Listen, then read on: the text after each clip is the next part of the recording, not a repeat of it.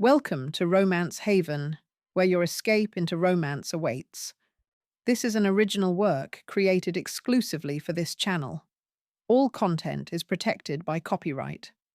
If you enjoy this story, please like, subscribe, and turn on notifications for more romance. Now settle in and prepare to be swept away by The Winter Viscount and the Wallflower. Happy listening. The Winter Viscount and the Wallflower. Chapter 1. From the Mayfair Murmur, 12th March, 1815.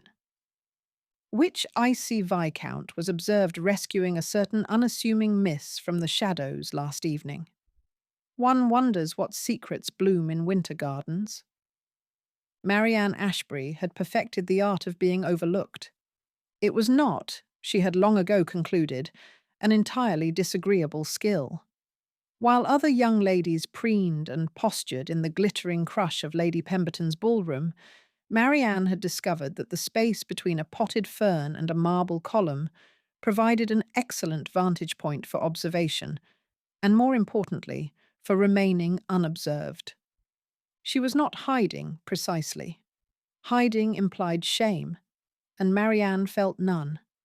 She simply preferred the periphery, where one could breathe without inhaling someone else's over-applied bergamot, and where the music did not pound quite so insistently against one's temples. Besides, the view was infinitely better from the margins. Cannot possibly expect us to believe that Ravenshaw would lower himself to... Marianne's attention snagged on the voices drifting down from the gallery above. Two gentlemen, by the cadence. She did not look up. That would draw notice. But she tilted her head just so, the way she had learned to do when she wished to listen without appearing to listen at all. Redmayne has him by the throat, whether he knows it yet or not. The second voice was smoother, cultured, with the faintest trace of amusement. The treaty documents were copied. Wintermere's own seal, clear as day.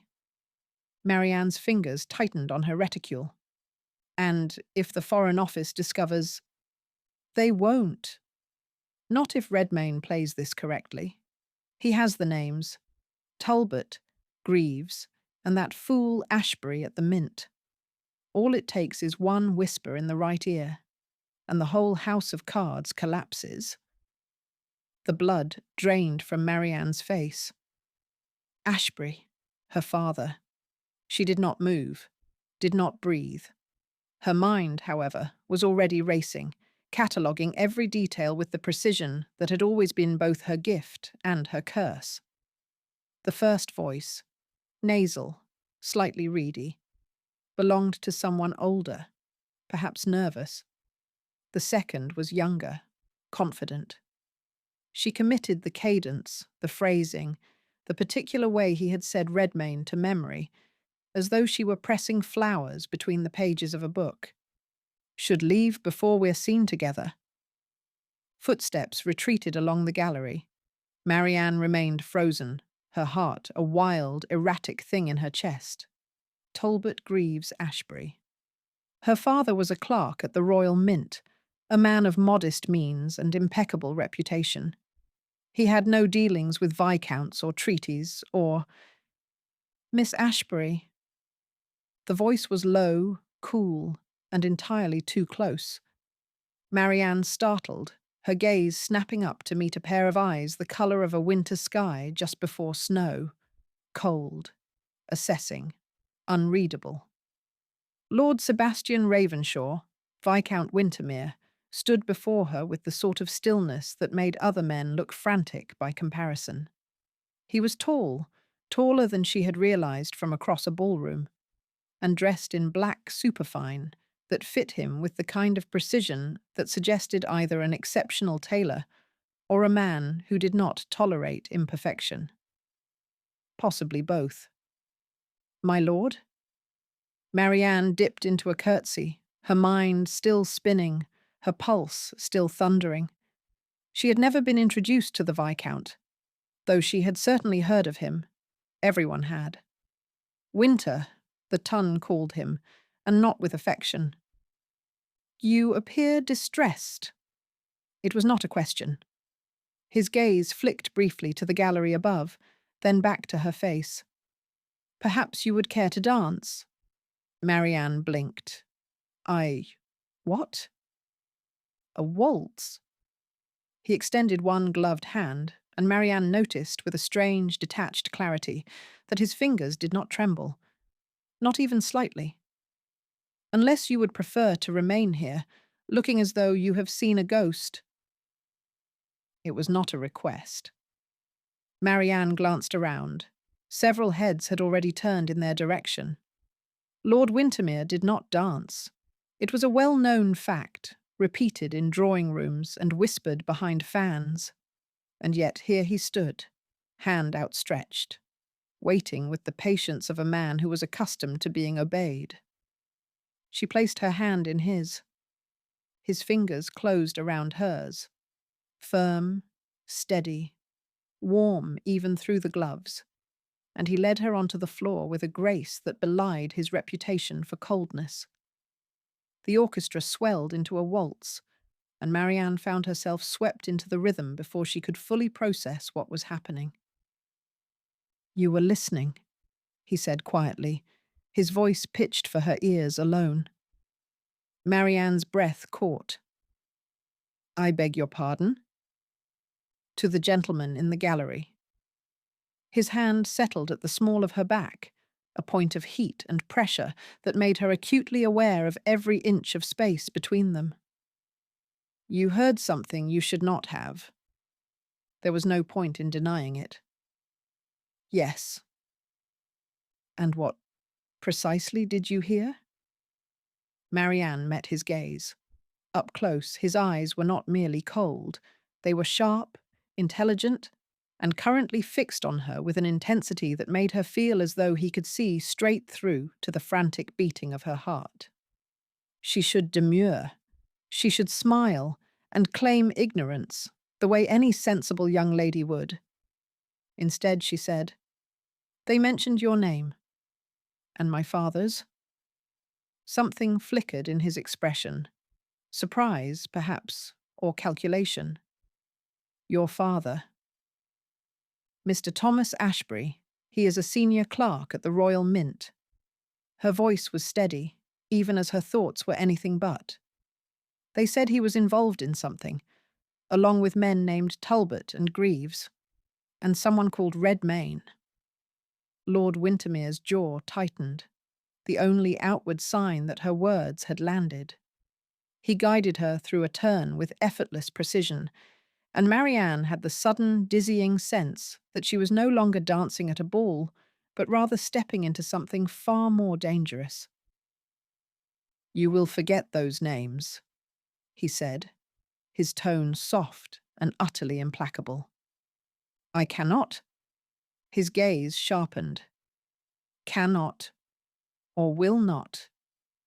"Cannot." Marianne swallowed. "I remember things. Conversations, phrasing. I always have. It is not something I can simply turn off."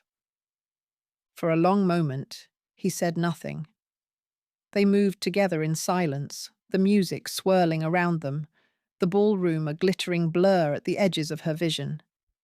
Marianne was acutely aware of his hand at her back, the way his thumb rested just above the curve of her spine, steady and unyielding. "How much did you hear?" he asked finally. "Enough to know that someone believes you are vulnerable, that there are documents, treaty documents, with your seal, that Redmayne intends to use them." She hesitated, then added, "And that my father's name is somehow entangled in all of it." Lord Wintermere's expression did not change, but Marianne felt the shift in him, a coiling tension, like a spring wound too tight. "You have an inconvenient talent, Miss Ashbury."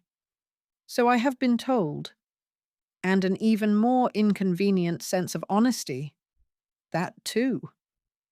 The corner of his mouth twitched. It was not quite a smile, but it was something. A crack in the ice, perhaps, or the suggestion of one. "Tell me," he said, guiding her into another turn, "do you make a habit of eavesdropping on treasonous conversations?" "Only on Tuesdays." This time, the twitch became a faint, fleeting curve. "How fortunate that today is Wednesday."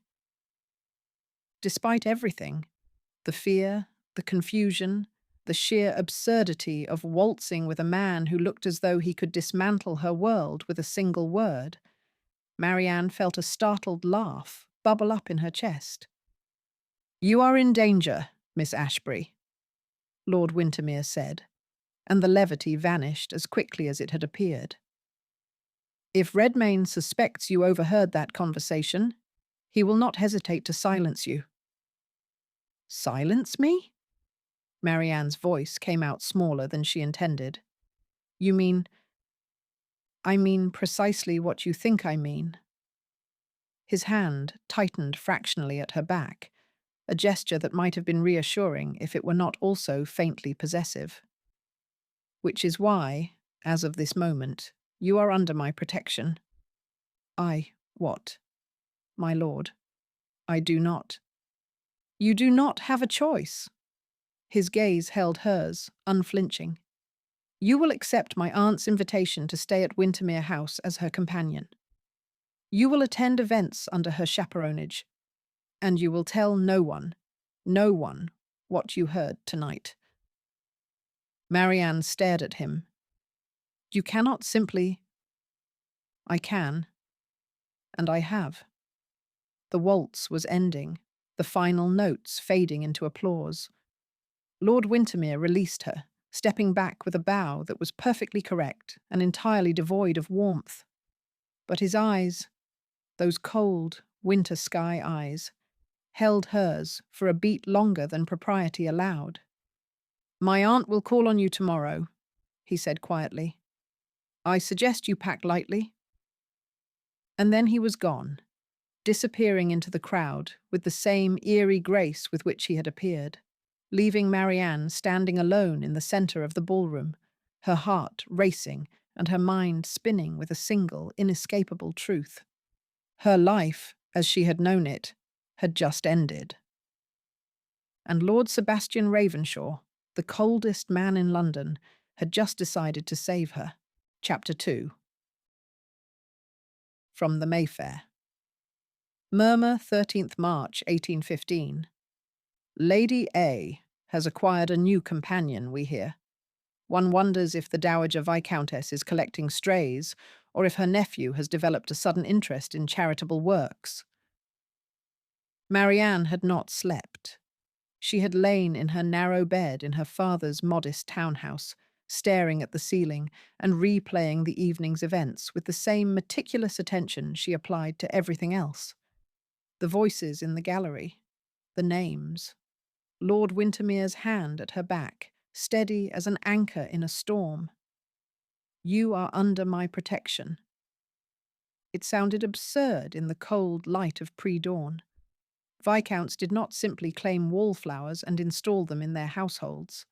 There were rules, protocols, 1,000 unspoken boundaries that men like Lord Wintermere observed with the same rigid precision they applied to their cravats. And yet, Marianne rose, dressed in her simplest morning gown, pale grey muslin that had seen better days, and descended to the breakfast room, where her father sat with his newspaper and his tea, blissfully unaware that his name had been spoken in the same breath as treason. "Good morning, my dear." Thomas Ashbury looked up with the vague, distracted smile of a man whose thoughts were perpetually occupied with numbers and ledgers. "You're up early." "I could not sleep." Marianne poured herself tea, her hands steady despite the turmoil in her chest. "Papa, I must ask you something." He turned a page, squinting at the print. "Do you know a man named Redmayne?" Her father's hand stilled. It was a small thing, barely perceptible. But Marianne had spent a lifetime reading the subtle shifts in people's expressions. She saw the flicker of recognition, the brief tightening around his eyes. Redmayne, he repeated slowly. Yes, Lord Redmayne. He has consulted with the Mint on several occasions. Matters of foreign currency exchange, I believe. Why do you ask? Marianne's stomach twisted. No particular reason. I overheard the name at Lady Pemberton's ball. Her father relaxed fractionally, returning his attention to the paper. Ah, well, he is a gentleman of some standing, I understand.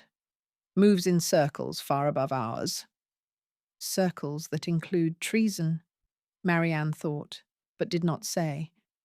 She was saved from further conversation by a sharp knock at the door. Their housekeeper, Mrs. Dawes, appeared a moment later, looking flustered.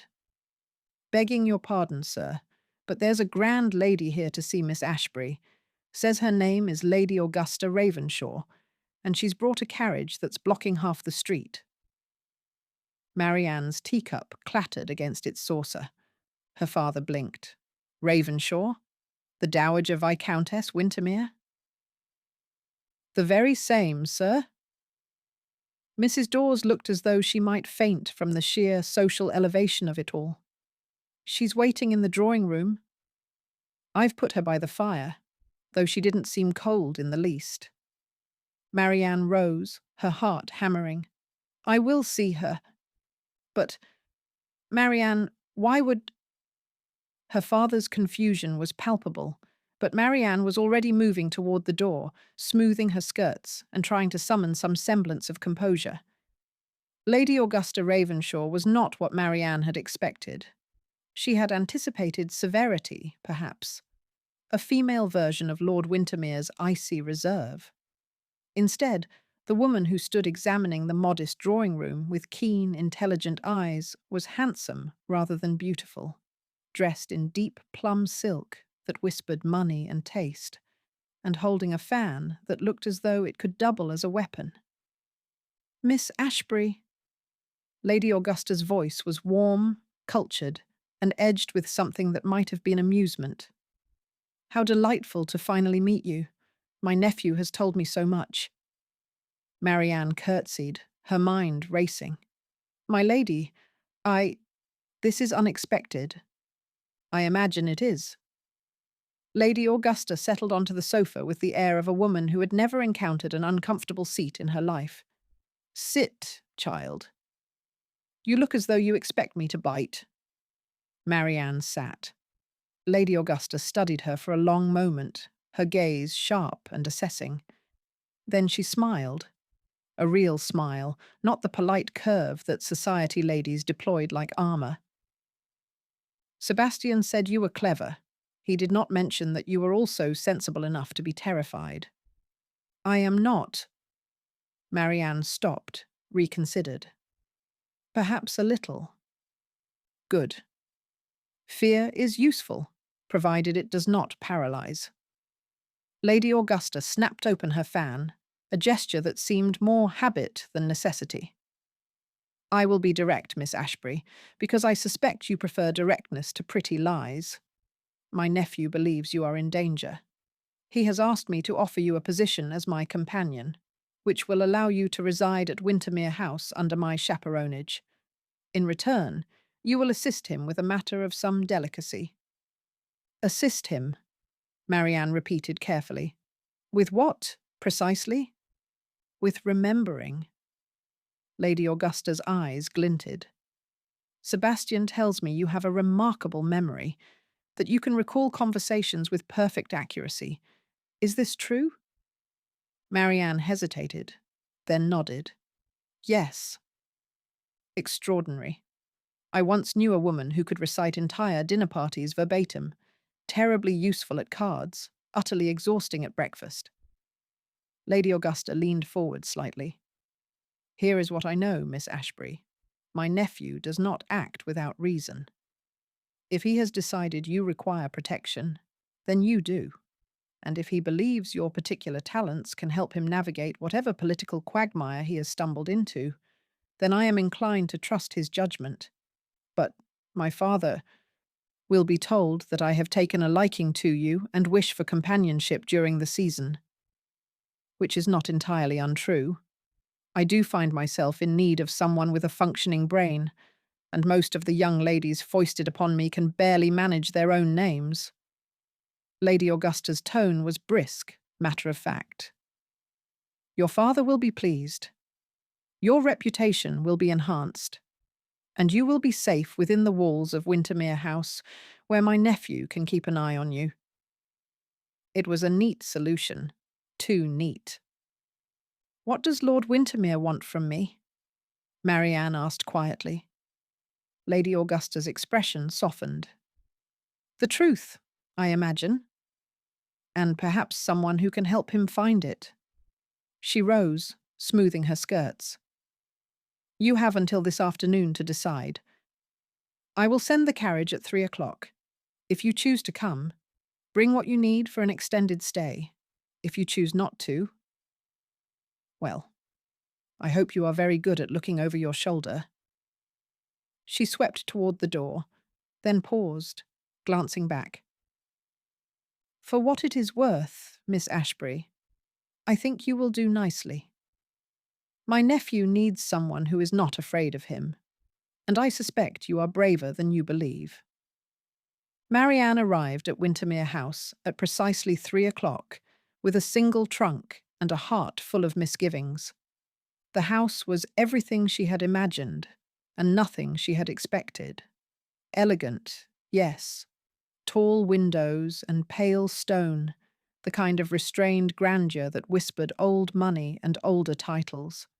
But there was warmth, too, in the way the afternoon light slanted through the entrance hall, and in the way the butler, an elderly man with kind eyes, took her cloak as though she were a duchess rather than a clerk's daughter. Lady Augusta is in the drawing-room, miss, he said, but his lordship asked that you be shown to the library first. Marianne's pulse quickened. The library? This way, if you please. She followed him through a series of corridors that smelled faintly of beeswax and old books, until he stopped before a set of double doors and knocked once, softly. Enter. Lord Wintermere's voice, cool and unmistakable. The butler opened the door, and Marianne stepped inside. The library was magnificent. Floor-to-ceiling shelves lined with leather-bound volumes, a fire crackling in the hearth, and tall windows overlooking a garden that was still brown and bare from winter. And in the centre of it all, standing beside a large desk strewn with papers, was Lord Wintermere. He looked different in daylight, no less imposing, but somehow more real. His dark hair slightly dishevelled, his cravat loosened, his shirt sleeves rolled to his elbows in a way that suggested he had been working for hours. Miss Ashbury. He straightened, his gaze sweeping over her with the same assessing intensity as the night before. You came. Did you think I would not? I thought you might be sensible enough to refuse. He gestured to a chair near the fire. Sit. You must be cold. Marianne had not realized she was cold until he said it. She moved toward the chair, and as she passed him, Lord Wintermere reached out and shifted the chair slightly, just a few inches, so that it was closer to the fire. He did not look at her as he did it, did not acknowledge the gesture at all. But Marianne noticed. She always noticed. I need you to tell me everything you heard last night, Lord Wintermere said, settling into the chair opposite hers. Every word, every inflection. Can you do that? Marianne nodded. Yes. Then begin. She closed her eyes, summoning the memory. It came easily, as it always did. Voices in the dark, the cadence and phrasing as clear as though she were hearing them again for the first time. The first voice said, Cannot possibly expect us to believe that Ravenshaw would lower himself to... And then the second voice interrupted. He said, Redmayne has him by the throat, whether he knows it yet or not. The treaty documents were copied. Wintermere's own seal, clear as day. Lord Wintermere's expression did not change, but Marianne saw the way his fingers tightened on the arm of his chair. She continued, reciting the conversation word for word, pausing only when she reached the part about her father. When she finished, the silence in the library was absolute, broken only by the soft crackle of the fire. "Remarkable," Lord Wintermere said finally. His voice was quiet, almost wondering. "You truly remember all of it." "I told you I did." "People tell me many things. Most of them are lies." He leaned back, his gaze distant.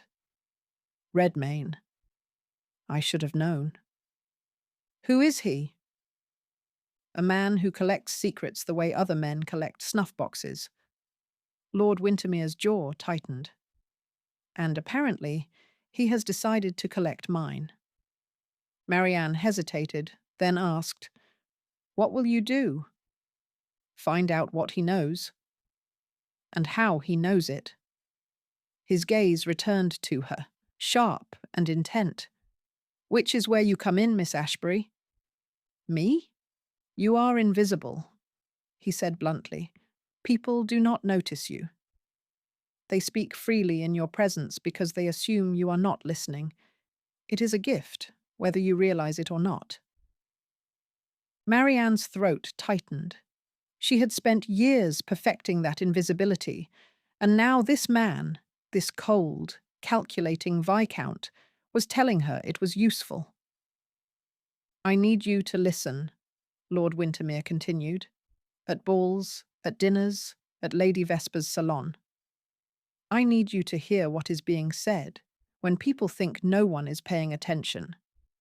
And I need you to remember it. You want me to spy. I want you to survive." His voice was hard, unyielding. "Redmayne will not stop with me, Miss Ashbury. If he believes your father is a loose thread, he will pull it, and you along with it." The truth of it settled over her like a shroud.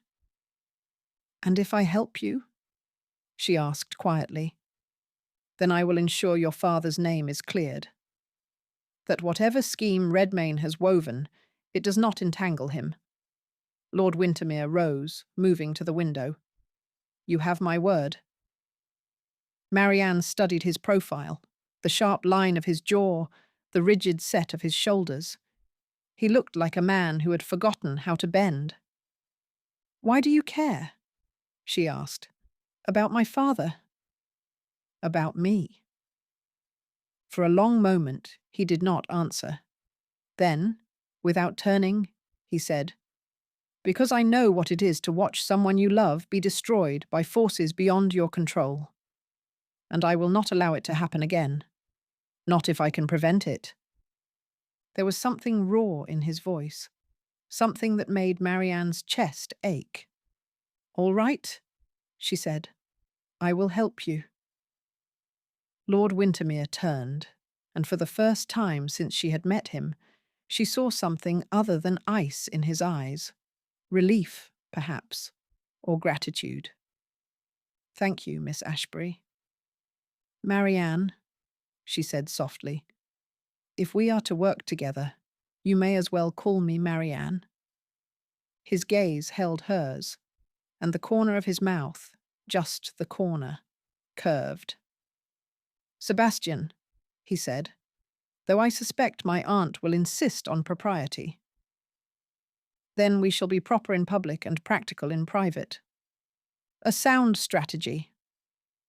He moved back to the desk, his movements precise and controlled once more. "Welcome to Wintermere House, Marianne. I hope you are prepared for what comes next." Marianne rose, smoothing her skirts. "I am not certain anyone could be prepared for this." "No," Sebastian agreed, his voice quiet. "But I suspect you will manage all the same." And as Marianne left the library, she could not shake the feeling that she had just stepped off the edge of a cliff. and that the only thing keeping her from falling was the steady, unyielding hand of a man who had forgotten how to feel. Until now, Chapter 3. From the Mayfair Murmur, 15th March, 1815. The Dowager Viscountess's new companion has been spotted in all the right places, and asking none of the wrong questions. How refreshingly dull. Or is it? Wintermere House, Marianne discovered, was a place of contradictions. By day, it hummed with the efficient, nearly invisible labour of well-trained servants. By night, it settled into a watchful silence that reminded her of a cat pretending to sleep. Eyes closed, but every sense alert. The staff moved through the halls with a discretion that bordered on choreography, and Marianne quickly realized that very little happened within these walls without someone noticing.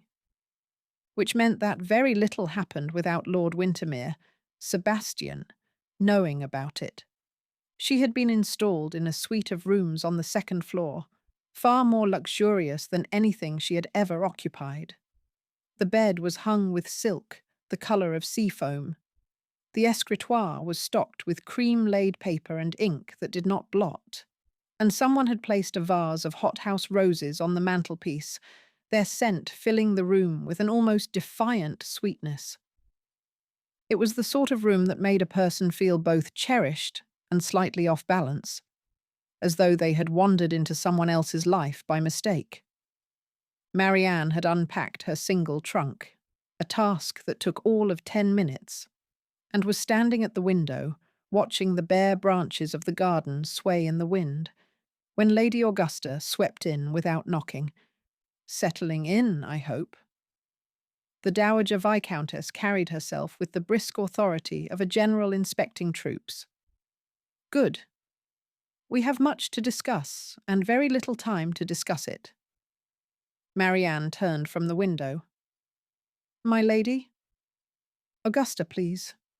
My lady makes me feel ancient, and I am not yet ready to be ancient. She settled into the chair by the fire with a rustle of taffeta. Sebastian tells me you have agreed to help him. Brave, foolish, or both?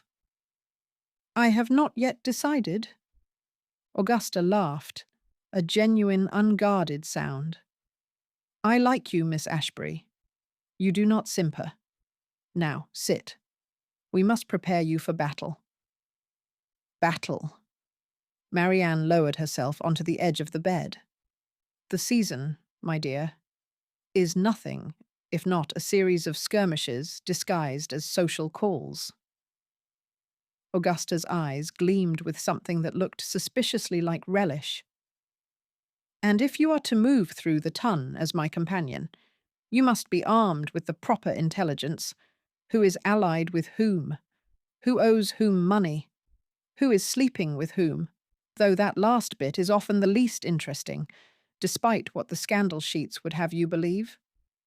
Marianne blinked. I see. Do you? Augusta leaned forward, her expression sharpening. Sebastian needs information, and you are uniquely positioned to gather it. But you must be careful. There are people in this city who trade in secrets the way merchants trade in silk, and they will notice if you ask the wrong questions. Your greatest asset is that no one expects a Wallflower to be listening. Lord Winter, Sebastian, said much the same. Because it is true. Augusta's voice softened slightly. You have spent your life being overlooked, Miss Ashbury. Now you must weaponize it. The words settled over Marianne like a cloak, heavy, but not unwelcome. I will do my best. I have no doubt. Augusta rose, smoothing her skirts. We begin tonight.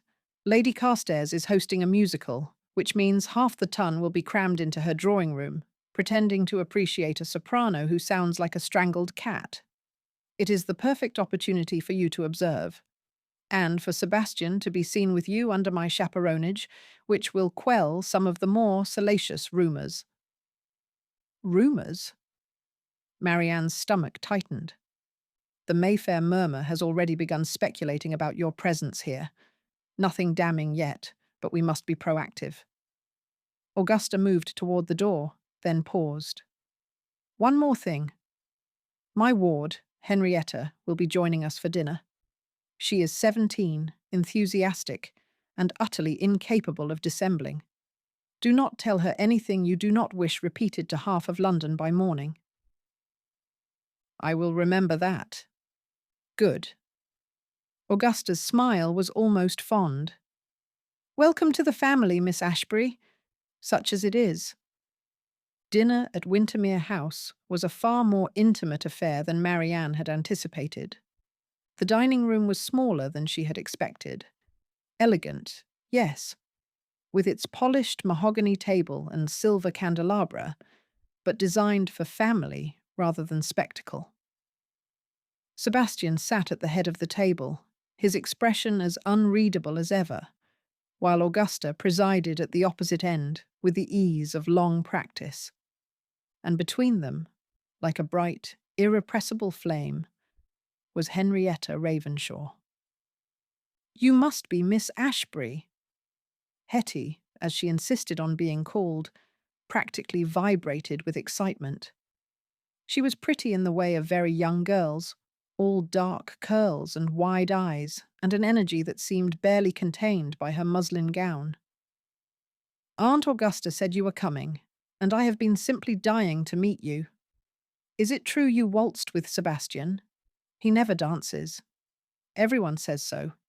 It must have been terribly romantic. Hetty. Sebastian's voice was mild, but there was a warning in it. What?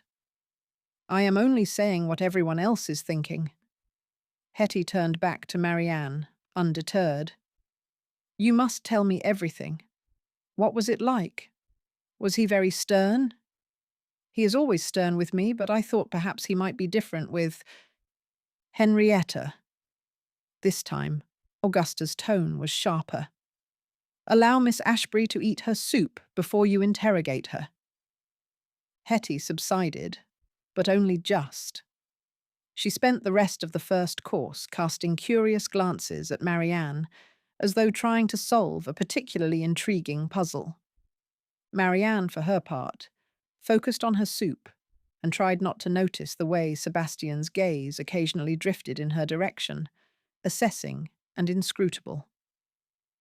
It was only when the second course arrived, roasted pheasant and glazed carrots, that Sebastian spoke directly to her. I trust your rooms are satisfactory. Very much so, thank you. If you require anything, you need only ask Mrs. Phillips. She manages the household and is alarmingly efficient. I shall keep that in mind. A pause. Then, almost casually, I have left some reading material in the library. Should you find yourself unable to sleep, you may find it illuminating. Marianne's pulse quickened. Reading material? Tacitus? Plutarch? A few others? His expression did not change, but there was something in his eyes, a flicker of intent. I believe you will find the annotations of particular interest. Augusta, who had been listening with the air of someone pretending not to listen, hid a smile behind her wineglass. Hetty, bless her, simply looked confused. Why would anyone read Tacitus for fun? It is all wars and dreary Romans. Some of us enjoy wars and dreary Romans, Sebastian said mildly. That is because you are peculiar. Undoubtedly. Marianne bit back a smile. There was an ease between Sebastian and his ward, a warmth that he seemed to reserve only for her. It was oddly endearing, watching this cold, controlled man soften, just slightly, in the presence of someone he clearly adored. After dinner, Augusta swept Hetty off to practice her embroidery. Because heaven knows you will never catch a husband if you cannot manage a decent rose. And Marianne found herself alone in the entrance hall, uncertain of what to do next. She could return to her room. She could explore the house. or she could. The library. I have left some reading material. Marianne made her way back through the corridors, her footsteps muffled by thick carpet, until she reached the familiar double doors. She hesitated for only a moment before pushing them open. The library was empty, the fire burning low in the hearth. Marianne moved to the shelves, scanning the spines until she found what she was looking for. A worn copy of Tacitus's Annals wedged between two larger volumes. She pulled it free and opened it carefully. The margins were filled with notes, small, precise handwriting in dark ink. Most were scholarly observations, the kind of thing one might expect from a man who had studied at Oxford. But tucked into the middle of Book 4, she found something else. A note, written in the same hand, but addressed to no one in particular. For the lady who sees what others miss. Redmayne dines at the Carstairs Musicale. Watch who approaches him. Listen to what is not said. Marianne's breath caught. He had left her instructions, hidden in the margins of a Roman history, where no one else would think to look. She traced the words with one finger, her mind already racing. Sebastian was not merely asking her to observe. He was teaching her how, what to look for, where to focus her attention. It was, she realized, a kind of trust, and it terrified her almost as much as it thrilled her.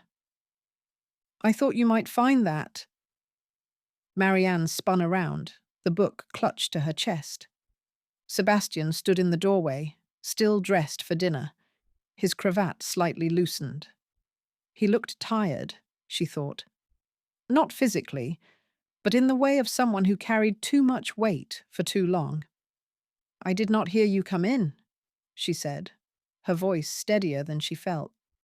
I have been told I move like a ghost. He crossed to the fire, adding a log with the ease of long practice. Did you read it? Yes. And? And I will do as you ask. Marianne hesitated, then added, Why Tacitus? Sebastian straightened, brushing ash from his hands. Because anyone who searches this library for incriminating correspondence will not think to look in a Roman history. And because I suspect you are the sort of person who appreciates a well-placed reference. I am not certain whether to be flattered or unnerved. Both, perhaps. He moved closer, and Marianne was suddenly, acutely aware of how alone they were. You are taking a considerable risk, Marianne. I want you to understand that. I do. Do you? His gaze was intent, searching. Redmayne is not a man who tolerates interference. If he discovers what you are doing, then I will be careful. Marianne lifted her chin. I am not as fragile as I look, my lord. Sebastian, he corrected quietly. And I am beginning to realize that. For a moment, neither of them moved. The fire crackled softly, casting flickering shadows across the shelves. Marianne could feel the weight of his attention, the way he looked at her as though she were a puzzle he was determined to solve. Why are you doing this? She asked. Truly. You could hire investigators, call in favors. Why involve me? Sebastian was silent for a long moment. Then, almost reluctantly, he said, Because investigators can be bought. Favors can be called in by others. But you... He paused, as though weighing his words. You have no reason to betray me, and every reason to want the truth. Because of my father? Yes. It was an honest answer, a pragmatic one. And yet Marianne could not shake the feeling that there was something else beneath it, something he was not saying. I will not let you down, she said quietly. Sebastian's expression softened, just a fraction. I know. He reached past her, his arm brushing hers as he pulled another volume from the shelf, Plutarch's Lives. He opened it, flipped to a marked page, and handed it to her. "More reading material?" Marianne asked, a faint smile tugging at her lips. "Consider it your curriculum." His mouth curved, barely, but it was there. "If you are to be my invisible witness, Miss Ashbury, you must learn to think like a strategist. Plutarch is an excellent teacher." Marianne took the book, her fingers brushing his. The contact was brief, accidental, but it sent a jolt of awareness through her that she was entirely unprepared for. Sebastian stepped back, his expression once again carefully neutral. "We leave for the musicale at 8. Wear something unremarkable. I only own unremarkable things." "Perfect." He moved toward the door, then paused, glancing back. "And Marianne?" "Yes? Thank you for trusting me."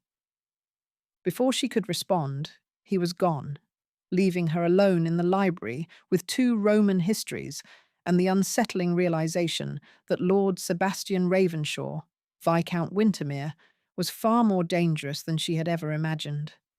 Not because he was cold, but because beneath the ice he was capable of warmth. And Marianne was beginning to suspect that she wanted to be the one to thaw him. The musicale at Lady Carstairs' residence was every bit as tedious as Augusta had promised. The drawing-room was stifling, packed with bodies and perfume, and the oppressive heat of too many candles. A soprano with an unfortunate vibrato was murdering a perfectly innocent aria, and the assembled guests were doing their best to look enraptured while clearly wishing they were anywhere else. Marianne, seated beside Augusta in the 3rd row, had a perfect view of the room, and more importantly, a perfect view of Lord Redmayne. He was handsome, she noted dispassionately, tall, fair-haired, with the kind of easy charm that made people lean in when he spoke.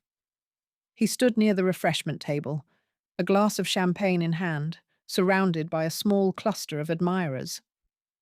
Marianne watched. She watched as a nervous young man approached him, whispered something, and slipped a folded note into Redmayne's hand.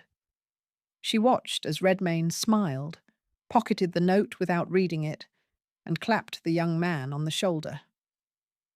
She watched as a woman in emerald silk, Lady Vesper Harland, if Marianne's memory served, drifted past, her fan brushing Redmayne's sleeve in what might have been accident or invitation.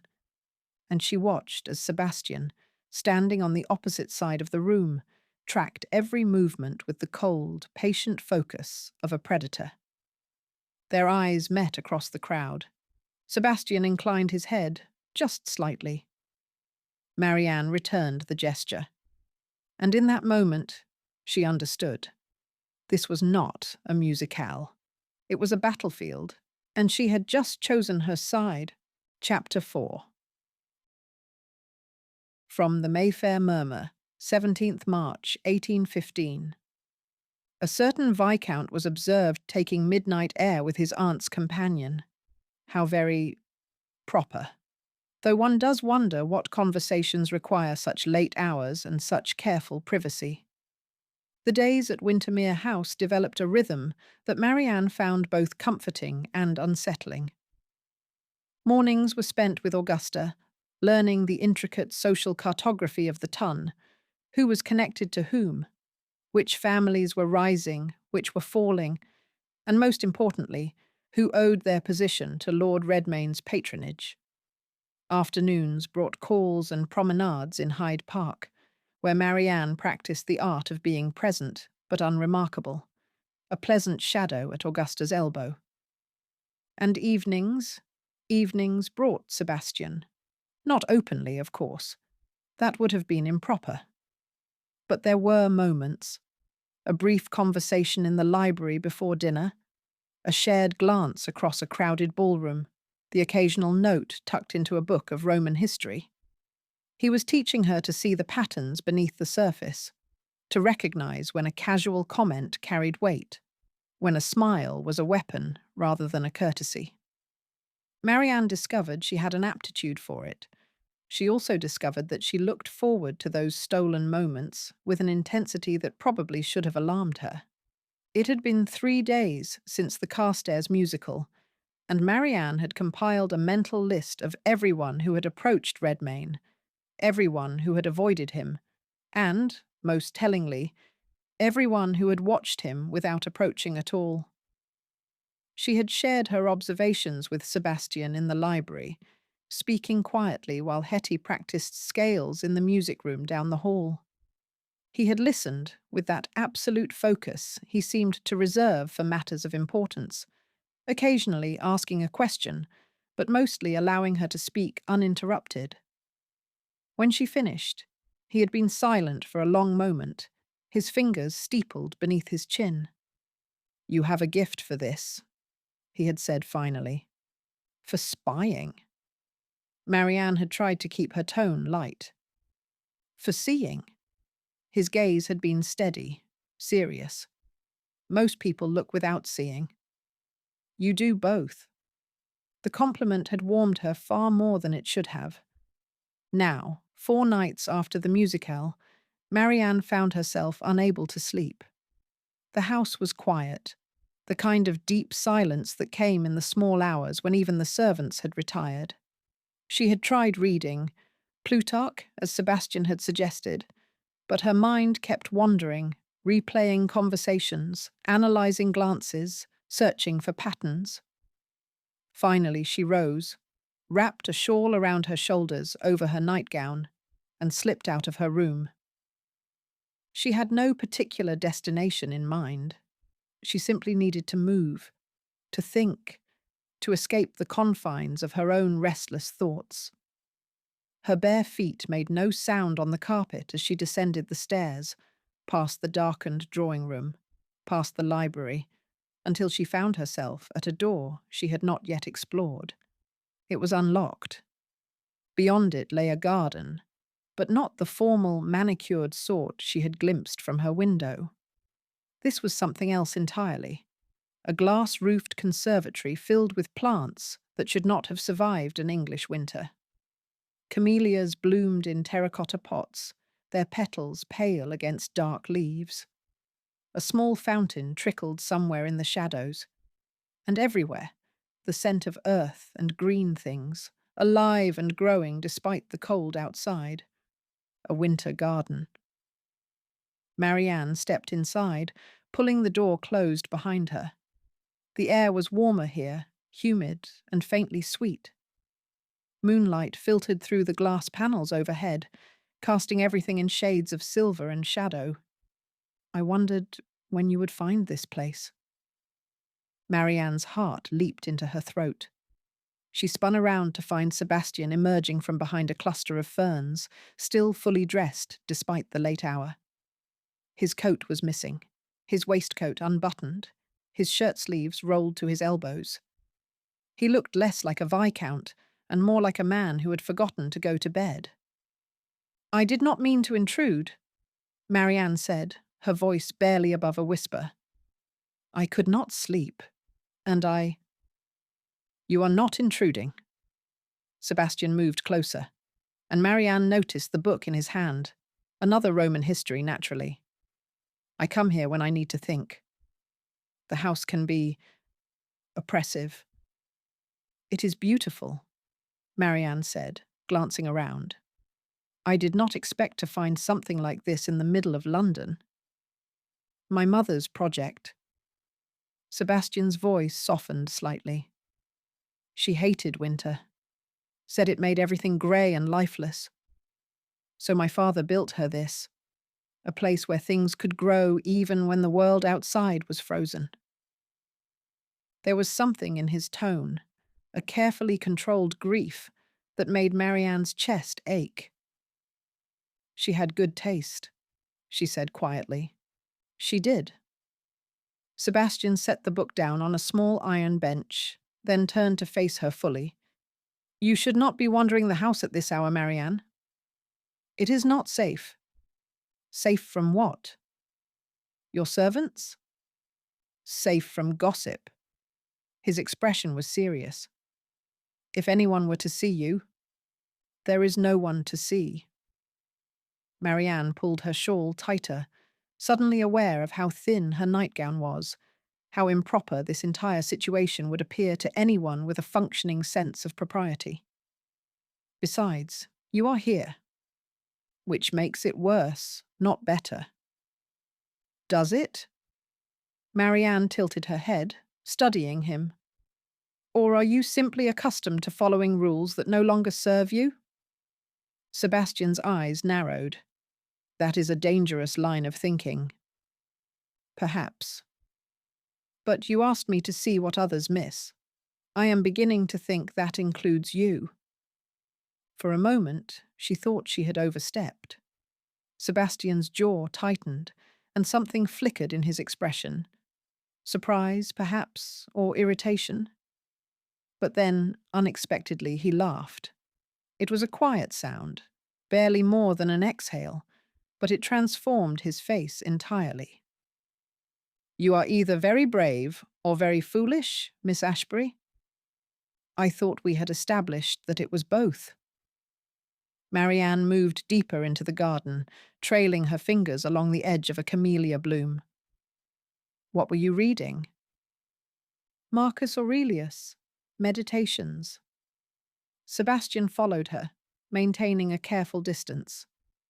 Do you know it? I have heard of it. Stoic philosophy, is it not? Among other things. He paused beside the fountain, his expression thoughtful. Aurelius believed that we cannot control what happens to us, only how we respond. That emotion is a choice, not an inevitability. Do you believe that? Sebastian was quiet for a long moment, his gaze distant. I used to. And now? Now I think that some things cannot be controlled, no matter how much we might wish otherwise. He looked at her then, and there was something raw in his eyes, something that made Marianne forget to breathe. You, for instance. Me? Her voice came out smaller than she intended. You were supposed to be a simple solution to a complicated problem. Sebastian's tone was almost rueful. A witness, a pair of eyes and ears, someone who could move through the ton unnoticed and report back what she heard. And I am not? You are... He stopped, seeming to struggle with the words. You are more than I anticipated. The air between them felt suddenly charged, heavy with something Marianne could not quite name. She should step back, should make some light comment and retreat to the safety of her room, should remember that he was a viscount and she was a clerk's daughter, and there were 1,000 reasons why this, whatever this was, could not happen. Instead, she said, You are not what I expected either. No? Sebastian moved closer, and Marianne's pulse began to race. What did you expect? Ice, she said honestly. They call you winter. I thought you would be cold, unfeeling. And I am not. You are... Marianne searched for the right words. You are controlled. Careful. But not cold. I think you feel things very deeply. You have simply learned to hide it. Sebastian went very still. For a moment, Marianne thought she had gone too far, had seen too much. But then he reached up and with deliberate slowness shrugged out of his waistcoat. You are shivering, he said quietly. Marianne had not realized she was. The conservatory was warm, but there was a draught from somewhere, and her shawl was thin. Before she could protest, Sebastian draped the waistcoat around her shoulders. It was still warm from his body, and it smelled faintly of sandalwood and something else. Something that was distinctly, unmistakably him. Thank you, she whispered. His hands lingered on her shoulders for just a moment, a breath, a heartbeat, before he stepped back. But not far. He was close enough that Marianne could see the faint shadow of stubble along his jaw, the way his pulse beat at the base of his throat. "You should not thank me," Sebastian said, his voice low. "I have dragged you into something dangerous, put you at risk, asked you to lie and spy, and—" "You gave me a choice?" Marianne interrupted. "You could have simply commanded. You have the power, the position, but you asked, and you have been honest with me about the risks." Honest. He laughed, but there was no humor in it. "I have been many things, Marianne, but I am not certain honest is one of them." "Then what are you?" Sebastian looked at her for a long moment, and Marianne saw something shift in his expression. A crack in the armor, a glimpse of the man beneath the title. "Afraid?" he said finally. "I am afraid that I have miscalculated? That Redmayne is 3 steps ahead, and I am too blind to see it? That I will fail to protect the people who depend on me?" He paused, his gaze holding hers. "That I will fail to protect you." The confession hung between them, raw and unexpected. "You will not fail," Marianne said, and she was surprised by the certainty in her own voice. "You cannot know that." "No, but I believe it." She took a small step closer, closing the distance he had so carefully maintained. "You are the most controlled, strategic person I have ever met, Sebastian. If anyone can outmaneuver Redmayne, it is you. And if I cannot, then we will find another way. Together." The words seemed to strike him. His eyes searched hers, and Marianne saw something in them that made her breath catch. Not ice, but fire, carefully banked and desperately controlled. "You should not trust me so easily," he said, his voice rough. "Perhaps not, but I do." Sebastian lifted one hand, and for a wild, impossible moment, Marianne thought he might touch her face. Instead, his fingers brushed the edge of the waistcoat draped over her shoulders, adjusting it slightly so that it covered her more fully. "You will catch cold," he murmured. "I am not cold." "No." His gaze dropped to her mouth, then back to her eyes. "Neither am I." The air between them was electric, charged with possibility. Marianne could feel her heart hammering against her ribs, could see the way Sebastian's chest rose and fell with each carefully controlled breath. One of them only needed to move. Just a fraction, just an inch, and everything would change. But Sebastian, ever the strategist, stepped back. "It is late," he said, and his voice was once again carefully neutral. "You should return to your room before someone notices you are gone." Marianne wanted to argue, wanted to close the distance between them and demand that he stop hiding behind propriety and control. But she could see the tension in his shoulders, the way his hands had curled into fists at his sides, and she understood. This was not rejection. This was restraint. "Will you walk me back?" she asked. Something flickered in his expression. Relief, perhaps, or gratitude. Of course. They moved through the darkened house in silence, Sebastian leading the way with the ease of long familiarity. When they reached her door, he stopped, maintaining that careful distance. "Thank you," Marianne said, slipping his waistcoat from her shoulders and holding it out to him. "For the warmth." Sebastian took it, his fingers brushing hers. "Keep it," he said quietly. "The nights are cold, and I have others." "Sebastian, please." His eyes met hers, and there was something almost pleading in them. Let me do this one small thing." Marianne nodded, clutching the waistcoat to her chest. "Good night, then." "Good night, Marianne." She slipped into her room and closed the door, leaning against it as her heart continued its wild, erratic rhythm.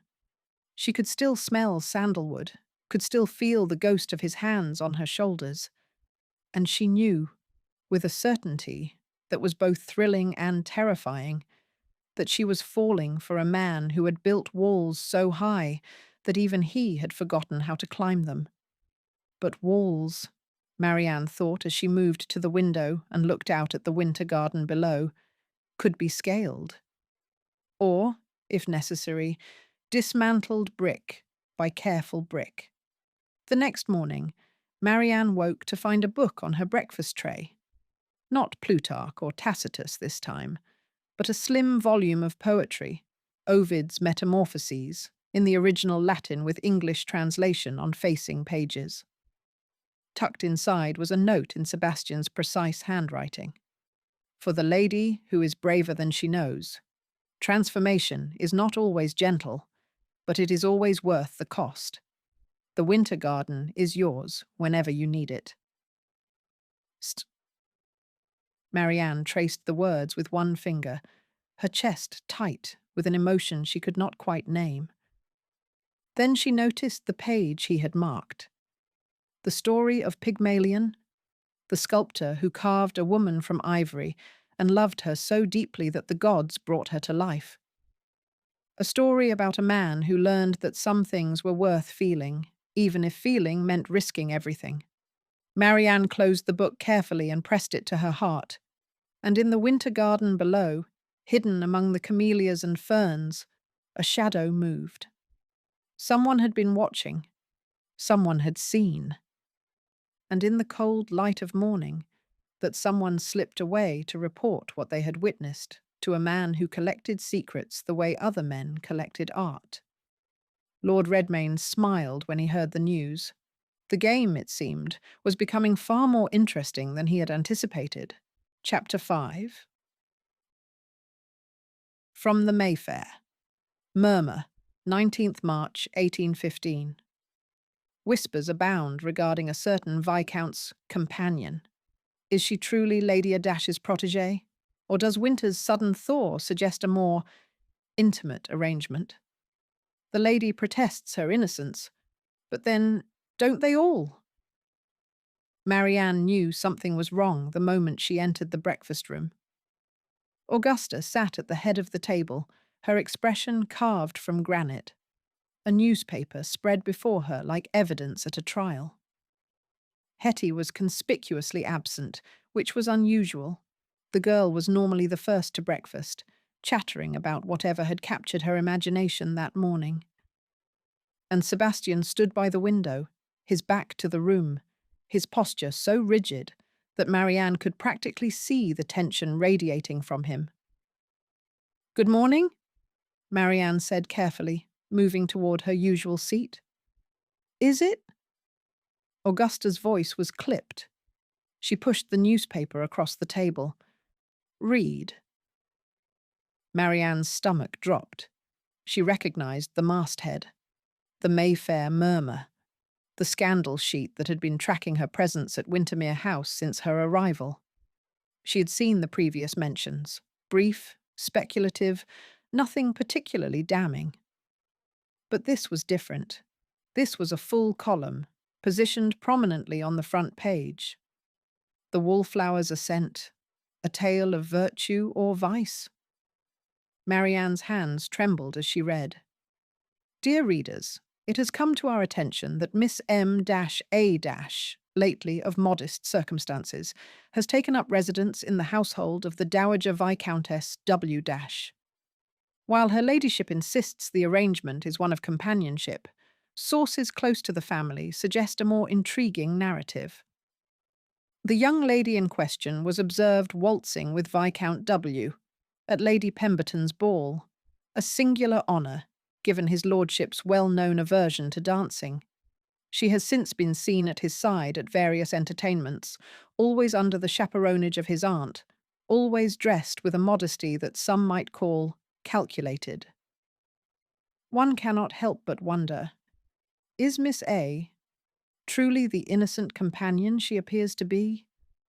Or has she employed the oldest strategy known to womankind, the appearance of virtue masking a more mercenary ambition? After all, what better way to secure a viscount than to position oneself as the overlooked wallflower in need of rescue? And what better protector than a man known for his rigid sense of honour? We do not suggest impropriety, not yet, but we do suggest caution. Winter may be thawing, but ice, once melted, can be treacherous indeed. The words blurred before Marianne's eyes. She set the paper down with hands that shook despite her best efforts to steady them. This is... She could not finish the sentence, could not find words adequate to the sick, twisting feeling in her stomach. Slander, Augusta said flatly, carefully worded to avoid actionable libel, but slander nonetheless. Who would write such a thing? Marianne's voice came out smaller than she intended. Someone who wants to damage Sebastian's reputation. Or yours. Possibly both. Augusta's expression was grim. The question is why now? And who benefits? Sebastian finally turned from the window. His face was a mask of cold fury, but his eyes were dark with something that looked almost like guilt. "This is my fault," he said quietly. "Don't be absurd," Augusta snapped. "You did not write this drivel." "No, but I created the circumstances that made it possible." Sebastian moved to the table, his movements controlled but tense. "I brought Marianne into this house. I danced with her publicly. I have been seen speaking with her, walking with her." "Under my chaperonage?" Augusta interrupted, with complete propriety. "Propriety does not matter if people choose to see scandal." Sebastian's jaw tightened. "And someone has chosen to see scandal." Marianne's mind was racing, cataloguing details, searching for patterns. "The winter garden," she said suddenly. Both Sebastian and Augusta turned to look at her. "2 nights ago, we spoke in the winter garden." Marianne's throat felt tight. "Someone could have seen us?" "It was late, and I was not properly dressed." Sebastian went very still. "You think someone was watching?" "I think someone has been watching for some time." Marianne stood, pacing to the window, as though movement might help her think more clearly. "The article is too detailed. It mentions the waltz at Lady Pemberton's ball, which was weeks ago. It references sources close to the family. Someone has been feeding information to the scandal sheet, waiting for the right moment to strike." "Redmayne," Sebastian said, his voice hard. "Possibly. Or someone working for him." Marianne turned back to face them. "This is a distraction. He wants you focused on defending my reputation, and yours, rather than investigating him." Augusta's eyes gleamed with something that might have been approval. "The girl has a point." "The girl," Marianne said with more sharpness than she intended, "is standing right here. And the girl is telling you that we cannot afford to react the way Redmayne expects us to react." "And how, precisely, do you suggest we react?" Sebastian's tone was carefully neutral, but Marianne could see the tension in his shoulders, the way his hands had curled into fists at his sides. "We ignore it," Marianne said. "Or rather, we appear to ignore it. We continue exactly as we have been, attending events, making calls, behaving with perfect propriety. We give the ton nothing to gossip about, except how utterly boring and respectable we are. While Redmayne continues to maneuver in the shadows," Sebastian said slowly, while we continue to watch him in the shadows. Marianne met his gaze. I am not afraid of gossip, Sebastian. I have been invisible my entire life. A few weeks of notoriety will not destroy me. It might destroy your prospects, Augusta said quietly. No respectable man will offer for you if your name is linked to scandal. Marianne laughed, and it came out more bitter than she intended. I had no prospects before this, my lady. I am a clerk's daughter with no fortune and no connections. The only difference is that now people are actually looking at me. Marianne, Sebastian began. No. She held up one hand.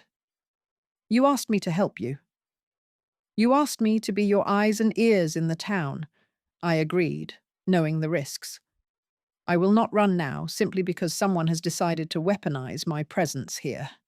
The silence that followed was heavy, charged with unspoken things. Finally, Augusta rose, smoothing her skirts with brisk efficiency. Very well.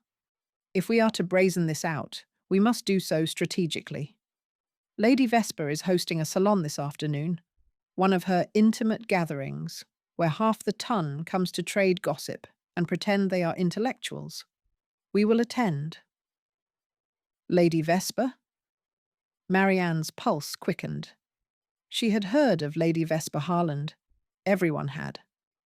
The woman ran what amounted to an information exchange, a place where secrets were currency and knowledge was power.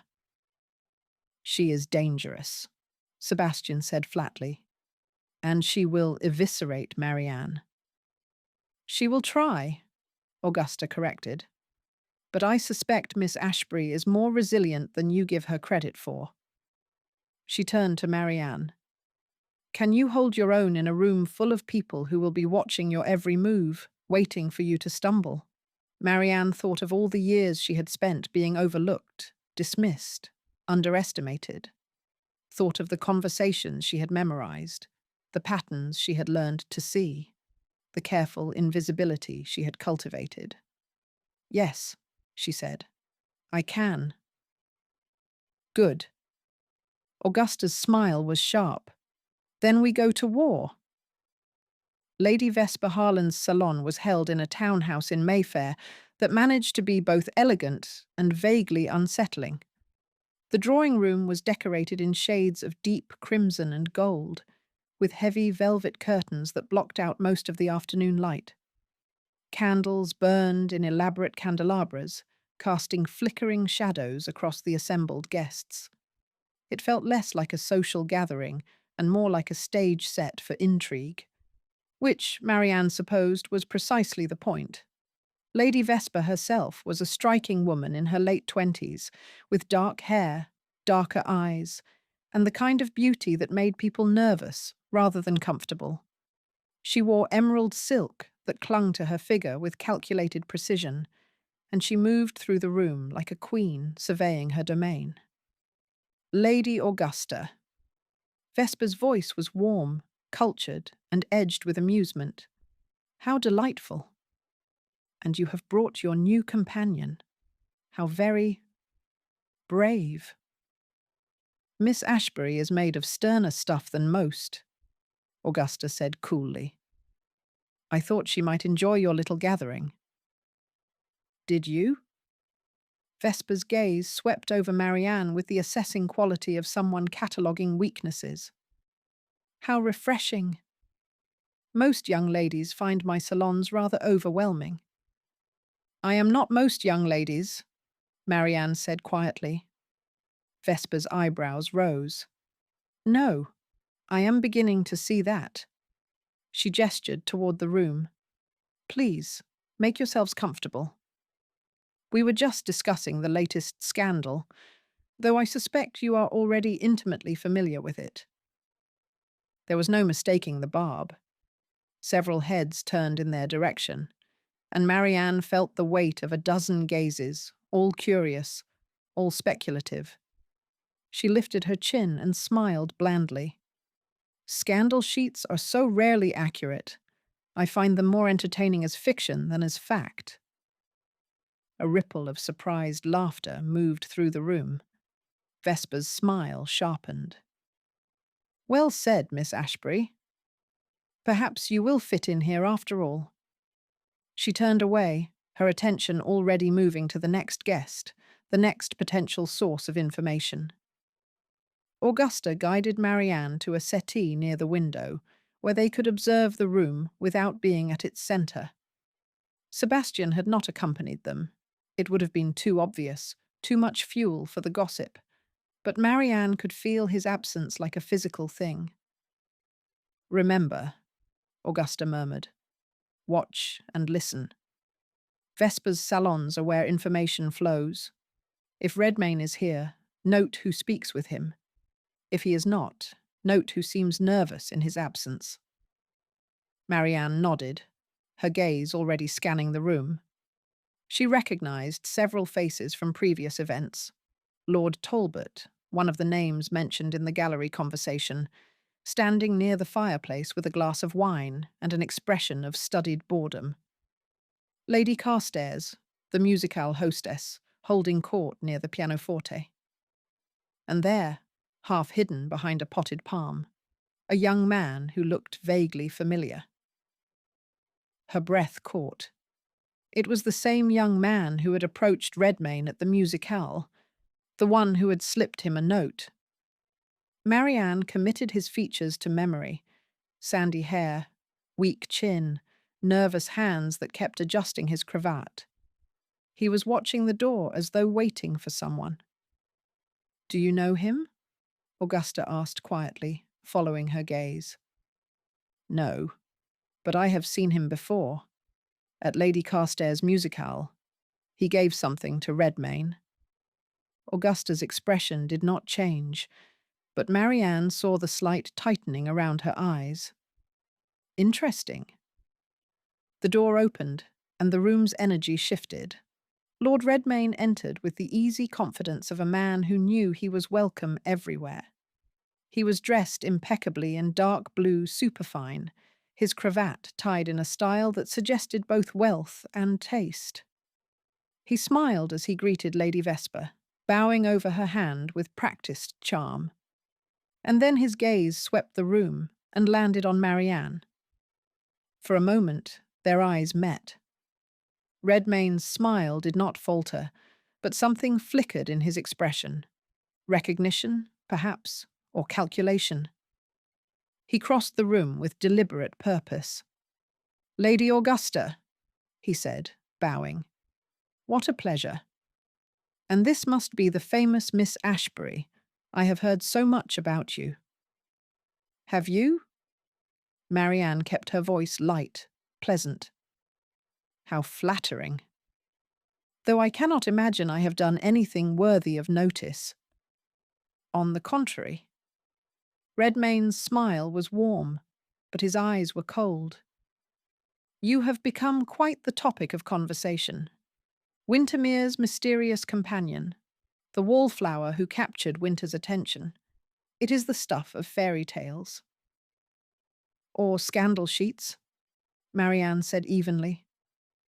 "Ah, yes, that unfortunate article." Redmayne shook his head with what might have been sympathy if Marianne had not known better. "You must not let it distress you, Miss Ashbury. The Ton has a short memory. By next week, they will have moved on to some other poor soul." "I am not distressed," Marianne said, "merely curious about who might benefit from such speculation." The words hung in the air between them, a challenge disguised as polite conversation. Redmayne's smile sharpened. "Benefit? My dear Miss Ashbury, scandal benefits no one. It merely entertains." "Does it?" Marianne tilted her head, studying him with the same careful attention she applied to everything else. "I would have thought that scandal could be quite useful. It distracts. It misdirects.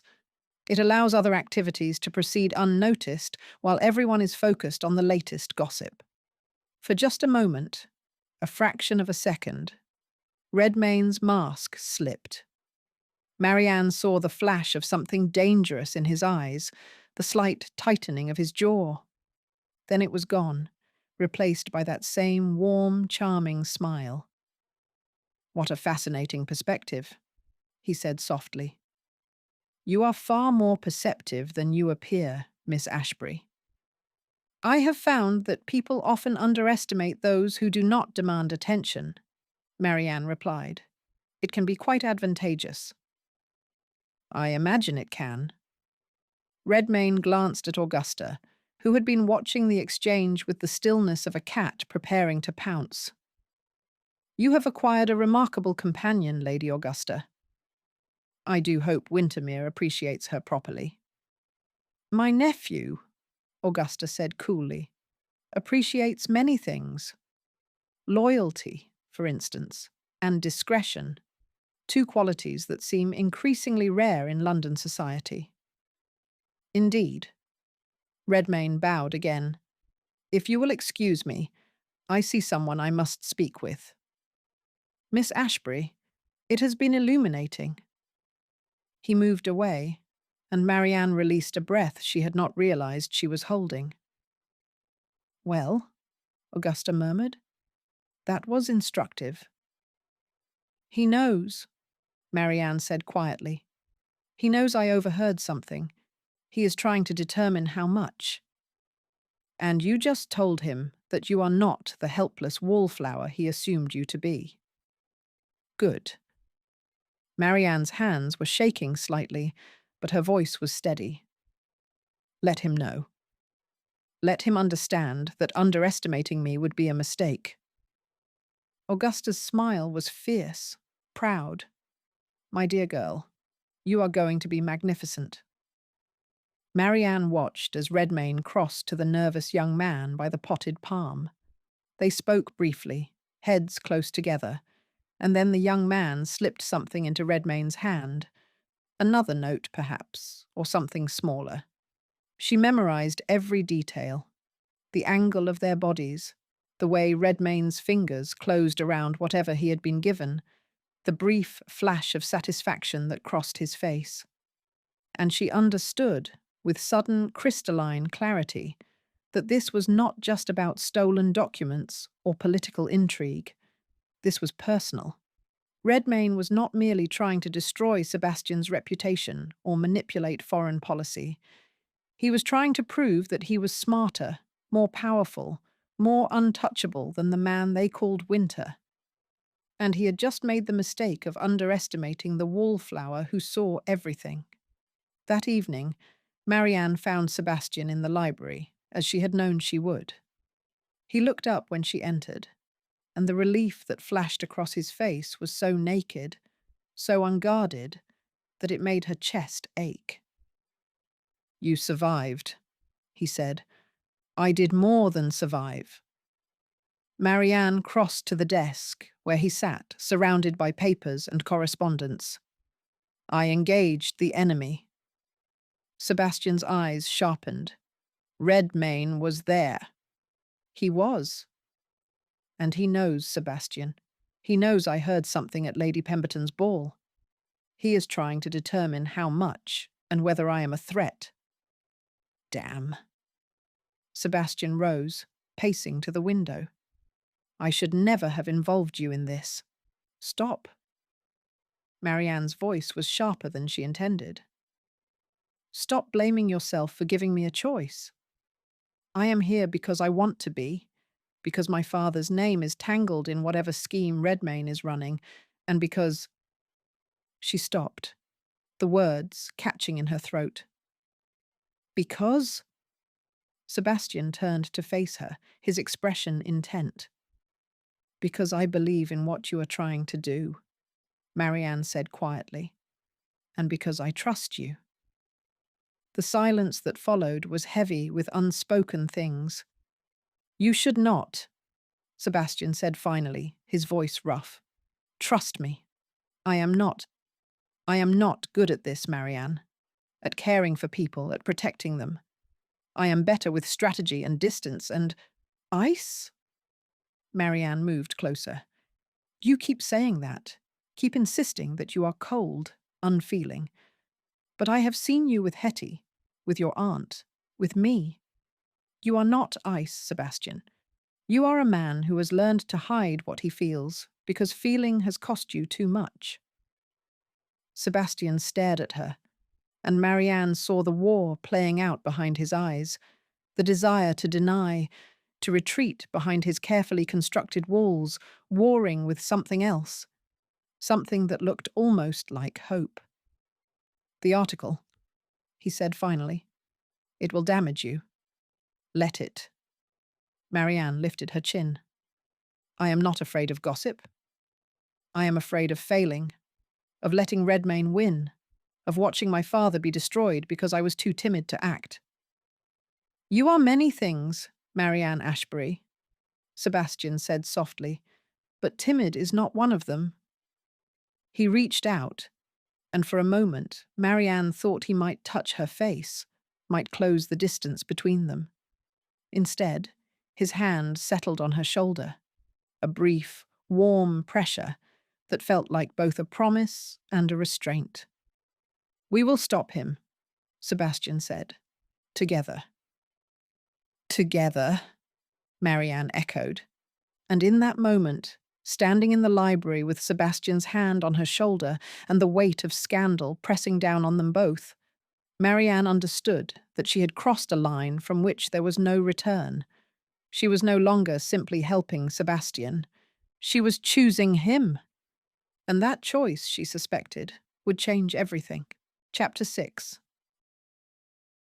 From the Mayfair Murmur, 22nd March, 1815. Lady T-'s masquerade promises to be the event of the season. One wonders if certain parties will use the anonymity of masks to pursue conversations or connections best left to daylight. We shall be watching. The invitation arrived 3 days after the salon, delivered on heavy cream paper with gilt edges that caught the morning light. "Lady Thornbury requests the pleasure of your company at a masquerade ball, 24th March 1815, 9 o'clock in the evening. Costumes required. Discretion optional." Marianne read it twice, her stomach twisting with a mixture of anticipation and dread. "A masquerade," Augusta said from across the breakfast table, her tone suggesting she had just been served something distasteful. How very predictable. Thornbury hosts one every season, and every season it becomes an excuse for people to behave as though anonymity absolves them of propriety. "Will we attend?" Marianne asked, though she suspected she already knew the answer. "Of course we will attend." Augusta set down her teacup with a decisive click. "Redmayne will be there. He never misses an opportunity to conduct business under the guise of pleasure. And if he is there, we must be as well." Sebastian, who had been reading his correspondence with his usual focused intensity, looked up. "A masquerade provides cover. People speak more freely when they believe they are not being observed. Or when they believe they are not being recognized," Marianne added quietly. His gaze met hers across the table, and something passed between them, an understanding, a shared recognition of opportunity. "Precisely," Sebastian said. "Which means you will need to be particularly careful, Marianne. Redmayne knows your face now. A mask will provide some protection, but not enough if you are careless." "I am never careless," Marianne said, and was rewarded with the faintest curve of Sebastian's mouth. "No," he agreed. "You are not." Hetty burst into the breakfast room with her usual enthusiasm, still in her dressing gown, her dark curls escaping from their nighttime plait. "Is it true? Are we going to Lady Thornbury's masquerade? Please say yes. I have been dying to attend a proper masquerade since I was 12. "You are not attending," Sebastian said flatly. Hetty's face fell. "But Sebastian—" "You are 17, Hetty. Masquerades are not appropriate for young ladies who have not yet had a full season," That is absurdly unfair. Marianne is going, and she is barely older than I am. Miss Ashbury, Sebastian said with exaggerated patience, is Lady Augusta's companion, and therefore required to attend. You are my ward, and therefore required to stay home. I hate you, Hetty announced, flinging herself into a chair with dramatic despair. You will recover, Sebastian said mildly, returning his attention to his correspondence. Marianne hid a smile behind her teacup. The easy affection between Sebastian and his ward was one of the things she had come to treasure about Wintermere House, a reminder that beneath the cold exterior, Sebastian was capable of warmth, even if he rationed it carefully. We will need costumes, Augusta said, already moving into planning mode. Nothing too elaborate. We are not trying to win a prize, but something that allows for easy movement and does not draw undue attention. I have nothing suitable, Marianne said, glancing down at her simple morning dress. Her wardrobe had expanded slightly since arriving at Wintermere House. Augusta had insisted on providing her with gowns appropriate to her new position, but she owned nothing that could be considered costume. Leave that to me, Augusta said, with the confidence of a woman who had been navigating the Tun for decades. I know exactly what you need. What Marianne needed, apparently, was to be transformed into a figure from a Renaissance painting. The costume arrived the afternoon of the masquerade, a gown of deep midnight blue silk that seemed to shift between blue and black depending on the light. The bodice was fitted, the neckline modest but elegant, and the sleeves were long and fitted with small pearl buttons at the wrists. A silver mask, shaped like delicate filigree, accompanied it, along with a matching silver comb for her hair. You will be Nyx, Augusta announced, supervising as Marianne's lady's maid, borrowed from Augusta's own staff, arranged her hair into an elegant knot. The Greek goddess of night. Appropriate, given your talent for moving through shadows. Marianne studied her reflection in the mirror and barely recognized herself. The gown made her look taller, more substantial. The mask transformed her features into something mysterious, almost otherworldly. She looked like someone who belonged at a viscount's side. She looked like someone who mattered. You are staring, Augusta said, not unkindly. Stop it. You look beautiful, and you know it. I look like someone else, Marianne said quietly. Good. That is rather the point of a masquerade. Augusta adjusted the mask slightly, ensuring it sat properly. Remember, tonight you are not Miss Ashbury, the Wallflower. You are whoever you choose to be. Use that. Marianne nodded, her pulse already beginning to quicken with anticipation. When she descended the stairs to the entrance hall, Sebastian was waiting. He wore black from head to toe, black coat, black waistcoat, black breeches, with a simple black mask that covered the upper half of his face. He should have looked like every other gentleman at a masquerade. Instead, he looked dangerous, like a shadow given form and purpose.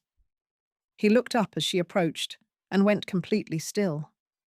For a long moment he simply stared, his expression unreadable behind the mask. Then, very quietly, he said, You look... He stopped, seeming to struggle for words. Different, Marianne supplied, her voice not quite steady. Magnificent, Sebastian said, and the word hung in the air between them like a confession. Marianne felt heat rise to her cheeks. Thank you. Shall we?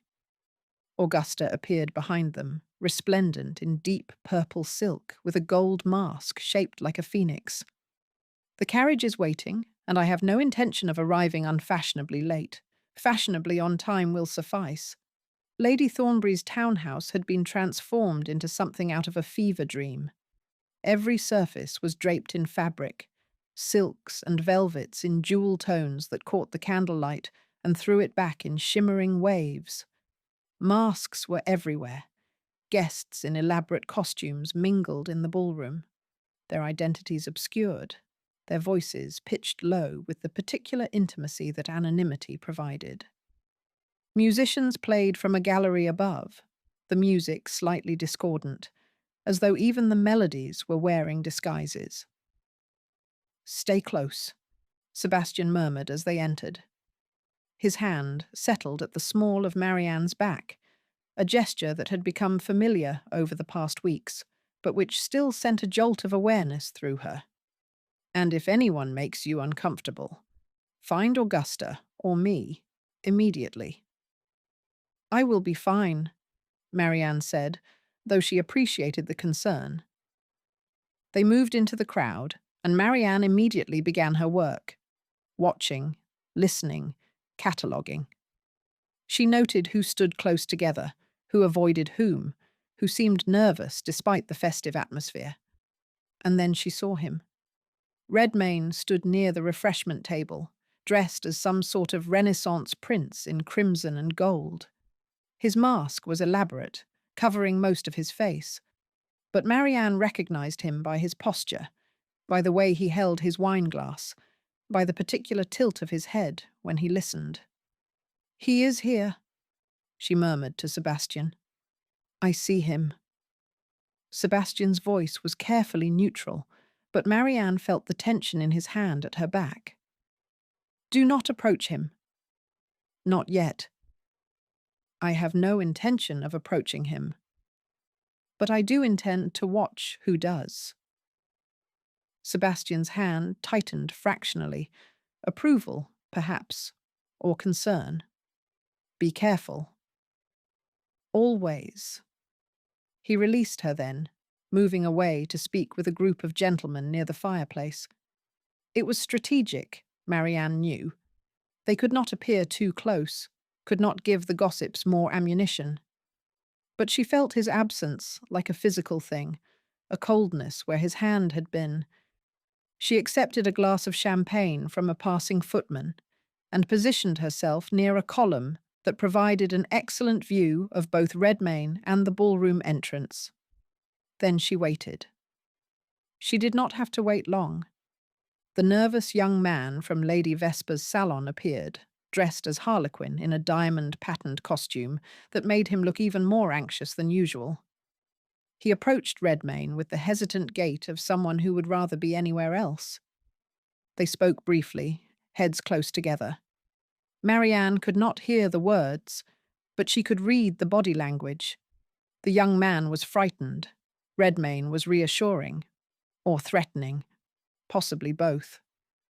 Then a woman in an elaborate peacock costume joined them. Lady Vesper, Marianne realized, recognizing her distinctive posture. The three of them formed a tight triangle, speaking in low voices that were swallowed by the music and the crowd. Marianne edged closer, using the press of bodies as cover. She was good at this now, at moving through spaces without being noticed, at positioning herself where she could hear without being seen.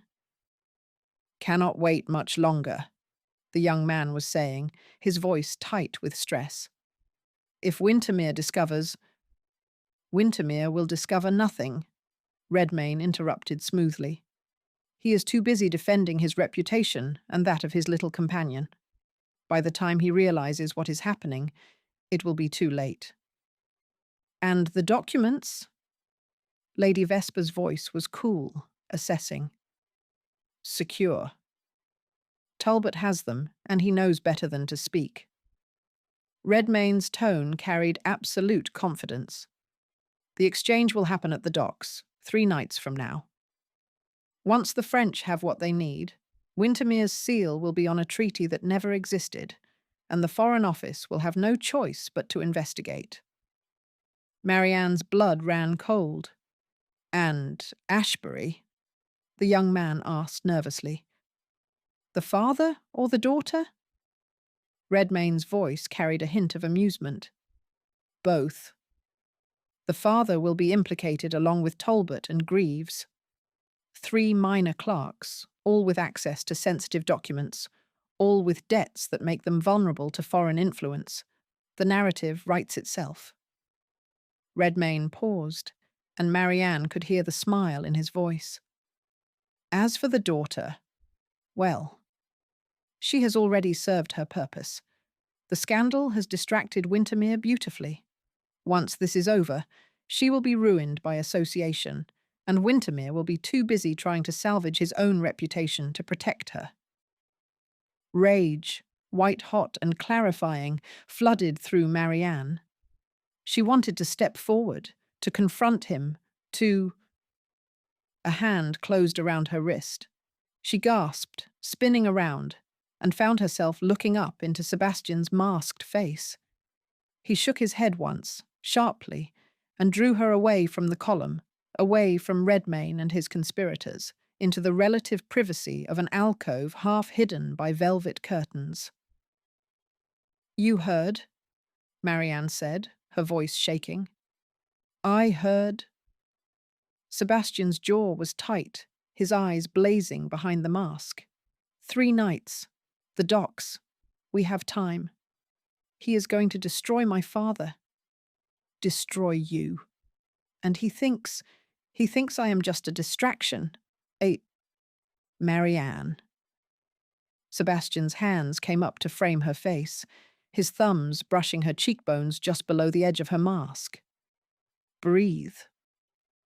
She realized she was trembling, her breath coming in short, sharp gasps. She forced herself to slow down, to focus on the warmth of Sebastian's hands, the steadiness of his gaze. "I am all right," she said finally. "No, you are not. But you will be." His voice was low, fierce. "I will not let him destroy your father. Or you. I swear it. How can you stop him? He has documents, witnesses, a plan. And we have 3 days to dismantle it." Sebastian's hands slid from her face to her shoulders, steadying her. "We know where the exchange will happen. We know who is involved. That is more than we had an hour ago. Because I listened. Because you were brilliant." The words were quiet, but they carried the weight of absolute conviction. "You are not a distraction, Marianne. You are the reason we are going to win." Marianne stared up at him, her heart hammering against her ribs. They were standing too close, his hands still on her shoulders, his face mere inches from hers. Anyone who saw them would draw exactly the conclusions the scandal sheets had already suggested. She did not care. "Sebastian?" she whispered. His gaze dropped to her mouth. She saw the war playing out behind his eyes, duty versus desire, control versus surrender. For a moment, she thought he might close the distance, might finally give in to the tension that had been building between them for weeks. Instead, he stepped back, his hands falling away. "We should return to the ballroom," he said, his voice carefully neutral, "before we are missed." Disappointment crashed through her, sharp and unexpected. But Marianne nodded, smoothing her skirts, trying to regain her composure. Of course. They emerged from the alcove, and Marianne was immediately aware of eyes turning in their direction. Whispers rippled through the crowd like wind through grass, and standing near the refreshment table, watching them with undisguised interest, was Redmayne. He raised his glass in a mocking salute. Sebastian's hand found the small of Marianne's back again, a gesture of protection and possession that was visible to everyone in the room. "Dance with me," he said quietly. "What?" "Dance with me. Now." His voice was low, urgent. "Redmayne is watching. Let him see that we are not afraid." "Sebastian, the scandal. Damn the scandal." He turned to face her fully, extending his hand. "Dance with me, Marianne." It was not a request. It was a challenge, a declaration, a line drawn in the sand. Marianne placed her hand in his.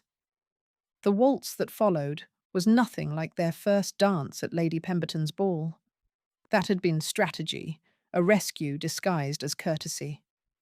This was something else entirely, a conversation conducted in movement and touch, in the way Sebastian's hand pressed against her back, in the way Marianne's fingers tightened on his shoulder. "He recognized you," Sebastian murmured as they turned. "I know." "By your voice, not your appearance." His eyes met hers behind the mask. "I did the same. I would know your voice anywhere." The confession sent heat flooding through her. "Sebastian."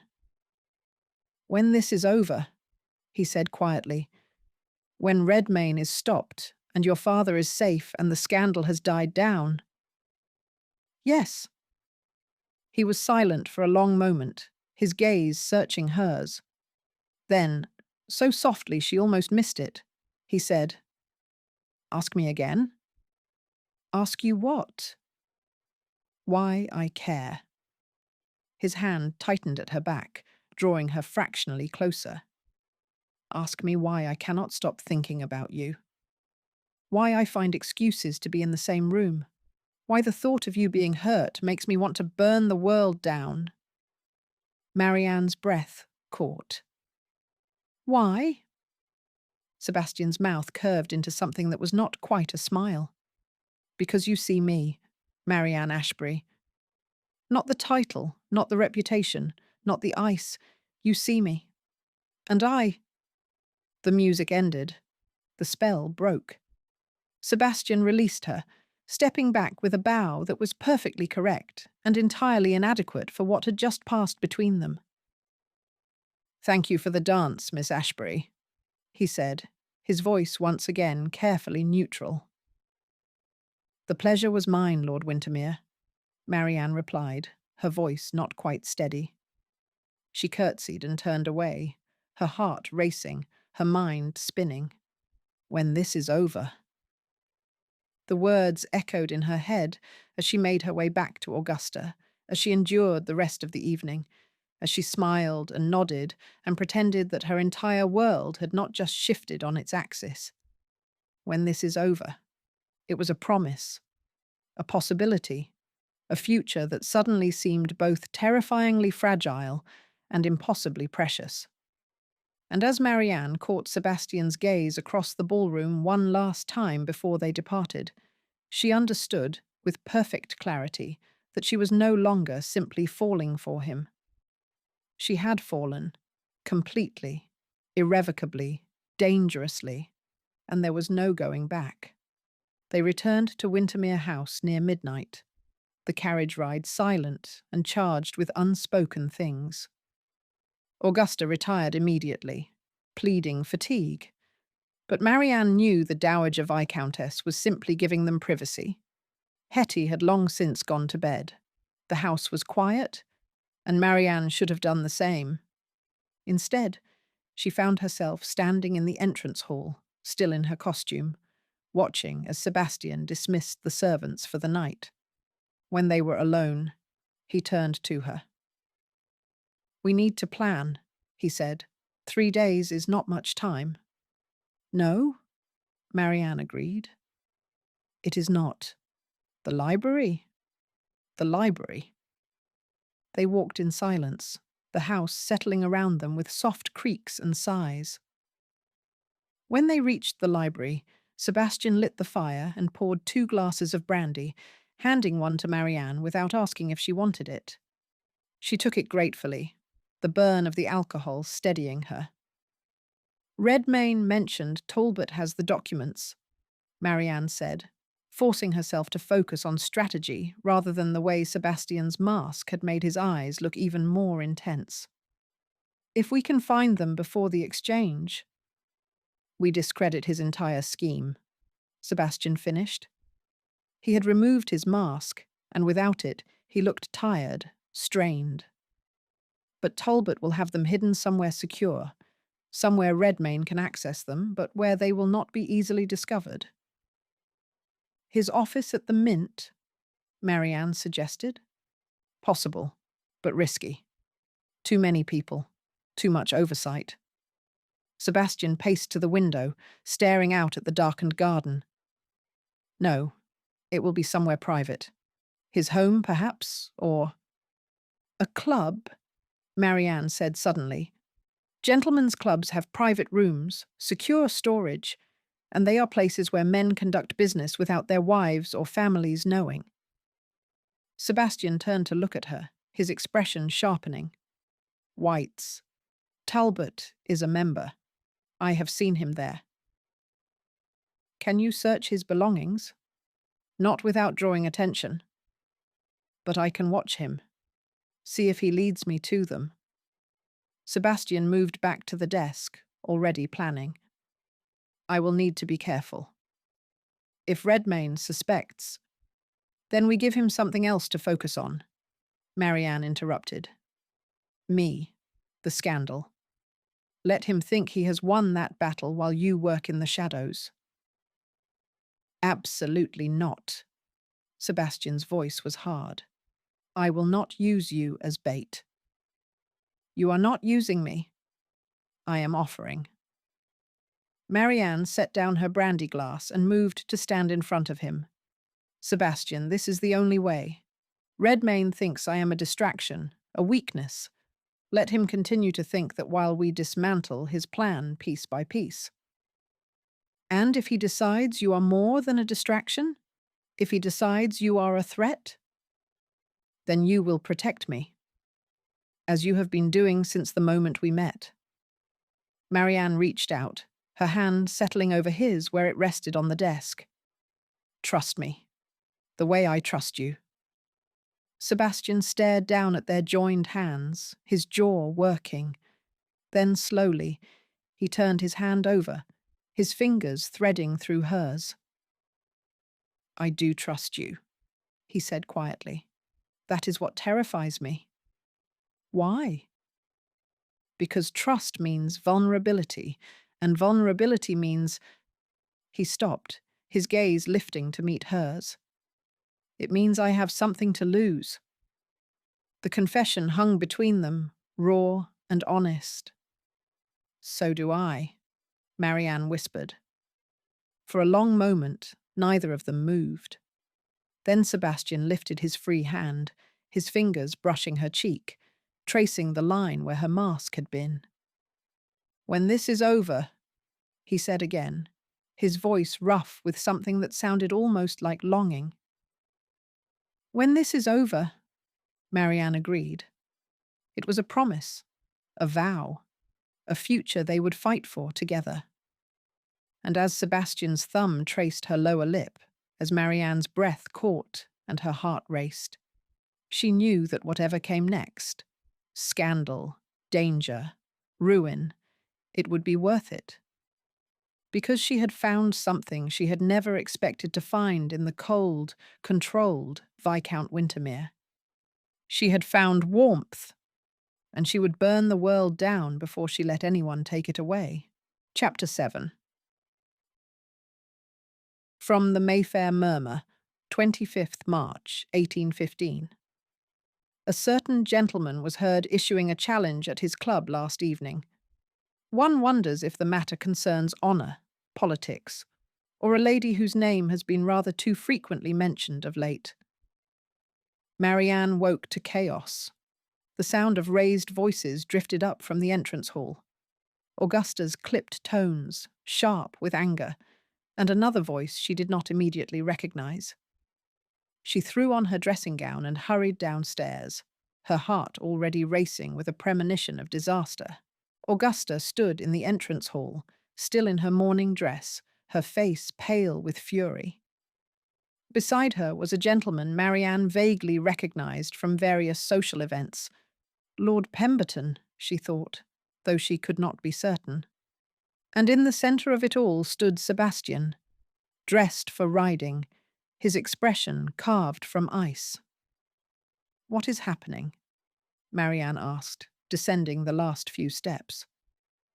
Augusta turned to her, and Marianne saw something in the Dowager Viscountess's eyes that made her stomach drop. Lord Ashford has challenged Sebastian to a duel. The words did not make sense. Marianne stared at Augusta, then at Sebastian, trying to process what she had just heard. A duel? Why? Because I am an idiot, Sebastian said flatly, and because Ashford is Redmayne's creature. Lord Pemberton cleared his throat. I am here as Lord Ashford's second, Lord Wintermere. He demands satisfaction for the insult you delivered at White's last evening. What insult? Marianne looked between them, her mind racing. Sebastian's jaw tightened. I may have suggested that Ashford's recent financial windfall was the result of selling information to foreign interests, in front of half the club. You… what? Augusta's voice could have cut glass. Sebastian, what were you thinking? I was thinking that Ashford has been seen meeting with Redmayne's associates, that he suddenly has money to pay debts that were crushing him a month ago, that he is involved in whatever scheme is unfolding, and I wanted to rattle him. Sebastian's hands curled into fists at his sides. I did not anticipate he would be foolish enough to issue a challenge. Or brave enough, Lord Pemberton said mildly. The challenge stands, Wintermere. Dawn, tomorrow, Hampstead Heath. Pistols. This is absurd, Augusta snapped. Dueling is illegal. If either of you is killed, then the survivor will flee to the continent for a few months until the scandal dies down, Lord Pemberton said, with the weary tone of someone who had seen this play out before. It is the way of things, Lady Augusta. It is barbaric, Marianne said, finding her voice. She moved to stand beside Sebastian, her hands trembling with a mixture of fear and fury. Lord Ashford is being manipulated. This is exactly what Redmayne wants. Sebastian distracted, possibly injured or worse, unable to interfere with whatever is planned for the docks. Lord Pemberton's eyebrows rose. I am certain I do not know what you mean, Miss Ashbury. I am certain you do not, Marianne said coldly, but your principal does. And so does the man pulling his strings. Marianne, Sebastian said quietly, a warning in his voice. She ignored him. Tell Lord Ashford that Lord Wintermere accepts his challenge. But also tell him that when this is over, when the truth comes out, he will wish he had chosen his allies more carefully. Lord Pemberton studied her for a long moment, something like respect flickering in his eyes. I will convey your message, Miss Ashbury. He turned to Sebastian. Dawn, Wintermere. Do not be late. He bowed and departed, leaving a ringing silence in his wake. Well, Augusta said finally, that was spectacularly foolish of you, Sebastian. I know. Sebastian's voice was tight, controlled, but it is done now. You could apologize, Marianne said desperately. Withdraw the accusation. I could, but I will not. Sebastian's gaze met hers, and she saw the steel beneath the ice. Because it is true. Ashford is involved, and he knows it. An apology would be a lie, and it would signal weakness. Redmayne would know he has me cornered. So instead you will risk your life. Marianne's voice rose despite her best efforts to control it. You will stand on a field at dawn and let someone shoot at you because you refuse to appear weak? Yes. The word was simple, absolute. Marianne wanted to scream, wanted to shake him, wanted to dash. I need to speak with Lord Wintermere, she said to Augusta, her voice shaking. Alone. Augusta looked between them, her expression unreadable. Then she nodded. The library. I will ensure you are not disturbed.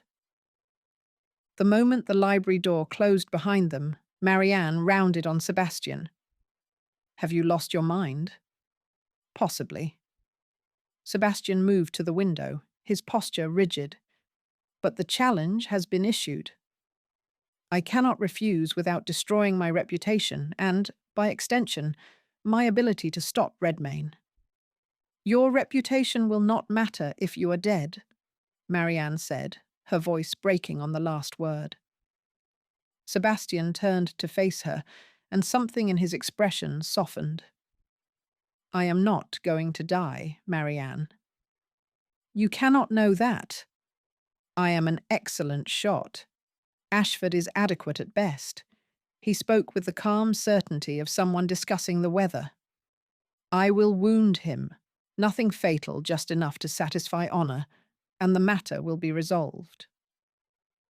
And if he shoots first? If his aim is better than you think?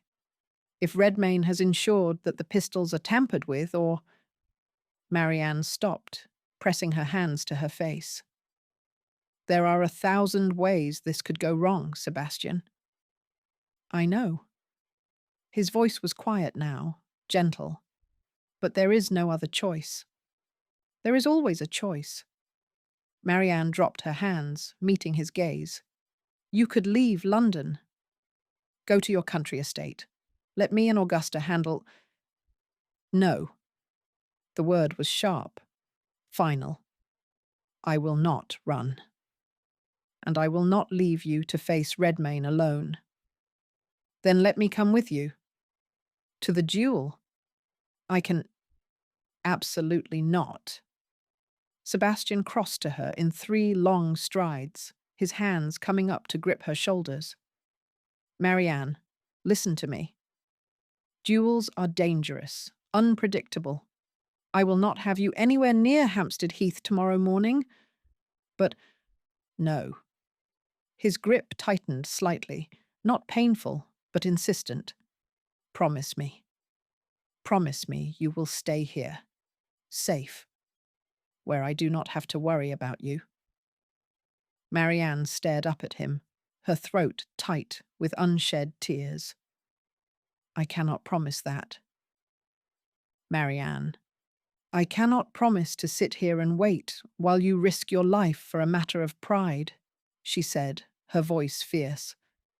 I cannot promise not to worry, not to imagine every terrible possibility. I cannot promise to be calm and reasonable when the thought of you being hurt makes me feel like I cannot breathe. Sebastian went very still. His hands slid from her shoulders to frame her face, his thumbs brushing away tears she had not realized were falling. Marianne, he said, and her name on his lips sounded like a prayer. I am not doing this for pride. I am doing this because if I back down, Redmayne wins. He will know he can manipulate me through fear, through scandal, through you. And I will not give him that power. So you will give him the power to kill you instead? He will not kill me. Sebastian's voice was absolutely certain. I will not allow it. Because I have too much to live for. The words hung between them, heavy with meaning. What do you have to live for? Marianne whispered. Sebastian's gaze searched hers, and she saw the war playing out behind his eyes. The same war she had seen in the winter garden, at the masquerade, every time they had been alone together. Control versus surrender. Ice versus fire. This time, fire won. You, he said roughly. I have you to live for. And then he kissed her.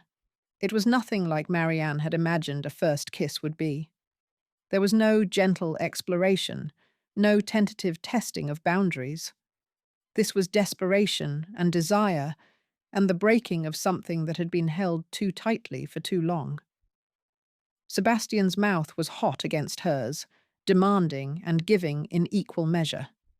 His hands slid from her face to her waist, pulling her closer, and Marianne went willingly, her own hands fisting in his shirt, anchoring herself to him.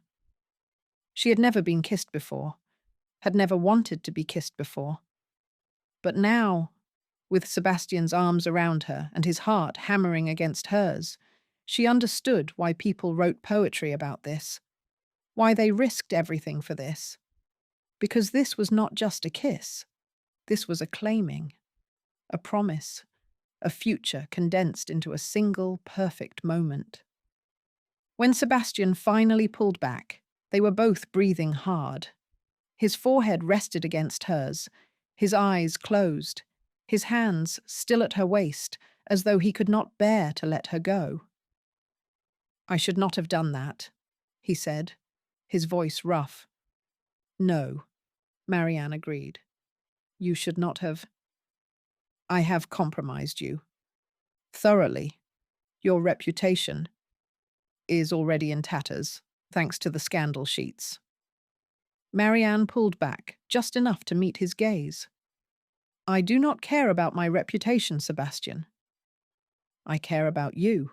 I care that you are about to do something monumentally stupid and dangerous, and I care that I might lose you before I have even had the chance to—" She stopped, the words catching in her throat.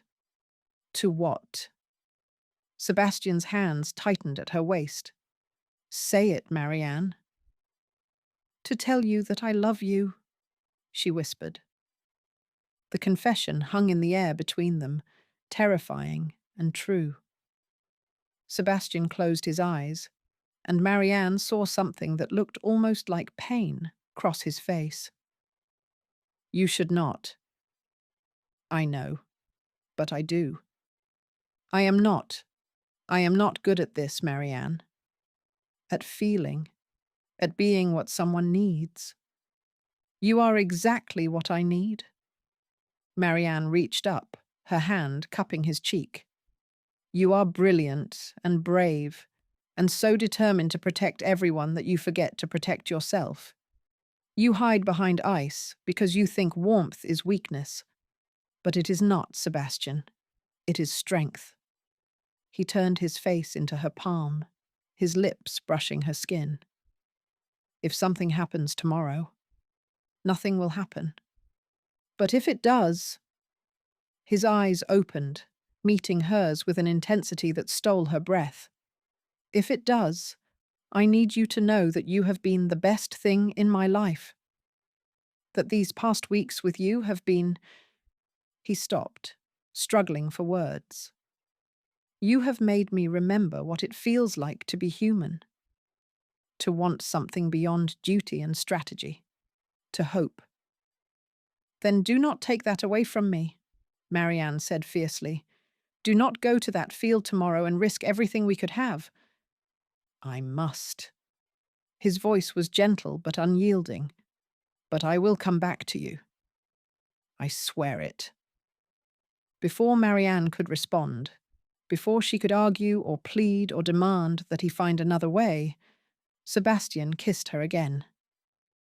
This kiss was different, slower, deeper, a promise sealed with touch and breath, and the desperate hope that tomorrow would come, and they would both still be standing. When he finally released her, Marianne was shaking. "Stay here tomorrow," Sebastian said quietly. "Please. For me." And because she loved him, because she could see the fear beneath his control, Marianne nodded. "I will stay." It was a lie. But it was a lie told out of love, and she thought perhaps Sebastian knew it, because something that looked almost like resignation crossed his face. "Thank you," he said. Then he stepped back, putting distance between them, rebuilding the walls that had briefly crumbled. "I need to prepare," he said, his voice once again carefully neutral. "Choose a second. Ensure my affairs are in order." "Sebastian." Marianne caught his hand. "Come back to me." He looked down at their joined hands, then back at her face. I will do everything in my power to do so. It was not the promise she wanted, but it was the only one he could give. The rest of the day passed in a blur of tense preparation. Sebastian closeted himself with his solicitor, then with Lord Carstairs, who had agreed to serve as his second. Augusta moved through the house like a general marshalling troops, her face set in grim lines. Even Hetty, who had been told only that Sebastian had a matter of honour to attend to, was subdued, her usual brightness dimmed by worry. Marianne spent the afternoon in her room, ostensibly resting, but actually planning. She would not, could not, sit idly by while Sebastian risked his life. But she also could not simply appear at Hampstead Heath and expect to be allowed near the duelling ground. She needed a strategy. She needed help. As evening fell, Marianne slipped down to the servants' hall, where she found Mrs. Phillips, the housekeeper, overseeing the preparation of dinner. "Miss Ashbury?" Mrs. Phillips looked up in surprise. "Is there something you need?" "Yes." Marianne glanced around, ensuring they were relatively alone. "I need to know if any of the staff have family or connections near Hampstead Heath." Mrs. Phillips' eyes sharpened. "This is about the duel." It was not a question. Servants, Marianne had learned, always knew everything. "Yes," Marianne said simply. "I need to be there, but I cannot arrive in a Wintermere carriage, and I cannot be seen." Mrs. Phillips studied her for a long moment. Then slowly, she nodded. "My nephew drives a cart for a greengrocer. He makes deliveries to the villages near the heath at dawn. Could he take a passenger? He could, for the right incentive." Marianne pulled a small purse from her pocket, her quarterly allowance from Augusta, which she had been saving. "Will this suffice?" Mrs. Phillips took the purse, weighed it in her hand, and smiled. "It will more than suffice. Be ready at 4 o'clock. He will meet you at the kitchen entrance." "Thank you," Marianne said, relief flooding through her. "Miss Ashbury!" Mrs. Phillips's voice stopped her as she turned to leave. "His lordship is a good man. One of the best I have served. Whatever you are planning, be careful. He would never forgive himself if something happened to you." "I know," Marianne said quietly. "That is why I have to go." Dinner that evening was a subdued affair. Sebastian was quiet, his attention focused inward, already preparing for what was to come. Augusta maintained a brittle cheerfulness that fooled no one. Hetty picked at her food, her eyes red-rimmed from crying. And Marianne sat across from Sebastian, memorizing every detail of his face, every inflection of his voice, storing them away like treasures against the possibility of loss. After dinner, as the household prepared for bed, Sebastian found Marianne in the library. "I wanted to say good night," he said, standing in the doorway as though afraid to come closer. "Good night seems insufficient," Marianne said, setting down the book she had been pretending to read. "Yes." He moved into the room, closing the door behind him. "But it is all we have." They stood facing each other, the space between them charged with everything they could not say. "I meant what I said earlier," Marianne said quietly. "I love you, Sebastian, and I will not apologize for it, even if you think I should not." "I do not think you should not." Sebastian's voice was rough. "I think I do not deserve it, but I am selfish enough to be grateful for it anyway." "Then be selfish enough to come back to me." "I will try." He crossed to her, his hand coming up to cup her cheek. "And when I do, when this is over and Redmayne is stopped and your father is safe, I am going to ask you something." "What?" "Ask me when I return." His thumb brushed her lower lip, and Marianne's breath caught. I want to say it properly. In daylight, without the shadow of death hanging over us. Marianne understood. Then I will wait. Sebastian leaned down and pressed a kiss to her forehead, chaste, tender, devastating in its restraint. Sleep well, Marianne. You too. He left, and Marianne stood alone in the library, her hand pressed to where his lips had been, and prayed to every god she could name that tomorrow would not be the day she lost him. At 4 o'clock in the morning, Marianne slipped out of Wintermere House and into the waiting cart. Mrs. Phillips's nephew was a taciturn young man who asked no questions, merely nodded when Marianne climbed into the back among the crates of vegetables. He covered her with a canvas tarp, and they set off through the dark, silent streets of London. The journey to Hampstead Heath took nearly an hour. By the time they arrived, the sky was beginning to lighten, the darkness giving way to the grey half-light that preceded dawn. There, the nephew said, pointing to a clearing visible through the trees. That is where they meet. For duels. Marianne pressed a few extra coins into his hand. Thank you. I can make my own way back. He looked doubtful, but did not argue. Be careful, miss. Duels are dangerous, even for spectators. I will. She slipped from the cart and made her way through the trees, moving as quietly as she could. The clearing came into view, a flat expanse of grass, still wet with dew, surrounded by ancient oaks. And there, at opposite ends of the clearing, stood Sebastian and Lord Ashford. Marianne's heart clenched. Sebastian looked calm, controlled, his face expressionless as Lord Carstairs checked his pistol. Lord Ashford, by contrast, looked nervous, his hands shaking slightly as his own second, Lord Pemberton, spoke to him in low tones. A third man stood in the centre of the clearing, the master of ceremonies, who would oversee the duel and ensure the rules were followed. Marianne positioned herself behind a large oak, close enough to see but far enough to remain hidden. Her hands were shaking, her breath coming in short gasps. Please, she prayed, please let him be all right. The master of ceremonies raised his hand. Gentlemen, are you prepared? Both Sebastian and Lord Ashford nodded. You will take 10 paces, turn, and fire on my mark. Do you understand? Again, both men nodded. Then begin. They turned, back to back, and began to pace. 1, 2, 3. Marianne's heart hammered against her ribs. 4, 5, 6.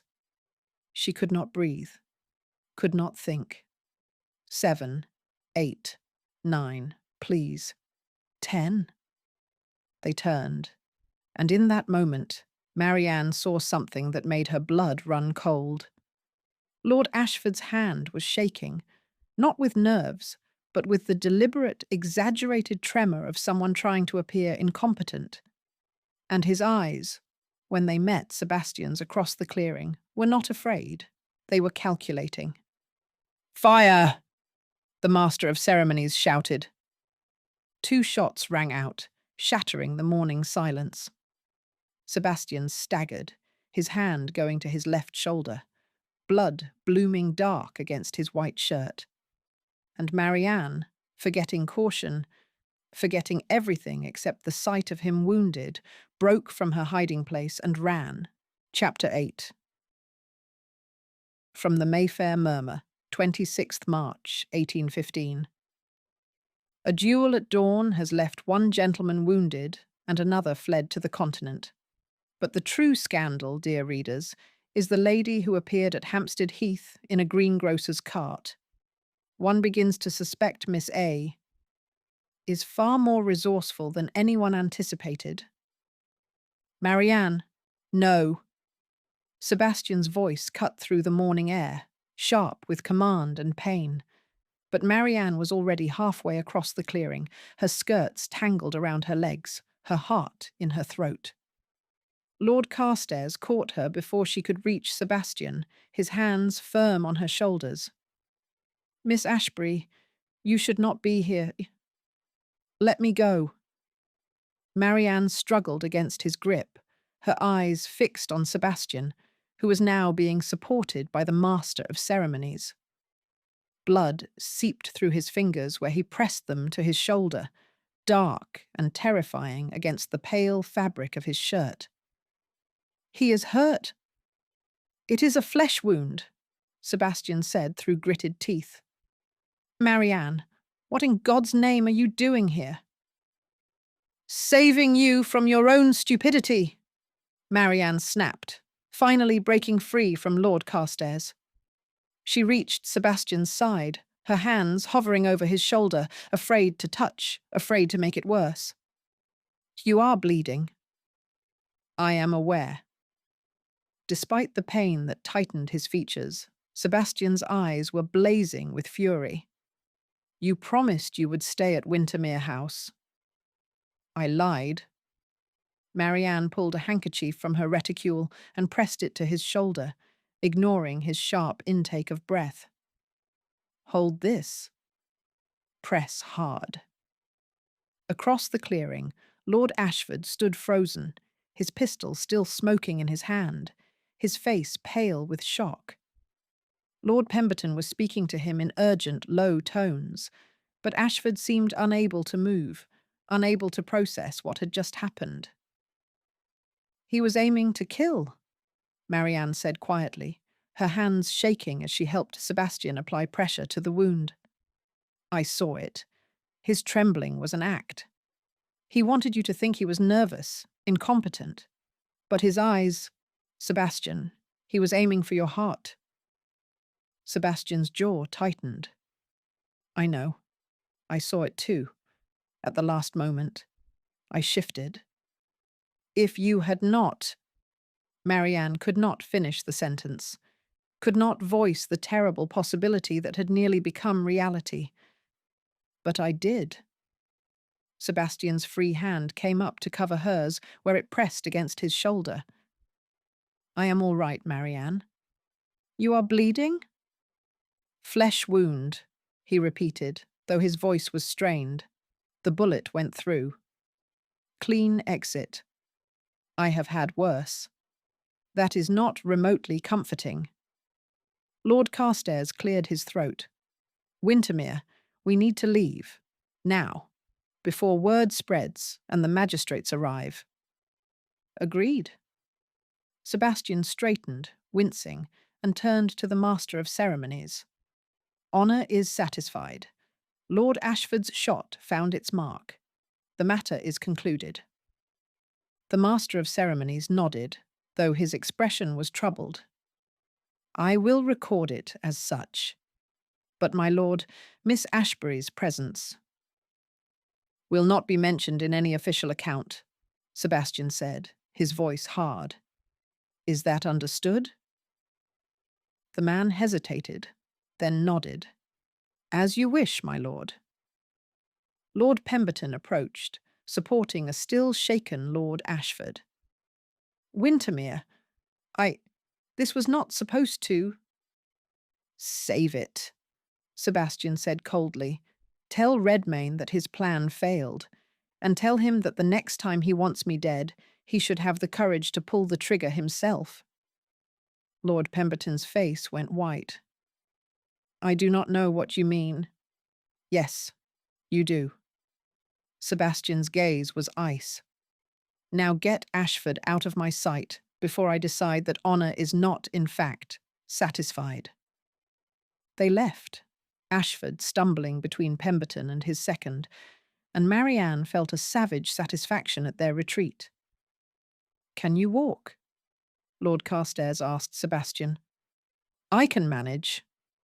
But when Sebastian took a step, he swayed, and Marianne immediately moved to his uninjured side, sliding her arm around his waist. "Lean on me." she said firmly. Marianne, lean on me. She looked up at him, and whatever he saw in her face made him relent. Stubborn woman, he muttered, but he allowed her to support him as they made their way back through the trees to where the carriages waited. The journey back to Wintermere House was tense and silent. Lord Carstairs had wanted to take Sebastian to a surgeon, but Sebastian had refused, insisting that his own physician could be summoned to the house with far more discretion. Marianne sat beside him in the carriage, her hand pressed to his shoulder over the now blood-soaked handkerchief, watching his face for signs of worsening pain. "Stop staring at me," Sebastian said without opening his eyes. "I am not staring. I am monitoring." "It is the same thing." "It is not." Marianne adjusted the pressure slightly, and Sebastian hissed. "Sorry. No, you are not." "You are right. I am not." Marianne's voice shook, despite her best efforts to control it.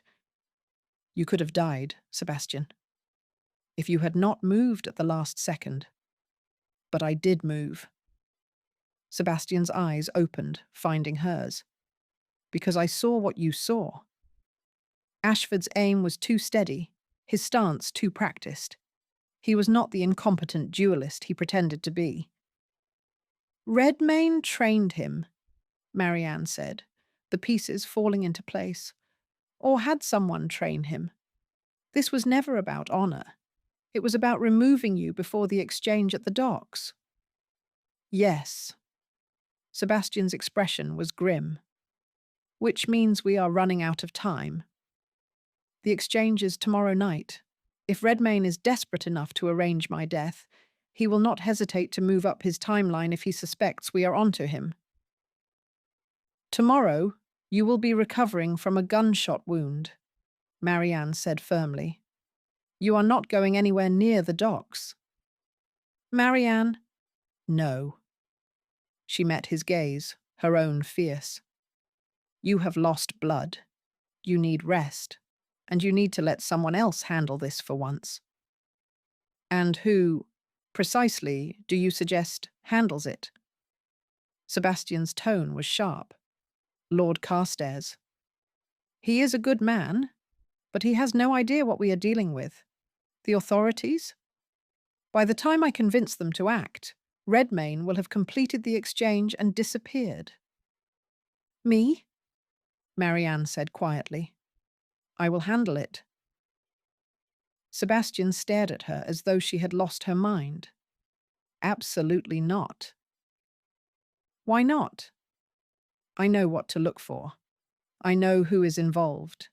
And unlike you, I am not bleeding from a bullet wound. You are also not trained in combat, espionage, or any of the dozen other skills required to confront a man like Redmayne." Sebastian's voice was hard. "I will not allow it." "You do not have a choice." Marianne's jaw set stubbornly. "You cannot stop me, Sebastian. Not without locking me in my room, and I suspect your aunt would have something to say about that." "Do not tempt me," Sebastian muttered. The carriage pulled up to Wintermere House, and the chaos that followed left no room for further argument. Augusta appeared at the door, her face white with worry, and immediately began issuing orders. Sebastian's physician was summoned, servants were dispatched to prepare his chambers, and Marianne was firmly but gently removed from Sebastian's side and sent to clean herself up. She looked down and realized she was covered in blood.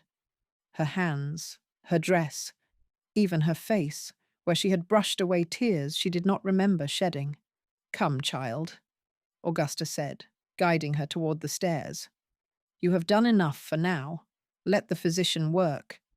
"But no arguments?" Augusta's voice was kind but unyielding. "Sebastian is in good hands, and you need to rest before you collapse."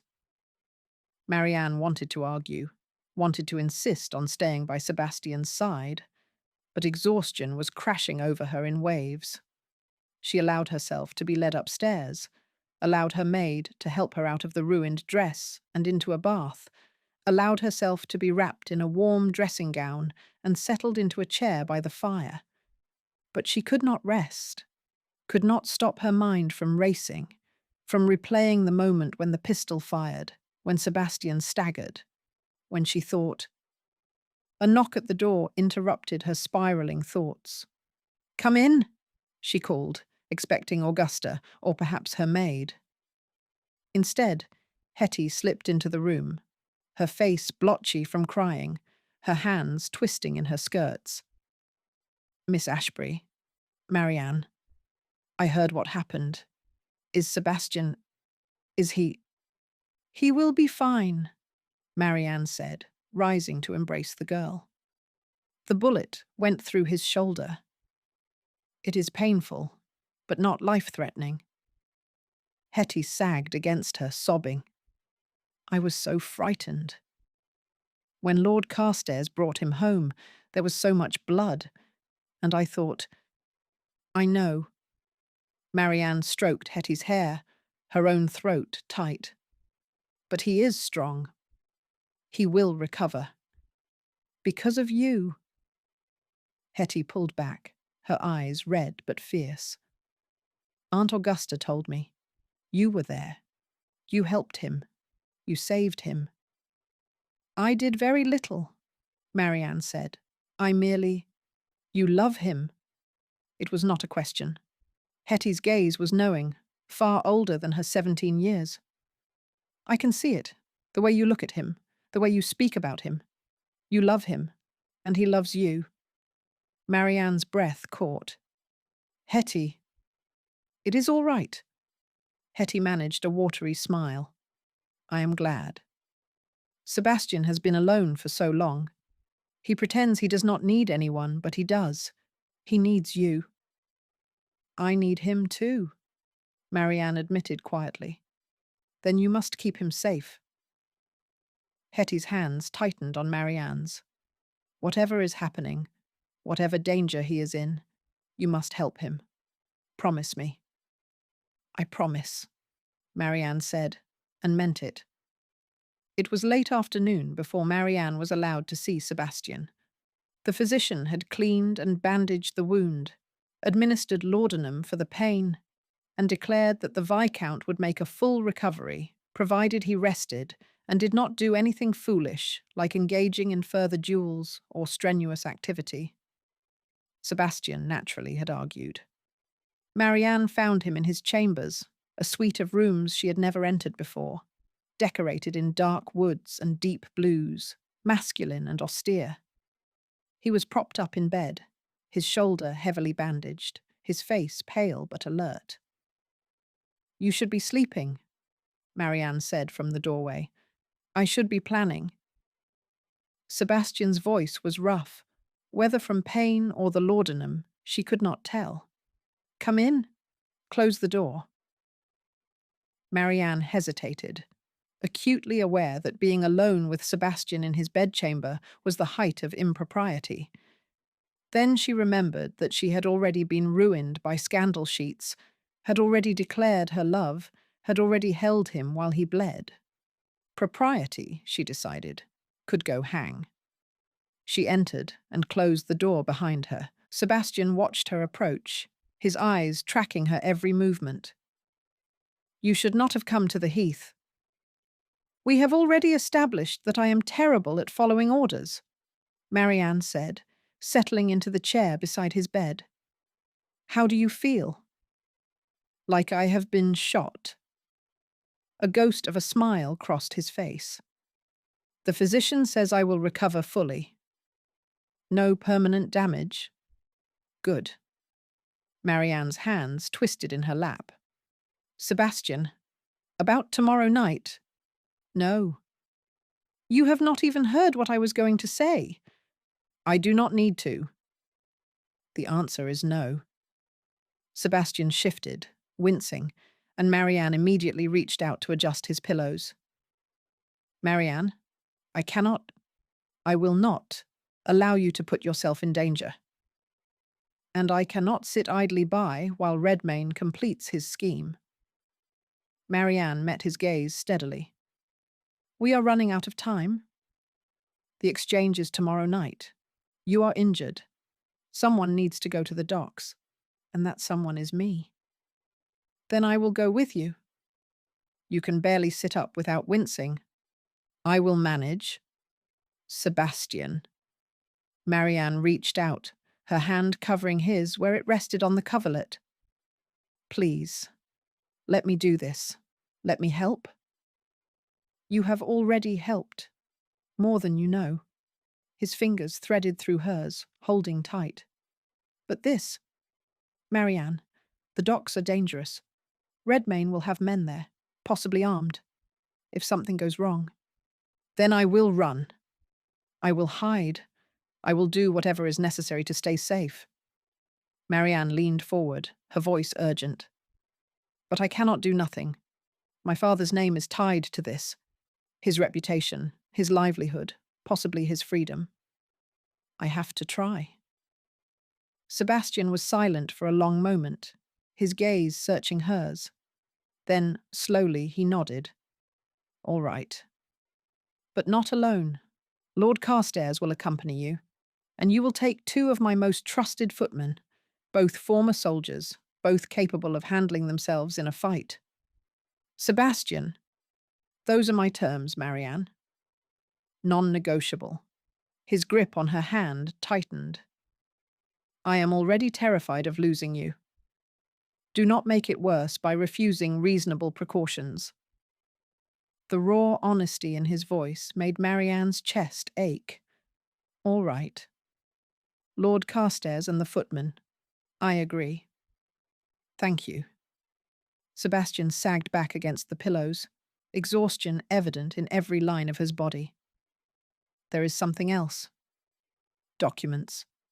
We need proof of Redmayne's scheme. Not just witness testimony, but physical evidence. Letters, contracts, anything that ties him to the French. The documents Talbot has, Marianne said, remembering. The ones with your forged seal? Yes. If we can recover those before the exchange, we can prove the entire plot was fabricated. Sebastian's eyes were starting to drift closed, the laudanum finally taking effect. Carstairs knows where Talbot keeps his private papers? At White's? In a locked drawer in the card room. Then we will retrieve them, Marianne said softly. Dangerous, Sebastian murmured, his words starting to slur. All of it. Too dangerous. I know. Marianne reached out, brushing a strand of dark hair from his forehead. But we will manage. Together? Together? Sebastian echoed. His eyes opened one last time, finding hers. Marianne?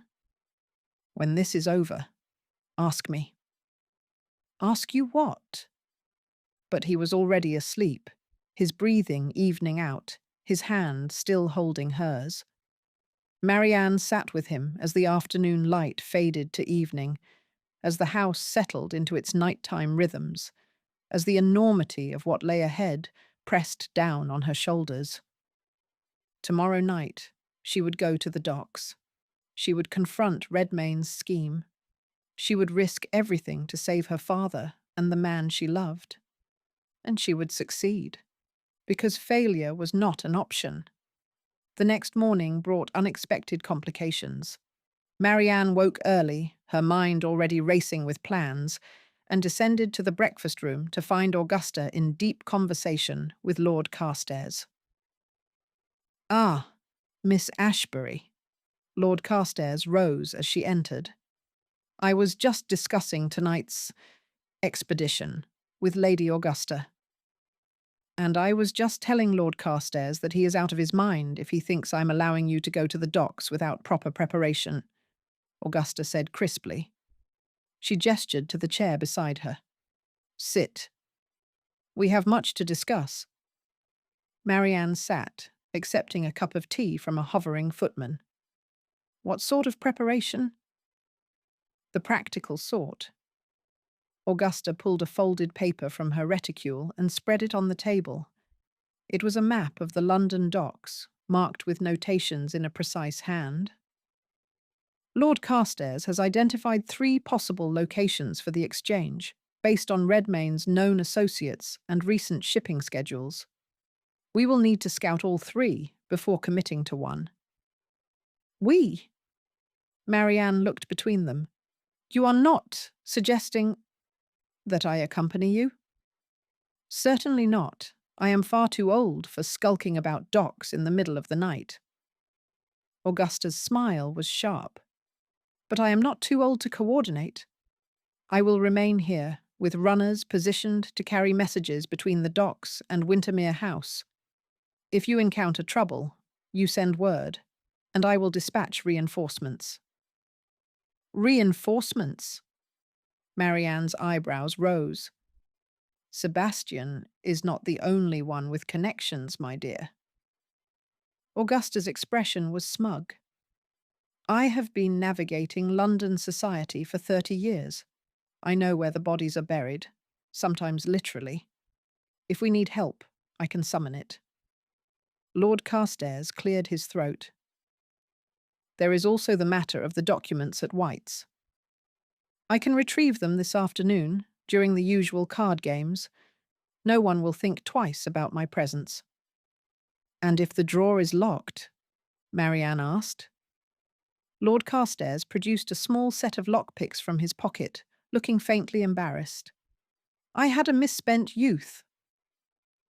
Despite everything, Marianne felt a smile tug at her lips. It seems I am surrounded by people with hidden talents.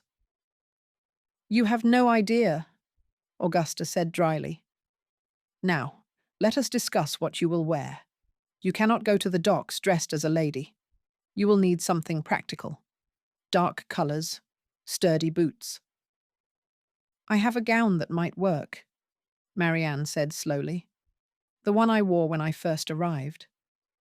It is plain, dark grey. Perfect. And you will need a cloak, something with a hood. Augusta was already making notes. Lord Carstairs, you will dress as a merchant, nothing that marks you as gentry. Understood. They spent the next hour planning every detail. Routes, signals, contingencies. By the time they finished, Marianne's head was spinning, but she also felt more prepared, more confident. She could do this. She would do this. That afternoon, while Lord Carstairs departed for White's, Marianne slipped upstairs to check on Sebastian. She found him awake, sitting up in bed with a book propped on his lap, looking frustrated and restless. You should be resting, Marianne said, closing the door behind her. I have been resting for 18 hours. I am going mad. Sebastian set the book aside. Tell me you have reconsidered this insane plan. I have not. Marianne moved to sit beside him on the bed, ignoring the impropriety. But we have refined it. Augusta and Lord Carstairs have been helping. We have maps, contingencies, backup plans. None of which will matter if Redmayne decides to kill you. Sebastian's voice was tight. Marianne, please. Let me come with you. You can barely lift your arm. I can shoot with my right hand. And if you tear open your wound? If you bleed out before we can get you to a physician? Marianne shook her head. No, Sebastian. You need to stay here and recover. Let me do this. I hate this, Sebastian said quietly. I hate that you are risking yourself for my mistakes. They are not your mistakes. They are Redmayne's crimes. Marianne reached out, taking his hand. And I am not doing this just for you. I am doing it for my father, for all the people Redmayne has manipulated and used, for Dash. She stopped, the words catching. For us, Sebastian finished softly. For the future we might have. If we survive this, When we survive this, Marianne corrected. I am not giving up on that future, Sebastian. Not now. Not ever.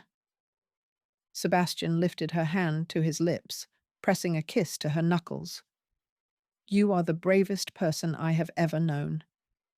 I am terrified. That is what makes you brave. His eyes met hers, dark and intense. Courage is not the absence of fear, Marianne. It is acting despite it. Then I will be courageous, Marianne said, for both of us. They sat in silence for a moment, hands clasped, drawing strength from each other. Then Sebastian said, There is something I need to give you. In case. Do not say it. In case, he continued firmly, something goes wrong. I need you to have this. He reached into the drawer of his bedside table and pulled out a small leather journal. This contains everything I know about Redmayne's network. Names, dates, transactions. If something happens to me, take this to the Foreign Office. Ask for Lord Castlereagh. He will know what to do. Marianne took the journal, her throat tight.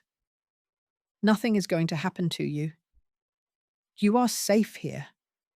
And nothing is going to happen to you, Sebastian said, because you are clever and careful, and you have good people watching your back.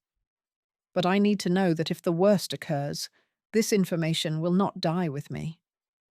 It will not, Marianne promised. She tucked the journal into her pocket, then leaned forward and pressed a kiss to Sebastian's forehead. I will see you tomorrow, when this is over. When this is over, Sebastian agreed. His hand came up to cup her cheek. And then, Marianne Ashbury, I am going to ask you a question. And I very much hope you will say yes. Marianne's heart stuttered. What question? You will have to wait and see. His thumb brushed her cheekbone. But I think you can guess. She could, and the possibility of it, the future it represented, made her more determined than ever to succeed. I will say yes, she whispered, whatever you ask. The answer is yes. Sebastian's smile was small, tired, but genuine. Then come back to me safely. So I can ask. I will. It was a promise, a vow, and Marianne intended to keep it. Night fell, and with it came the time for action. Marianne dressed in her plain grey gown and dark cloak, her hair pinned tightly beneath a simple bonnet. She looked like a servant or a shopkeeper's daughter, unremarkable, forgettable. Perfect. Lord Carstairs met her in the entrance hall, dressed in rough wool and a cap that shadowed his features. He had successfully retrieved the documents from White's, and they were now safely locked in Sebastian's study. Ready? He asked. Ready, Marianne confirmed. Augusta appeared, pressing a small pistol into Marianne's hand. Do you know how to use this? Point and pull the trigger? Close enough. Do not use it unless you absolutely must. But if you must, do not hesitate. Augusta's expression was fierce. Come back safely, child. Sebastian will never forgive me if something happens to you. And more importantly, I will never forgive myself. I will come back, Marianne said. I promise. They departed through the kitchen entrance, where two burly footmen, former soldiers, as Sebastian had promised, waited with a nondescript carriage. The journey to the docks was tense and silent. Marianne clutched the pistol in her pocket, her heart racing, her mind running through every possible scenario. When they arrived, Lord Carstairs helped her down, his expression grim. Stay close. Stay quiet. And if I tell you to run, you run. Understood? Understood. They moved into the shadows of the warehouses, the smell of salt and fish and tar thick in the air. The docks were busy even at night. Sailors and dock workers moving cargo, voices calling out in a dozen languages. And somewhere in this maze of wood and water, Redmayne was conducting his treasonous exchange. They just had to find him and stop him before it was too late. Chapter 9. From the Mayfair. Murmur, 27th March, 1815. Whispers from the docks suggest unusual activity near Wapping last evening. One wonders what business brings gentlemen of quality to such unsavoury locales. Perhaps the same business that has kept certain government officials in urgent conference these past 2 days. The docks at night were a different world. Marianne had never ventured into this part of London, had never had reason to explore the labyrinth of warehouses and wharves that lined the Thames. Now, moving through the shadows with Lord Carstairs at her side and the 2 footmen trailing behind, she felt as though she had stepped into one of the Gothic novels she had read as a girl. Except this was real. The danger was real, and there would be no convenient rescue if things went wrong. "There," Lord Carstairs murmured, pointing to a warehouse at the end of a long pier. Light flickered in the windows, not the steady glow of lamps, but the dancing illumination of torches or candles. That matches the location Sebastian identified. Warehouse 12, owned by a shipping company that went bankrupt last year. "Convenient," Marianne whispered back. "An empty building with no witnesses." "Precisely." Lord Carstairs gestured to the 2 footmen, James and Thomas. She had learned their names during the carriage ride. "Circle around to the back entrance. If anyone tries to flee, stop them. But do not engage unless absolutely necessary." The men nodded and melted into the shadows with the practiced ease of soldiers. "And us?" Marianne asked. "We get closer. See who is inside. Confirm it is Redmayne." Lord Carstairs' expression was grim. "Then we send word to Lady Augusta, and she alerts the authorities." It sounded simple, straightforward. Marianne did not believe for a moment that it would be. They moved toward the warehouse, keeping to the darkest shadows, avoiding the pools of light cast by the occasional lantern. The sounds of the docks surrounded them, water lapping against wood, ropes creaking, distant voices raised in argument or laughter. As they drew closer to Warehouse 12, Marianne could make out voices from inside, male voices speaking in low, urgent tones. "Cannot wait any longer. The shipment must leave on the morning tide. And I am telling you, the payment has not arrived. No payment, no shipment. Redmayne promised. Redmayne promises many things, but I deal in gold, not promises." Lord Carstairs and Marianne exchanged glances. They had found the right place. Carefully, moving with agonizing slowness, they crept to the side of the warehouse where a grimy window offered a view of the interior. Marianne peered through the glass, her breath catching. The warehouse was largely empty, its vast space broken only by a few crates stacked near the center. 4 men stood in a loose circle around the crates, illuminated by torches mounted on the walls. She recognized 2 of them immediately. Lord Redmayne, his handsome face set in lines of frustration, gestured emphatically as he spoke. Beside him stood Lord Talbot, looking nervous and out of place in his fine evening clothes. The other 2 men were strangers, rough-looking individuals in sailor's garb, one with a scar running down his cheek, the other built like a bull. "That is Captain Graves," Lord Carstairs whispered, indicating the scarred man. "Smuggler, known to work for the highest bidder. And the other is his first mate, Boggs." "What is in the crates?" Marianne asked. Nothing good, I would wager. As if in answer to her question, Redmayne moved to one of the crates and pried it open. Even from a distance, Marianne could see the glint of metal inside. Weapons.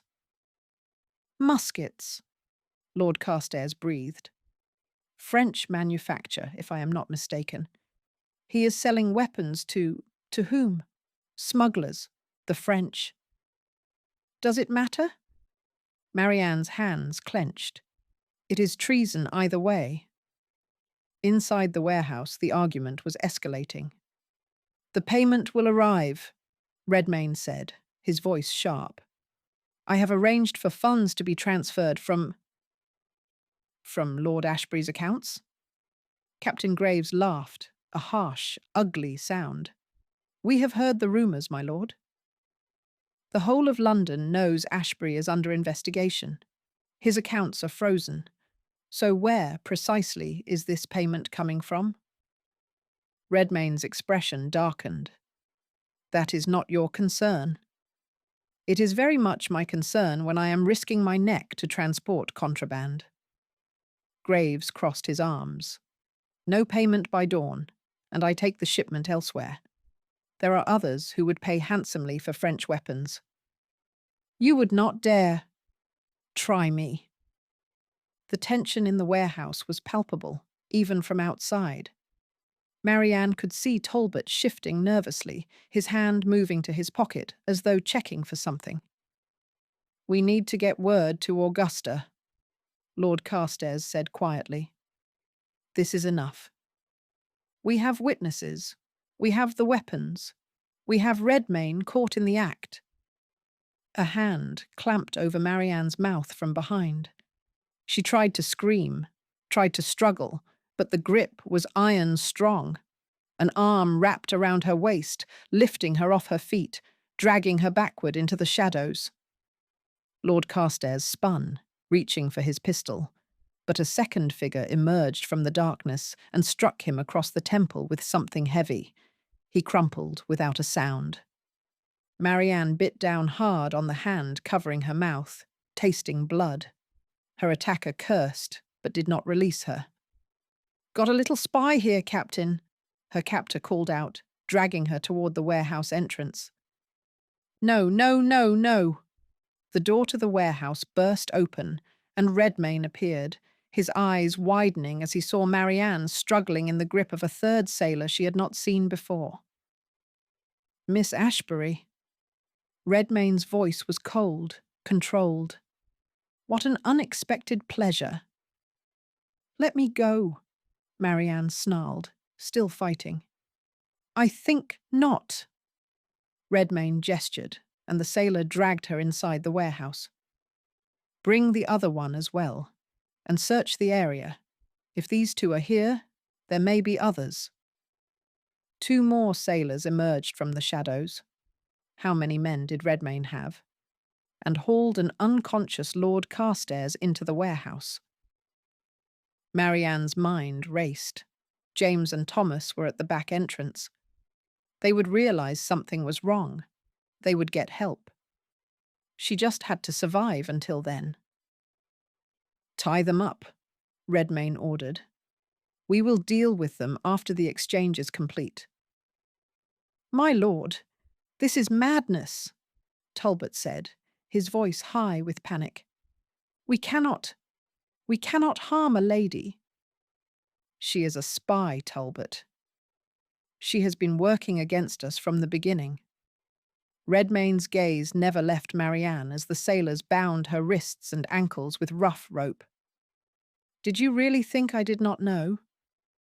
That I had not noticed you skulking about, asking questions, gathering information for Wintermere? I was not. Do not insult my intelligence. Redmayne crouched before her, his handsome face twisted with contempt. You have been Sebastian's creature since the moment you entered his household. A wallflower turned spy. How very enterprising. Better a spy than a traitor, Marianne spat. Redmayne's hand lashed out, striking her across the face. pain exploded through her cheek, and she tasted blood. "Redmayne!" Talbot's voice was horrified. "You cannot—" "I can do whatever is necessary." Redmayne stood, brushing off his hands as though he had touched something distasteful. "She knows too much. They both do. Once the shipment is away, we will dispose of them." "Dispose? You mean kill them?" Talbot's face had gone white. "I never agreed to murder. You agreed to whatever I deemed necessary when you accepted my money," Redmayne said coldly. "Or have you forgotten the debts I paid? The scandal I buried? You are in this as deeply as I am, Talbot. Do not pretend otherwise." Talbot looked as though he might be sick. Captain Graves, who had been watching the exchange with interest, spoke up. "This changes things, my lord. Murder is a hanging offence. My price just went up." "Your price?" Redmayne's control was fraying. "We agreed on terms. That was before you added 2 bodies to the cargo." Graves smiled, showing yellowed teeth. "Double. Or I walk, and you can explain to the authorities why you have a warehouse full of French weapons and 2 bound prisoners." Redmayne's hands clenched into fists. For a moment, Marianne thought he might actually strike the smuggler. Then, with visible effort, he mastered himself. "Fine. Double. But the shipment leaves at dawn, and these 2 disappear. Permanently. Done." Graves extended his hand, and after a moment, Redmayne shook it. Marianne's heart was pounding so hard she thought it might burst from her chest. She had to think, had to find a way out of this.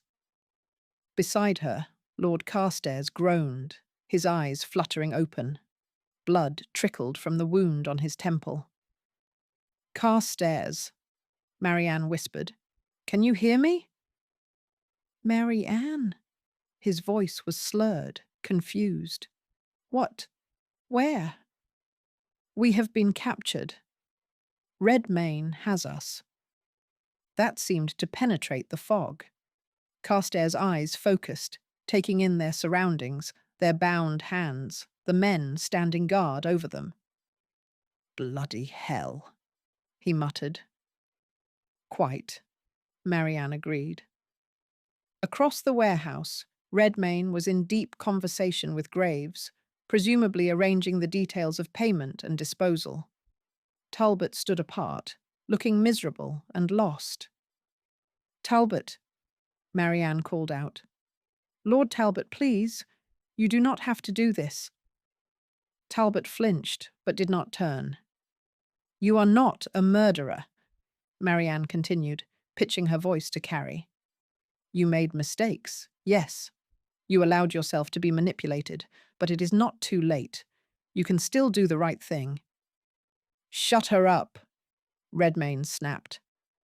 One of the sailors moved toward Marianne, a filthy rag in his hand, clearly intending to gag her.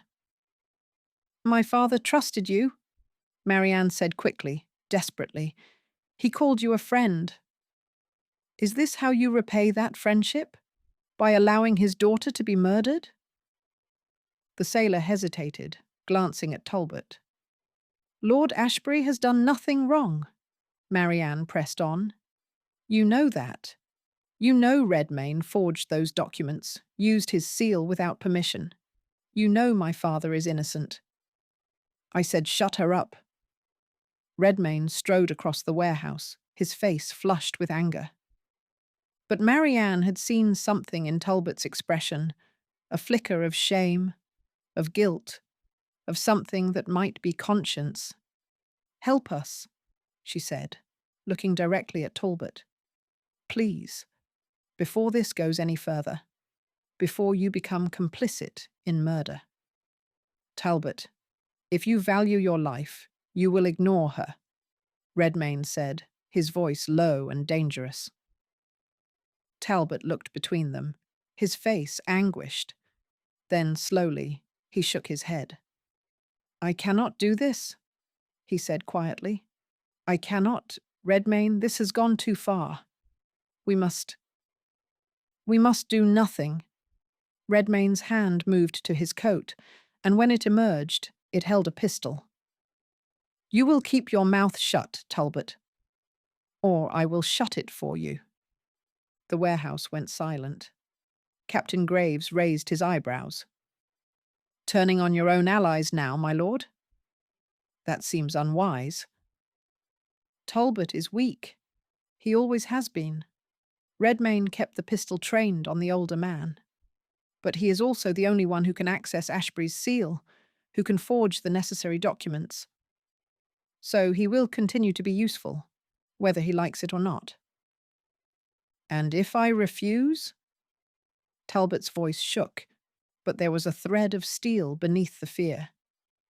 Then I will kill you, frame Wintermere for your murder, and find another forger. Redmayne's smile was cold. Your choice. Marianne's mind was racing. This was spiraling out of control. Redmayne was desperate, cornered, and desperate men did desperate things. She needed to buy time, needed to give James and Thomas a chance to get help. The authorities already know, she said loudly, about the weapons, about the exchange. Lord Wintermere sent word before we came here. They are probably on their way right now. It was a bluff, a complete fabrication, but Marianne delivered it with as much conviction as she could muster. Redmayne's eyes narrowed. You are lying. Am I? Marianne met his gaze steadily. Why else would we come here with so few people? We were not trying to stop you ourselves. We were gathering evidence, confirming the location. The authorities will be here within the hour.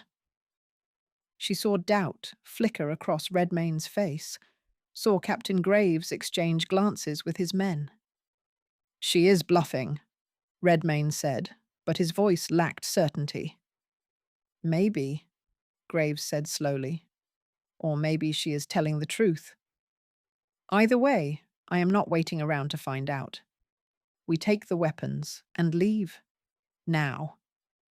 We do not have payment. Then you owe me, and I will collect, my lord, one way or another. Graves gestured to his men. Load the crates. We sail in 10 minutes. What about them? One of the sailors jerked his thumb at Marianne and Lord Carstairs. Graves considered for a moment. Bring them. We can dump them in the Thames once we are clear of the docks. Number. Marianne's blood ran cold. If they were taken onto the ship, there would be no rescue, no escape. Wait, Talbot said suddenly. I will get you the payment, right now. I have access to funds, not Ashbury's, but my own. Enough to cover the original price, at least. Everyone stared at him. You would pay? Redmayne's voice was incredulous. To prevent murder? Yes. Talbot's jaw set stubbornly. I am many things, Redmayne, but I am not a killer. Take my money. Let the girl and Carstairs go. And I will continue to help you. I will forge whatever documents you need, but no more bloodshed. Graves looked interested. How much are we talking? £5,000. I can have it here within the hour. That is barely half the agreed price. It is £5,000 more than you have now, Talbot interrupted, and it comes with my continued cooperation. Which you need, Redmayne, whether you want to admit it or not. Redmayne's face was a mask of fury, but Marianne could see him calculating, weighing his options. 1 hour, he said finally. You have 1 hour to produce the money, Talbot. If you fail, if you try to alert the authorities, I will kill them both. And then I will come for you. Talbot nodded jerkily. I understand. I will return shortly. He hurried from the warehouse, and Marianne felt a flicker of hope. Talbot was weak, yes, But he was not evil. He would get help. He had to. But an hour was a long time, and a lot could go wrong. The minutes crawled by with agonizing slowness. Redmayne paced the warehouse like a caged animal, his pistol still in hand, his eyes darting to the door every few seconds. Captain Graves and his men began loading the crates onto a cart, preparing to transport them to the ship. Marianne and Lord Carstairs sat bound in the corner, watched by one of the sailors, the bull-like man called Boggs. "Are you all right?" Carstairs whispered. "I have been better." Marianne's cheek throbbed where Redmayne had struck her, and her wrists were raw from the ropes. "You?" "Headache, but I will survive." He paused. That was clever. The bluff about the authorities. It bought us time. I hope. Talbot will get help. He may be weak, but he is not stupid. He knows this is his chance to redeem himself. Marianne hoped he was right, but she could not shake the feeling that they were running out of time. Across the warehouse, Redmayne stopped pacing and turned to Graves. How much longer?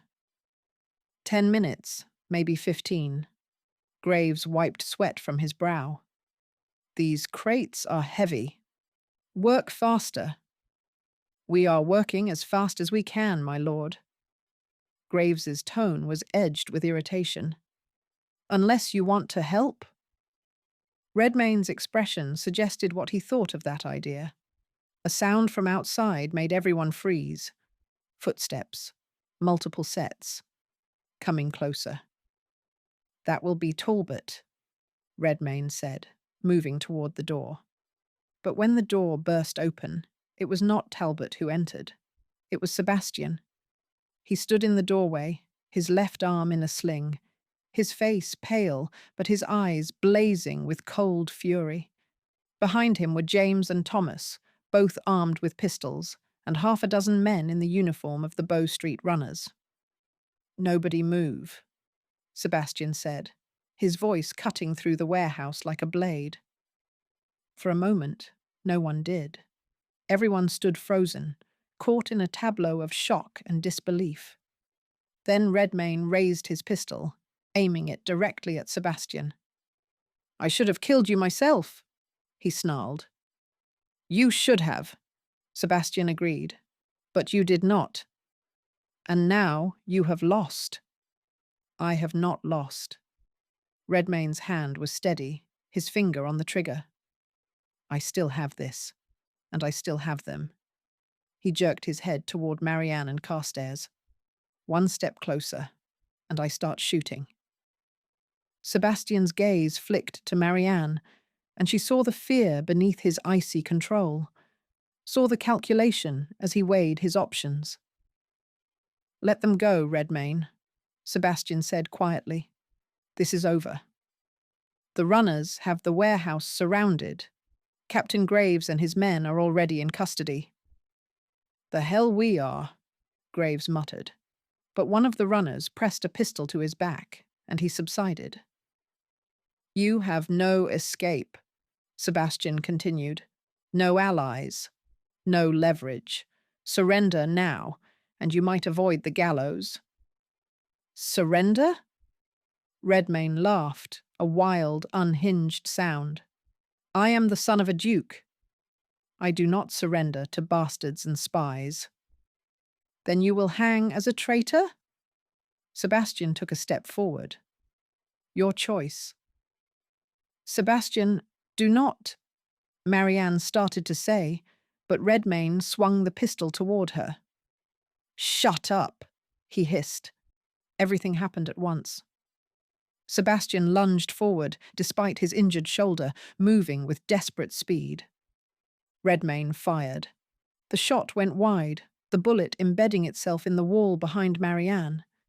And then Sebastian was on him, his right hand closing around Redmayne's wrist, forcing the pistol up and away. They struggled, crashing into a stack of crates, both fighting for control of the weapon. The runners surged forward, seizing Graves and his men. James and Thomas rushed to Marianne and Carstairs, cutting their bonds. Marianne scrambled to her feet, her eyes locked on Sebastian and Redmayne as they fought. Sebastian was injured, weakened by blood loss, but he was also trained and desperate. Redmayne was healthy but panicked, his movements wild and uncontrolled. The pistol discharged again, the shot going into the ceiling. Then Sebastian twisted, using Redmayne's momentum against him, and sent him crashing to the floor.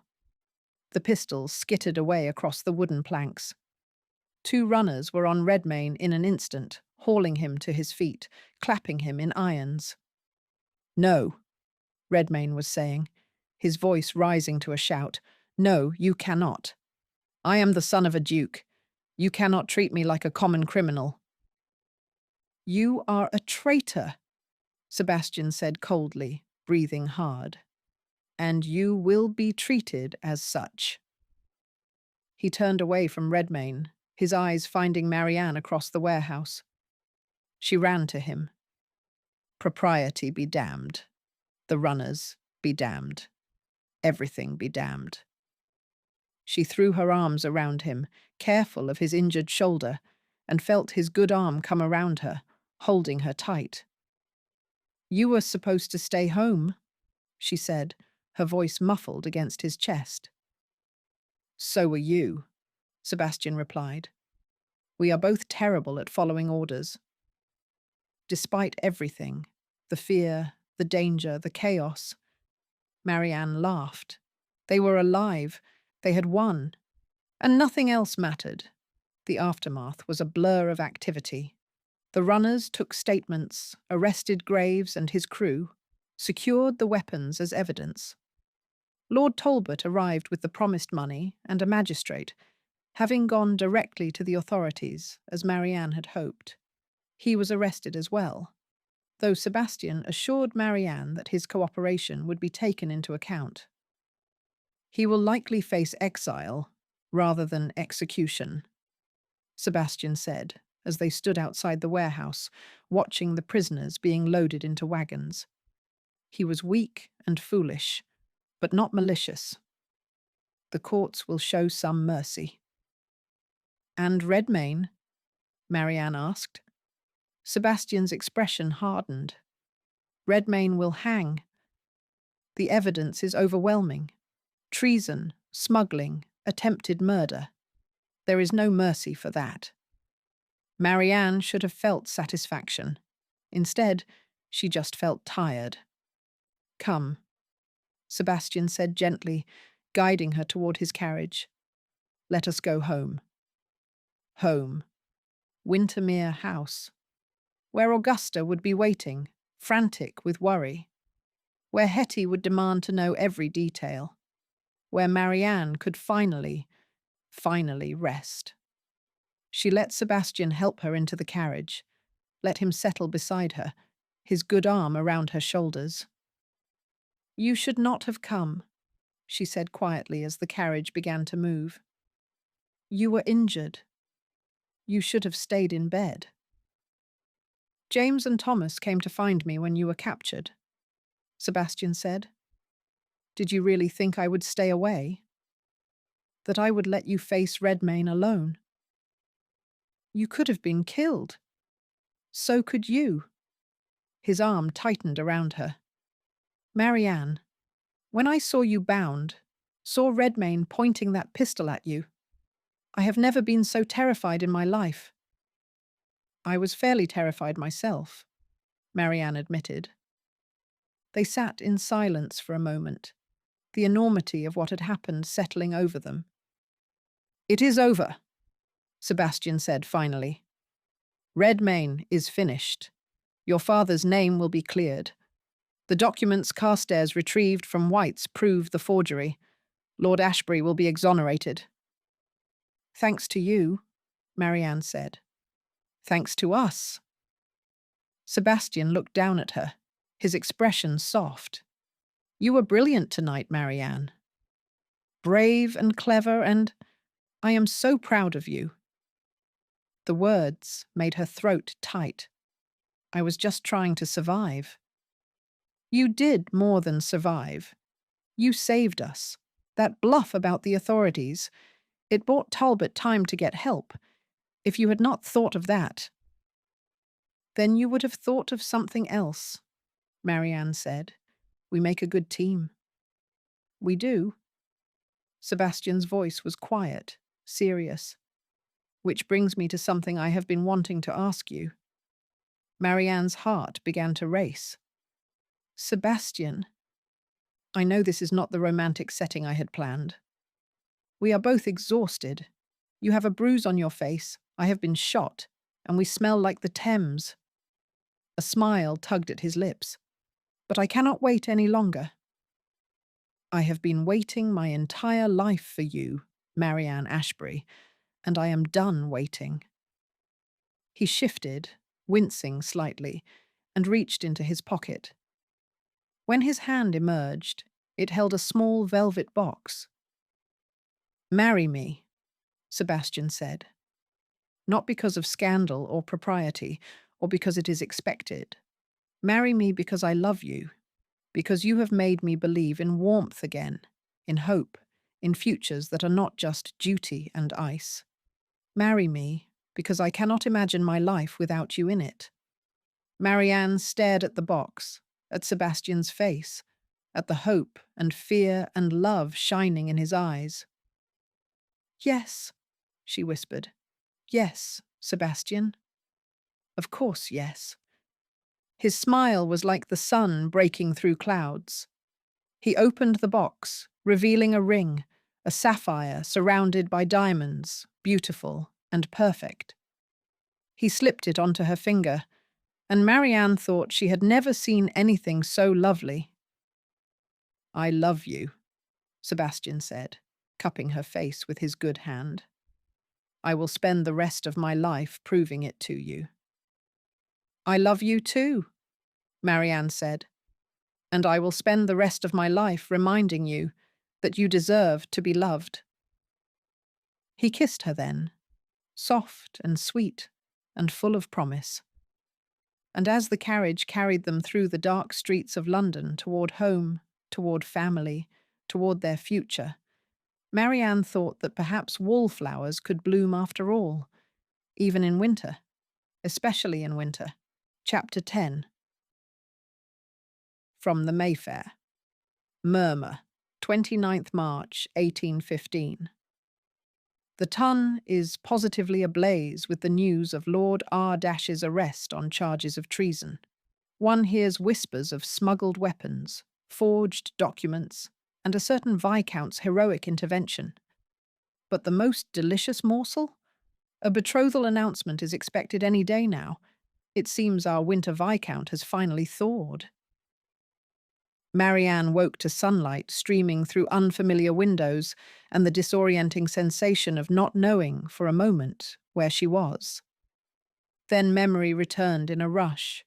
The docks, Redmayne's arrest, Sebastian's proposal, the ring that now sat heavy and precious on her finger. She was in one of Wintermere House's guest chambers, not her usual room, but a larger suite that Augusta had insisted she take after they had returned in the early hours of the morning. You need proper rest, the Dowager Viscountess had said firmly, brooking no argument. And you need space to recover from your ordeal. Marianne sat up slowly, wincing at the stiffness in her muscles. Her wrists were bandaged where the ropes had cut into them, and her cheek was tender where Redmayne had struck her. But she was alive, safe, and engaged to the man she loved. The thought made her smile despite the aches. A soft knock at the door interrupted her reverie.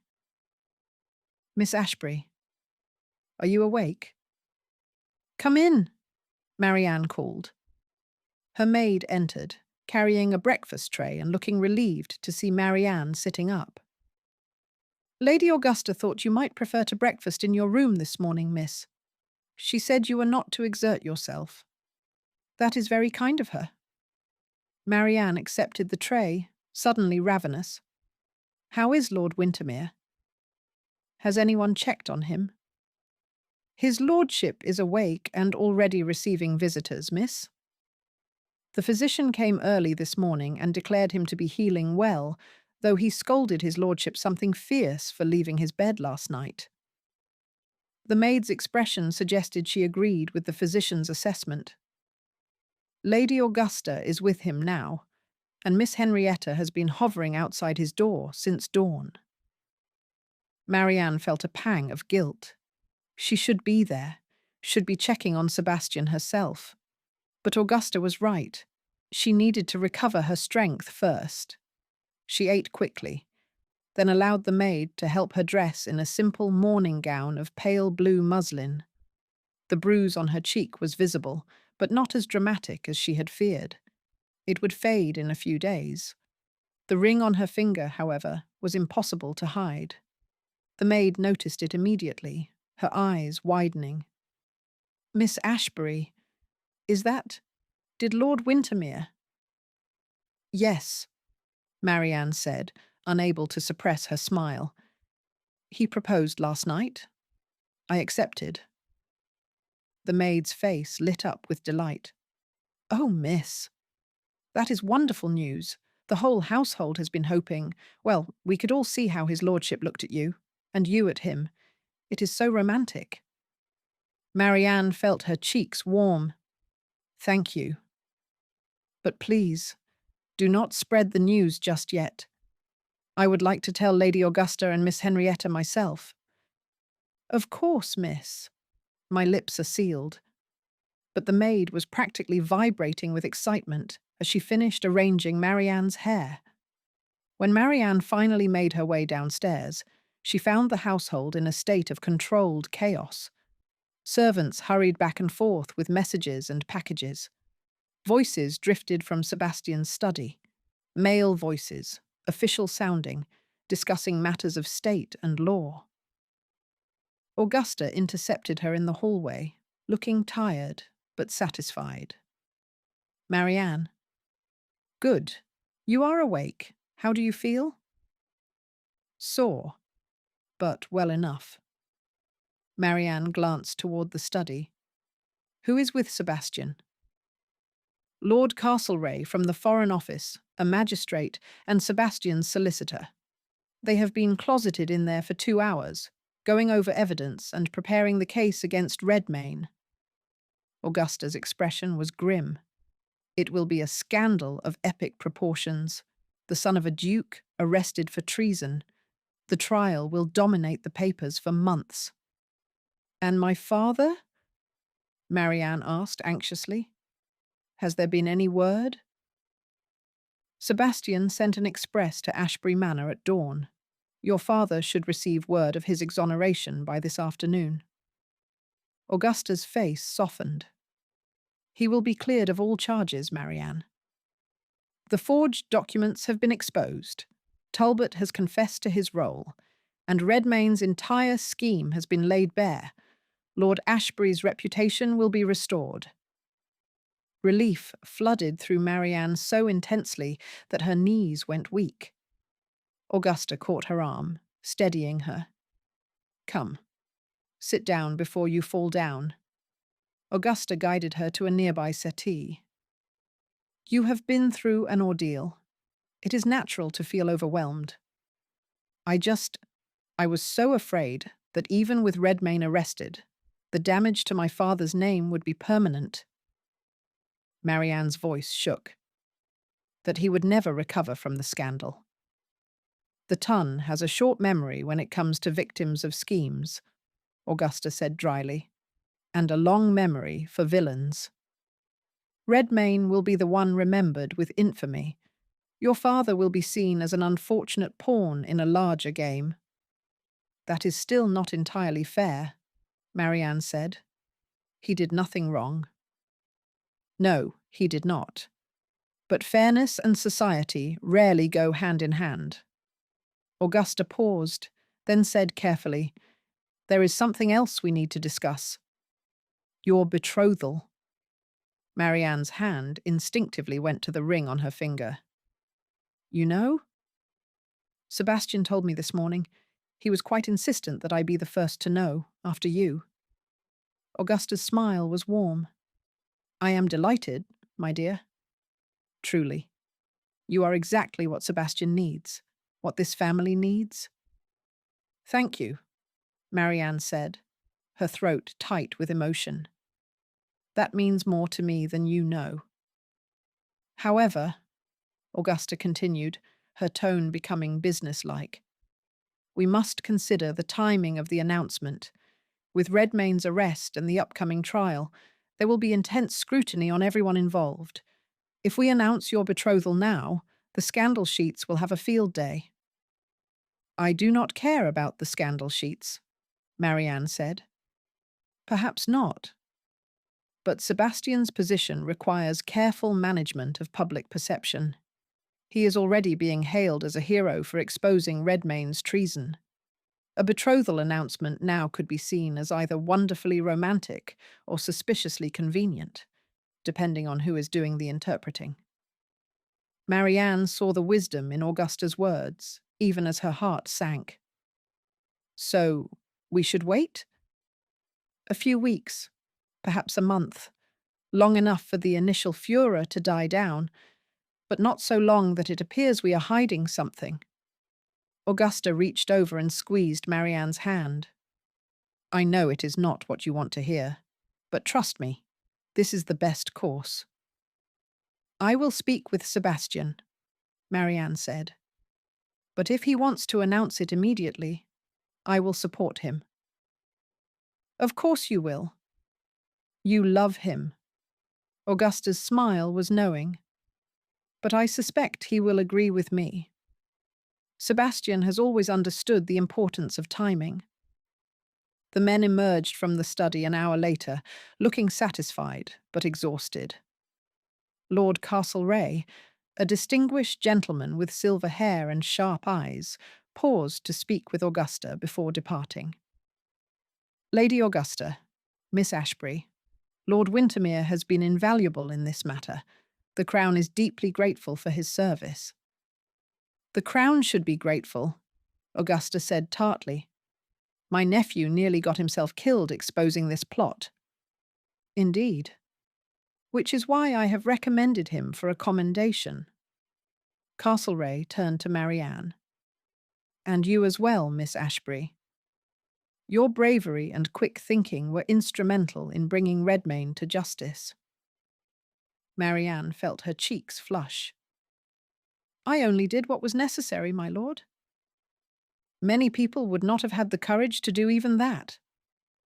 Castlereagh bowed. You have the gratitude of the Foreign Office, Miss Ashbury, and my personal admiration. After the officials departed, Marianne finally had a chance to see Sebastian alone. She found him in the library, standing by the window despite the physician's orders to rest. His left arm was still in a sling, and he looked pale and drawn, but his eyes lit up when he saw her. Marianne. He crossed to her immediately, his good hand reaching for hers. How are you? I wanted to come to you this morning, but Augusta insisted you needed rest, and then Castlereagh arrived. I am fine, Marianne assured him, squeezing his hand. Sore, but fine. How is your shoulder? Painful, but healing. Sebastian's gaze travelled over her face, lingering on the bruise. His jaw tightened. When I think of Redmayne striking you, do not. Marianne reached up, touching his cheek. It is over. He is in custody. We are safe. We are. Sebastian turned his face into her palm, pressing a kiss there. And we are engaged. Which still feels like a dream. A very real dream. Marianne held up her hand, letting the sapphire catch the light. I have the ring to prove it. Sebastian smiled, but there was something troubled in his expression. Augusta spoke to you about the announcement? She did. She thinks we should wait a few weeks. And what do you think? Marianne considered. I think she is probably right. The timing is delicate. But Sebastian, if you want to announce it now, I will stand beside you. I am not ashamed of our betrothal. Neither am I.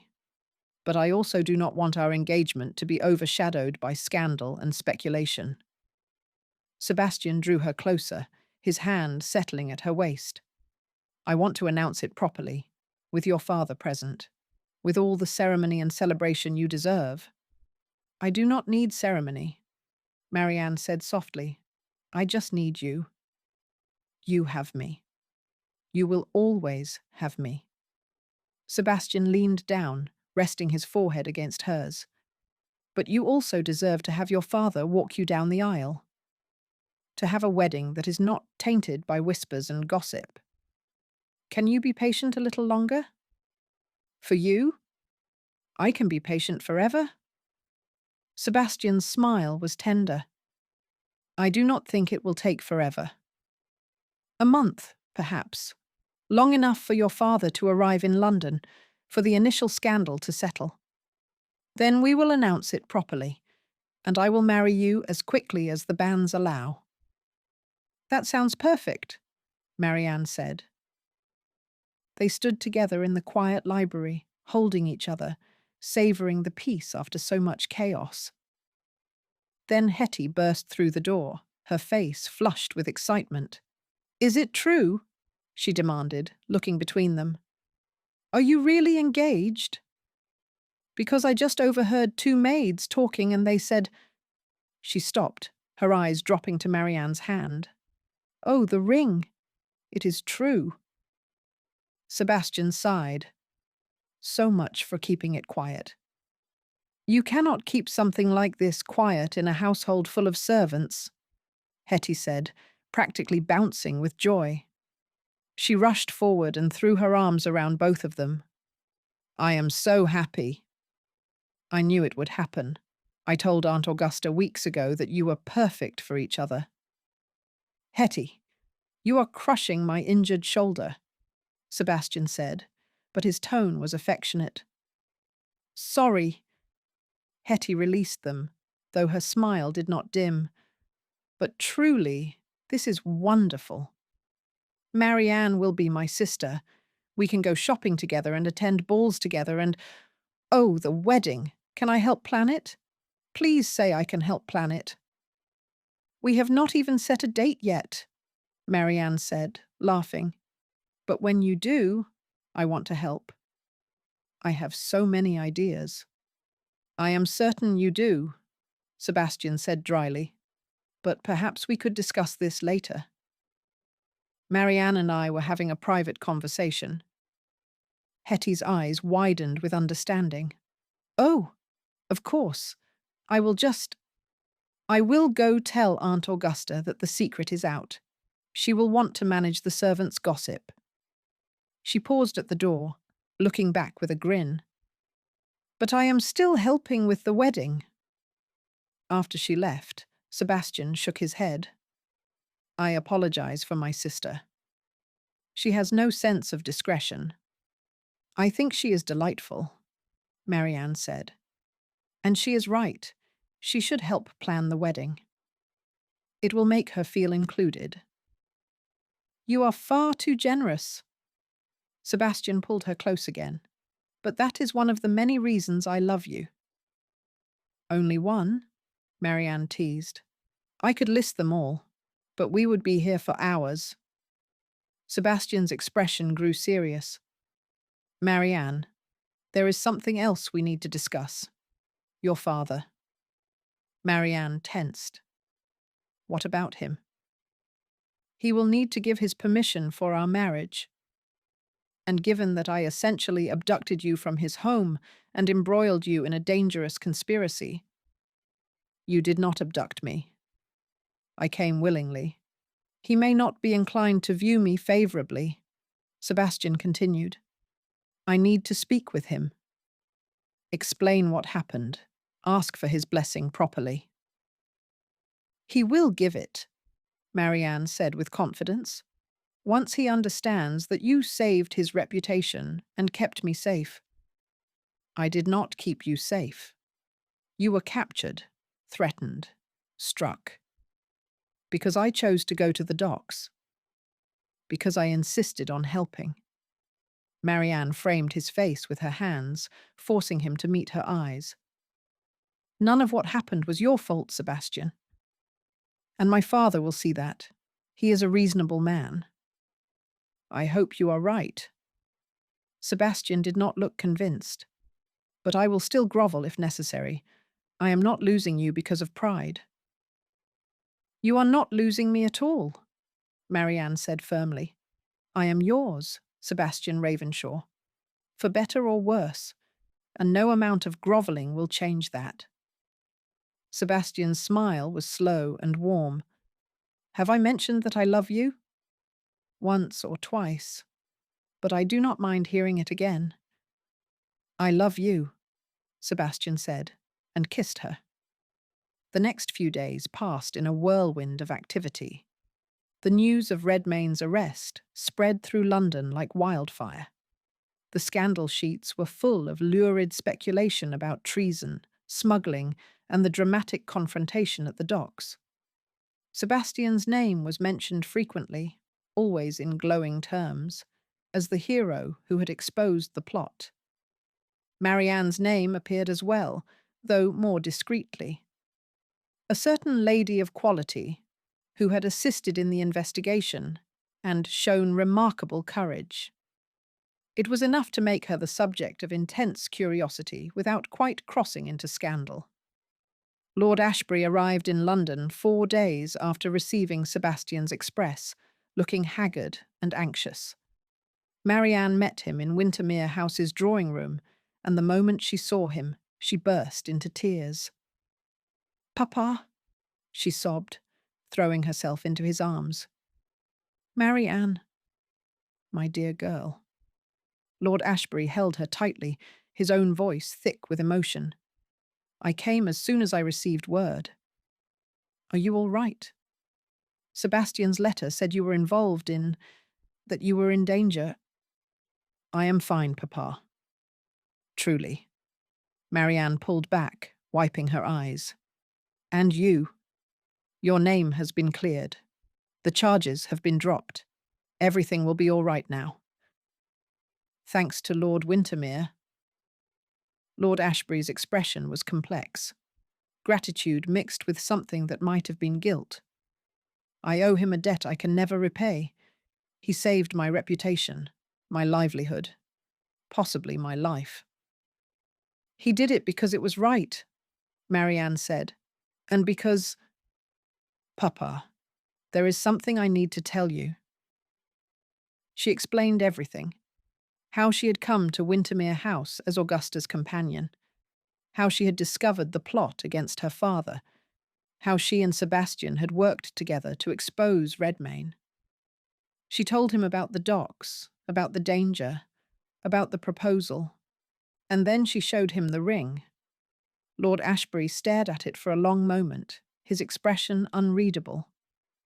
"You are engaged," he said finally, "to Lord Wintermere." "Yes." Marianne's heart was pounding. "Papa, I know this must be a shock, and I know the circumstances are unusual, but I love him, and he loves me, and I very much hope, that you will give us your blessing." Lord Ashbury was silent, and Marianne felt panic rising in her chest. What if he refused? What if he forbade the marriage? Then her father smiled, a genuine, warm smile that reached his eyes. "My dear girl," he said gently, "I would be honoured to give you to a man like Sebastian Ravenshaw. He is everything I could hope for in a son-in-law, honourable, brave, intelligent, and more importantly, he clearly adores you." Relief flooded through Marianne. "You mean it?" "I do. Though I will still need to speak with him formally. Make sure he understands that if he ever hurts you, he will answer to me." Lord Ashbury's tone was light, but there was steel beneath it. I think he would expect nothing less, Marianne said, laughing through fresh tears. Sebastian's formal interview with Lord Ashbury took place that evening in the library. Marianne was not present. Propriety demanded that the men speak privately, but she paced the hallway outside, too anxious to sit still. Augusta found her there and shook her head with amusement. "You are going to wear a hole in the carpet. What if Papa changes his mind? What if Sebastian says something wrong? Your father already gave his approval, and Sebastian is perfectly capable of conducting himself appropriately." Augusta guided Marianne to a nearby chair. "Sit. Breathe. Trust them." Marianne tried, but every minute felt like an hour. Finally, after what seemed like an eternity, the library door opened. Sebastian and Lord Ashbury emerged, both looking satisfied. "Well?" Marianne demanded, jumping to her feet. "Your father has given his blessing," Sebastian said, his smile warm, "and his permission. We can announce the betrothal whenever we choose. Though I would recommend waiting until after Redmayne's trial," Lord Ashbury added. "Let the scandal die down first. Give yourselves a chance to enjoy your engagement without the weight of public scrutiny."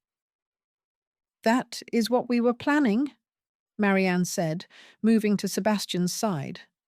He immediately took her hand, threading his fingers through hers. Lord Ashbury watched them with an expression of mingled happiness and melancholy. "You have grown up, Marianne." "When did that happen?" "Gradually," Marianne said softly, "and then all at once." "She has been extraordinary," Sebastian said, "brave and clever and resourceful." "You should be very proud of her, sir." "I am." Lord Ashbury's voice was rough. "I always have been. But I confess, I did not fully appreciate just how remarkable she was until now." "Neither did I," Sebastian admitted. "But I intend to spend the rest of my life making sure she knows." Lord Ashbury extended his hand, and Sebastian shook it firmly. "Welcome to the family, Lord Wintermere." "Sebastian, please. We are to be family, after all." "Sebastian, then." Lord Ashbury smiled. "And you must call me William. Or father, if you prefer." "I would be honoured," Sebastian said quietly. Watching them, seeing the respect and affection already forming between the two men she loved most, Marianne felt her heart swell with happiness. Everything was falling into place. That night, after Lord Ashbury had retired to his guest chambers and the household had settled into sleep, Marianne found herself unable to rest. She slipped out of her room and made her way downstairs, drawn by some instinct she could not name. She found Sebastian in the winter garden. He stood by the fountain, his injured arm still in its sling, staring up at the glass ceiling where moonlight filtered through. He looked peaceful, contemplative, and startled when he heard her approach. "Marianne, what are you doing awake?" "I could ask you the same thing." She moved to stand beside him. "Could not sleep?" "Too much on my mind." Sebastian's gaze returned to the sky. "Everything has happened so quickly. A week ago I was preparing for a duel. Now Redmayne is in custody, your father is exonerated, and we are engaged. It feels almost surreal." "It does," Marianne agreed. "But it is real." "We are real." "Yes." Sebastian turned to face her fully, his expression tender. "The most real thing in my life." They stood together in the quiet garden, surrounded by winter blooms and moonlight, and Marianne thought about how far they had both come. "Do you remember the first time we met?" she asked. "In this very garden?" I remember thinking you were the most unusual woman I had ever encountered, Sebastian said. You were not afraid of me. Everyone is afraid of me, or at least wary. But you just looked at me with those sharp eyes and saw right through all my carefully constructed walls. I saw someone who was lonely, Marianne said softly. Someone who had forgotten how to let people in. I had. For so long, I thought isolation was strength, that if I did not care, I could not be hurt. Sebastian reached up, tucking a strand of hair behind her ear. And then you arrived, with your questions and your observations, and your stubborn refusal to be intimidated. And you made me want to care again. I am glad, Marianne said, because you deserve to be cared for, Sebastian. You deserve warmth and love and all the things you have denied yourself. I am beginning to believe that, Sebastian said, because of you. He leaned down and kissed her, soft and sweet, a promise of all the tomorrows they would share. When they finally pulled apart, Marianne rested her head against his chest, listening to the steady beat of his heart. What happens now? She asked. Now? We wait for the trial. We announce our betrothal. We plan a wedding. Sebastian's arms tightened around her. And then we live, Marianne. We live the life we have fought so hard to have. Together. Together, Marianne echoed. And standing there in the winter garden, wrapped in Sebastian's embrace, she knew that whatever challenges lay ahead, they would face them side by side. The Wallflower and the Winter Viscount, blooming together. Chapter 11.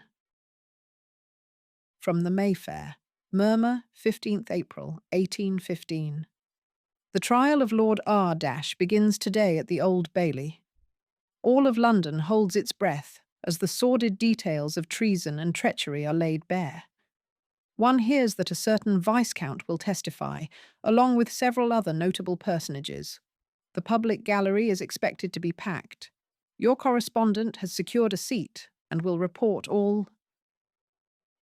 The morning of Redmayne's trial dawned grey and cold, with a persistent drizzle that matched the sombre mood pervading Wintermere House. Marianne stood before her mirror, adjusting the severe lines of her dark green walking dress. She had chosen the colour deliberately, not quite mourning, but serious enough to convey the gravity of the occasion.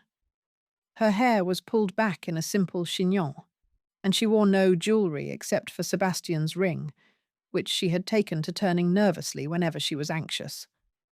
She was turning it now. A knock at the door made her start. Come in. Augusta entered, already dressed in an elegant ensemble of charcoal grey. Her expression was composed, but Marianne could see the tension around her eyes. Are you ready? Augusta asked. As ready as I will ever be. Marianne took a deep breath. Have you seen Sebastian this morning? He has been in his study since dawn, reviewing his testimony with his solicitor. Augusta moved to stand beside Marianne, meeting her eyes in the mirror. He is worried about you. About what you will hear today. I know. Marianne had tried to convince Sebastian that she did not need to attend the trial, that she could wait at home for news. But he had been adamant that she understand the full scope of what Redmayne had done, and what her own actions had helped prevent. The prosecution will call you to testify, Augusta said quietly. Probably tomorrow or the day after. Are you prepared for that?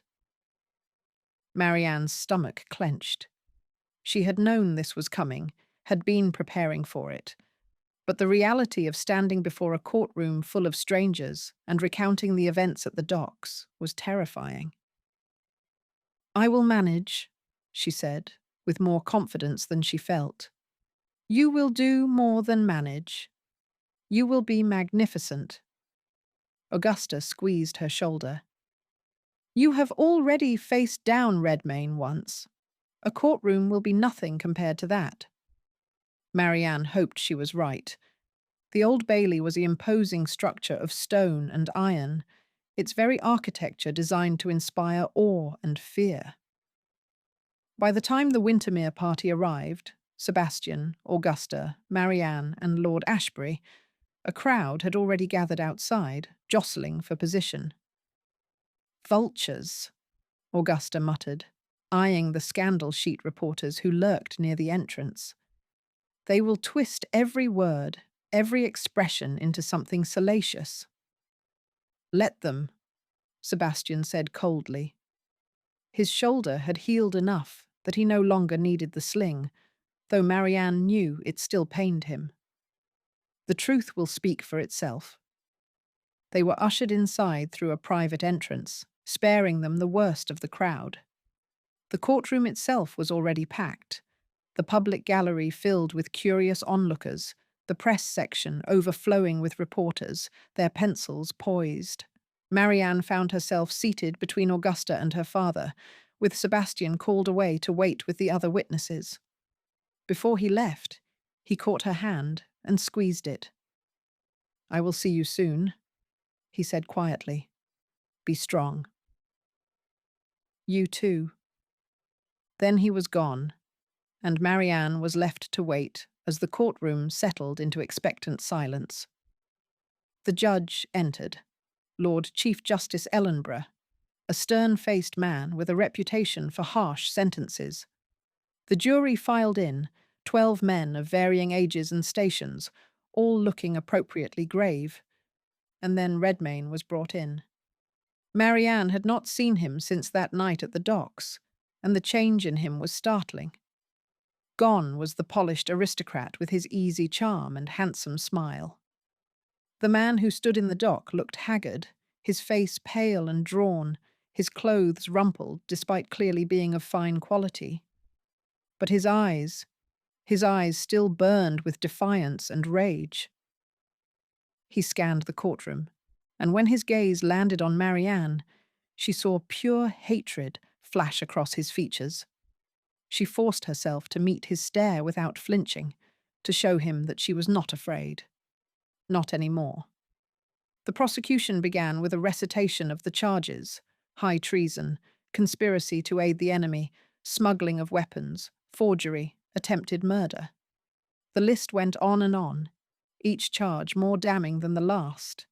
Redmayne's barrister, a thin, nervous man named Mr. Hartwell, entered a plea of not guilty on all counts. The trial had begun. The first witness called was Lord Castlereagh.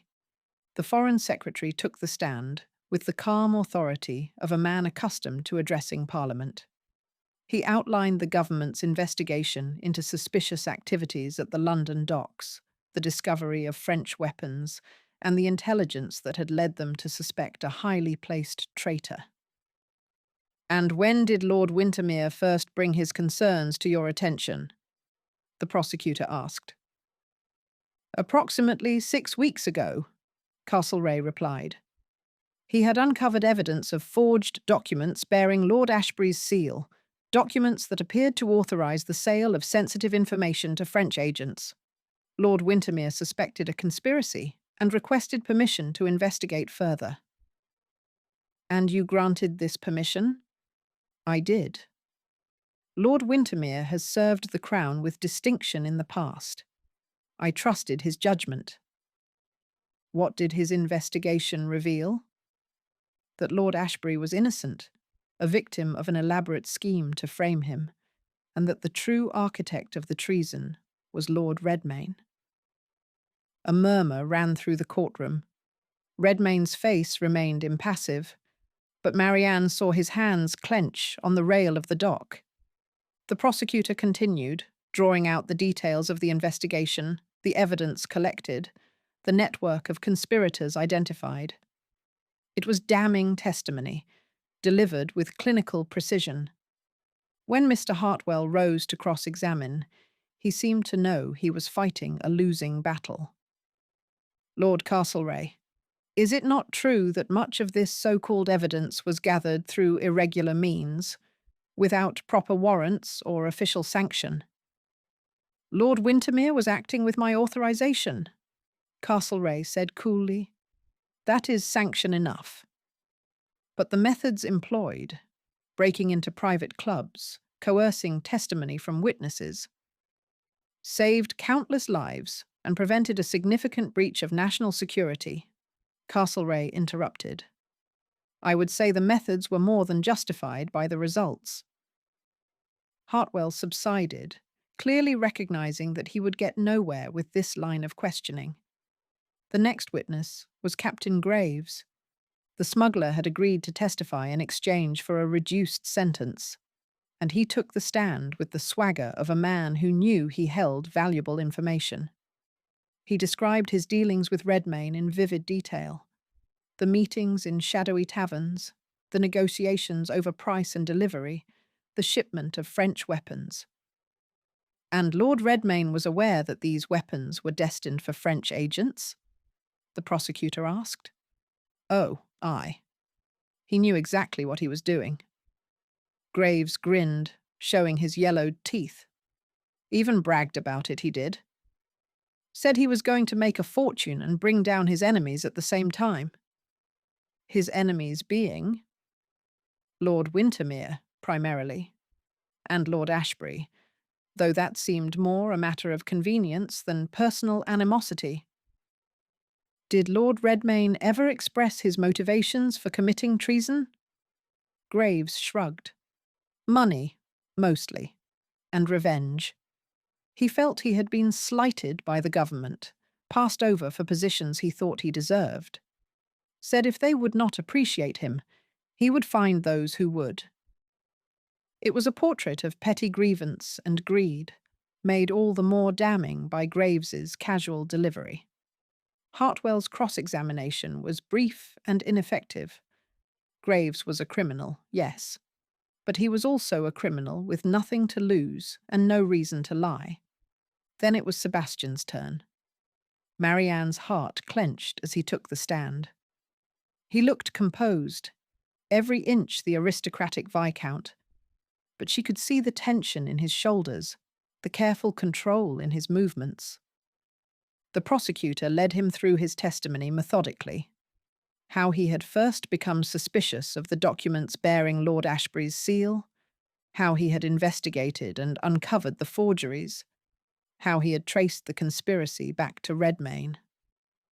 And what was Lord Redmayne's reaction when you confronted him with your suspicions? The prosecutor asked. He denied everything. Then he arranged for Lord Ashford to challenge me to a duel. Sebastian's voice was flat, emotionless.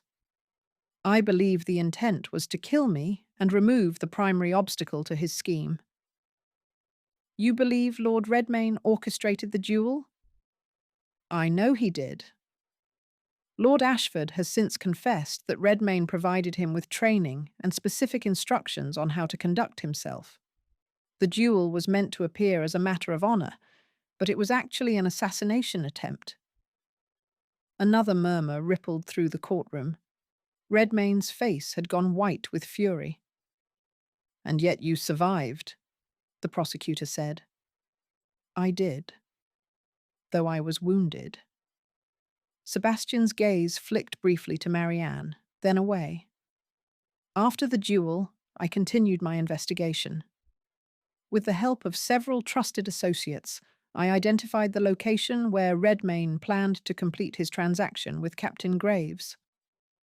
The warehouse at Wapping? Yes. And what happened when you arrived at that warehouse? Sebastian described the scene in careful detail. The weapons, the negotiations, the confrontation. He did not mention Marianne by name. They had agreed beforehand that her involvement would be minimized in his testimony to protect her from excessive scrutiny, but he made it clear that he had not acted alone.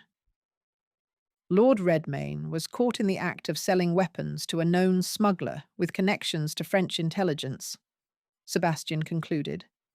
There can be no doubt of his guilt. Hartwell rose for cross-examination, and Marianne tensed. Lord Wintermere, is it not true that you have long harboured a personal animosity toward my client? I have harboured a professional wariness, Sebastian corrected. Lord Redmayne and I have disagreed on matters of policy and principle for years. But this investigation was not motivated by personal feelings. It was motivated by evidence of treason.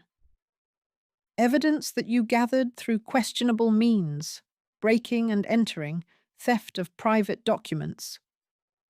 I gathered evidence through means authorized by the Foreign Office, Sebastian said, his voice hardening. And I would do it again without hesitation if it meant protecting this country from traitors. You speak of protecting the country, yet you yourself have operated outside the bounds of law. I have operated within the bounds of necessity, Sebastian interrupted. When the security of the realm is at stake, certain measures are required. Measures that men like you, sitting comfortably in your offices, may find distasteful, but are nonetheless essential. The courtroom erupted in applause. The judge banged his gavel, calling for order, but the damage was done. Sebastian had positioned himself as a patriot and Redmayne as a traitor. No amount of legal manoeuvring could change that. Hartwell sat down, looking defeated. The trial continued through the afternoon, with witness after witness taking the stand to testify against Redmayne.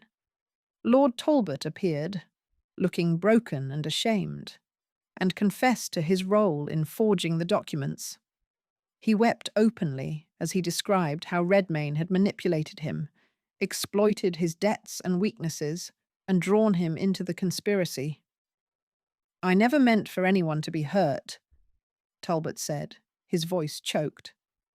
I thought it was just about money, about helping Redmayne with some business dealings. I did not realize the scope of what he was planning until it was too late. And yet you continued to assist him, the prosecutor said, not unkindly. I was afraid. He threatened to expose my debts, to ruin me. I was a coward. Talbot looked directly at Lord Ashbury, who sat in the gallery. I am so sorry, William. I betrayed your friendship. I betrayed everything we stood for. I will regret it for the rest of my life.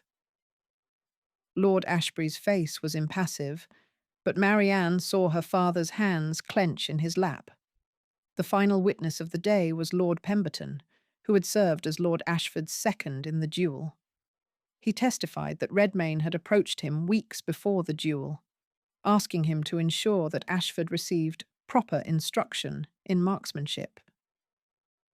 Did you understand what Lord Redmayne meant by that? The prosecutor asked.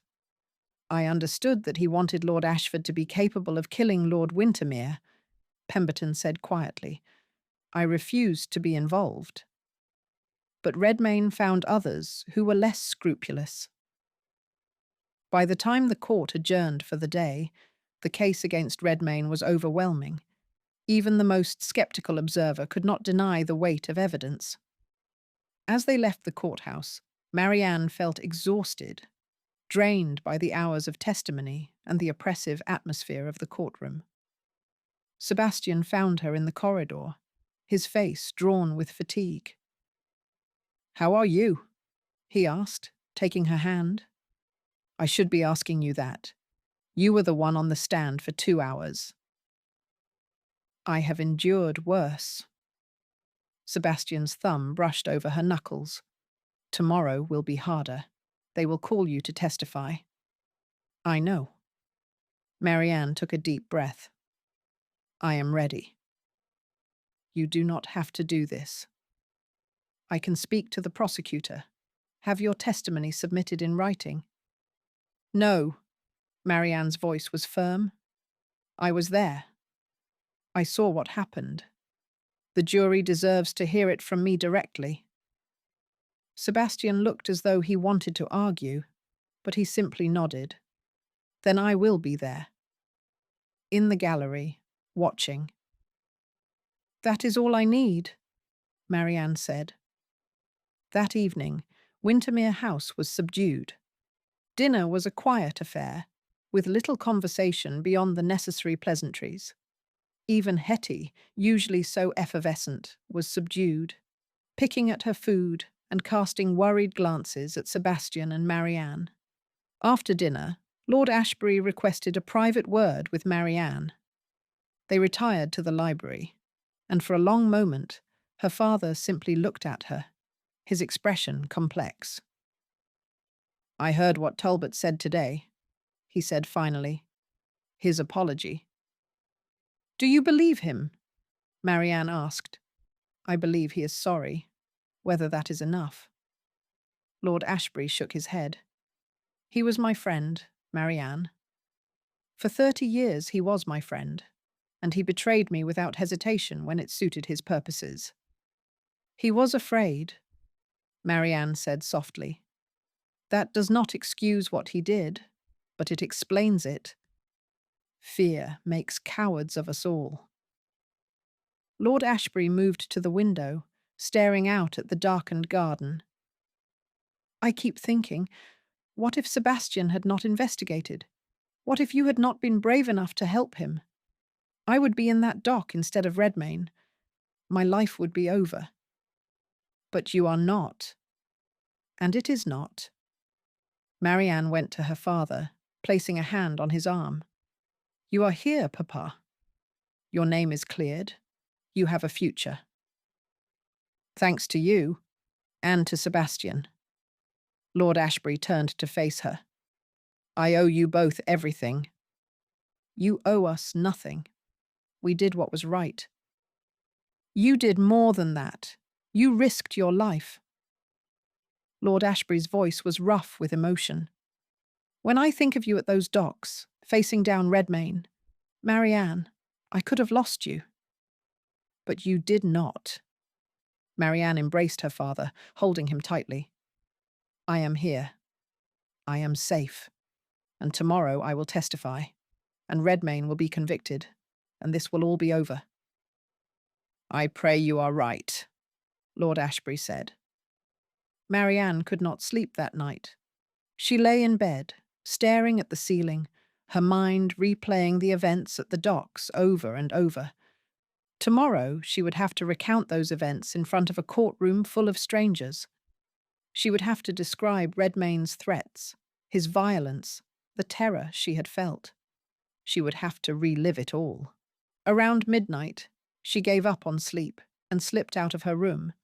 She made her way downstairs, intending to find a book in the library to distract herself. Instead, she found Sebastian. He was in the library, sitting in one of the leather chairs by the fire, a glass of brandy in his hand. He looked up when she entered, unsurprised. "Could not sleep either?" he asked. "No." Marianne moved to sit in the chair beside him. "Too much on my mind."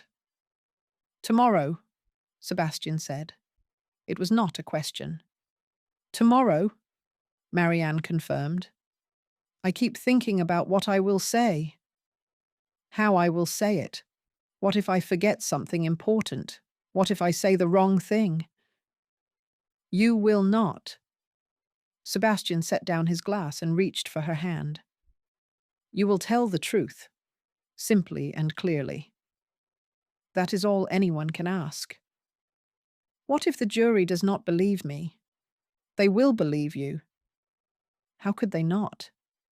Sebastian's gaze was intense. "You are the most honest, forthright person I have ever known, Marianne. When you speak, people listen. They trust you." "I hope you are right." "I am right." Sebastian pulled her from her chair and into his lap, wrapping his arms around her. "And I will be there. Every moment. You will not be alone." Marianne rested her head against his shoulder, drawing comfort from his solid presence. "I am afraid," she admitted quietly. "I know. But you are also brave. Braver than you realize." Sebastian pressed a kiss to her temple. "And when this is over, when Redmayne is convicted and sentenced, we will announce our betrothal. We will plan our wedding. We will start our life together." "That sounds wonderful," Marianne said. "It will be wonderful. I promise you.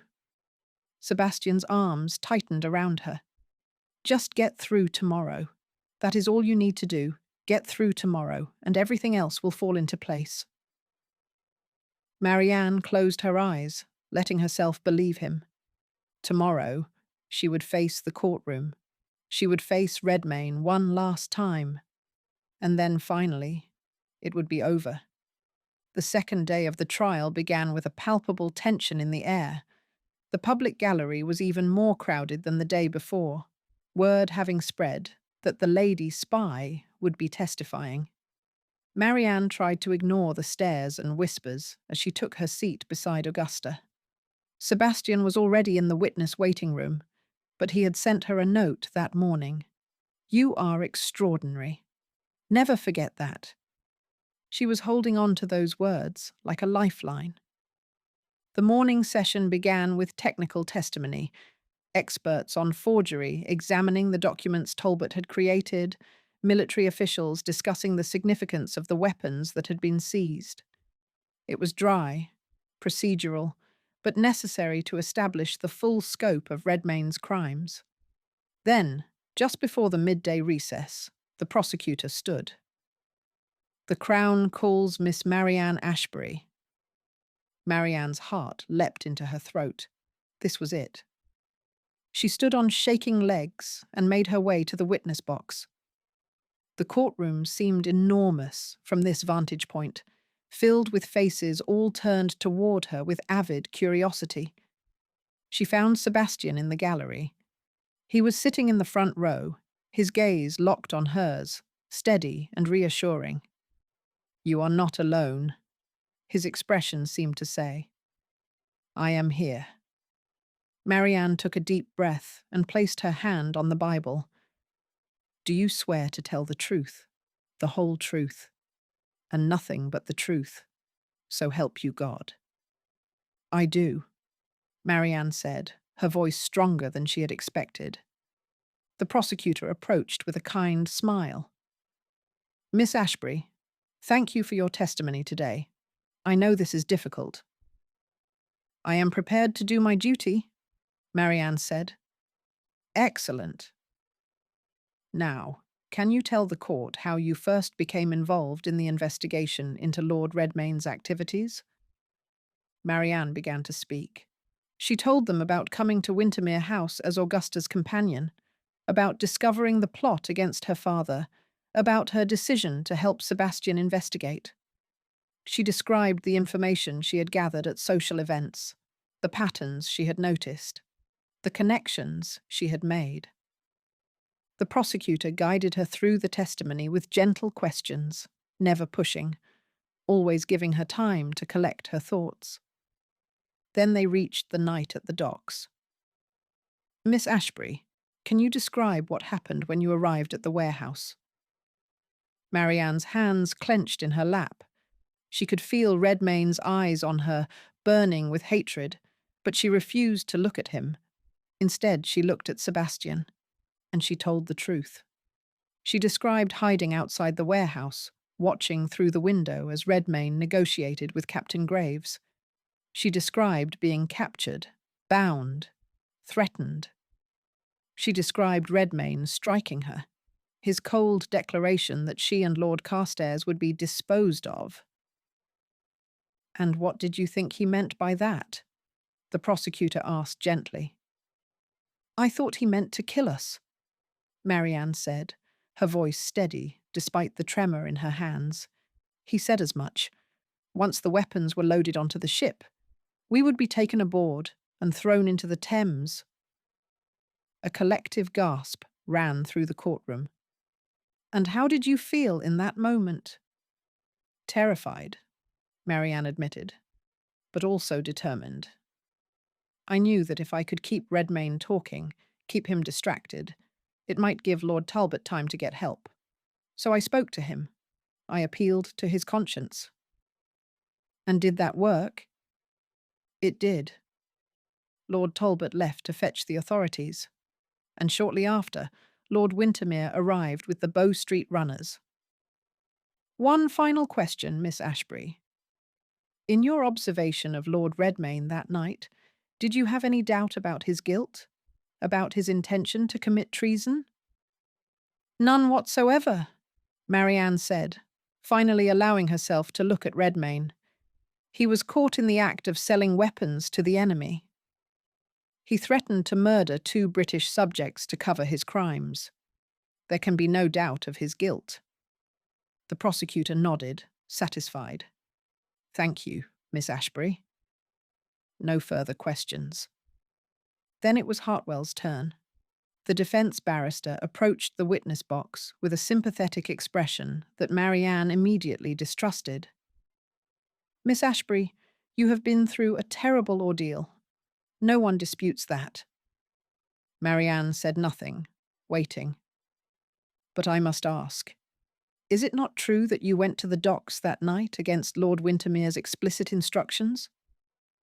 Lord Wintermere asked me to stay home. I chose not to. You chose to disobey him, to put yourself in danger. I chose to help stop a traitor, Marianne corrected. Or perhaps you chose to insert yourself into a situation you did not fully understand, motivated by romantic feelings for Lord Wintermere? Marianne felt her cheeks flush, but she kept her voice level. My feelings for Lord Wintermere are irrelevant to the facts of this case. Lord Redmayne committed treason. I witnessed it. That is what matters. But your feelings do colour your perception, do they not? You want to believe Lord Wintermere is a hero, so you interpret events in a way that supports that narrative. I interpret events based on what I saw and heard, Marianne said firmly. Lord Redmayne was selling weapons to the enemy. He threatened to kill me. Those are facts, not interpretations. Hartwell tried several more angles of attack, but Marianne held firm. She refused to be rattled, refused to let him twist her words or undermine her testimony. Finally, looking frustrated, Hartwell dismissed her. Marianne stepped down from the witness box on trembling legs.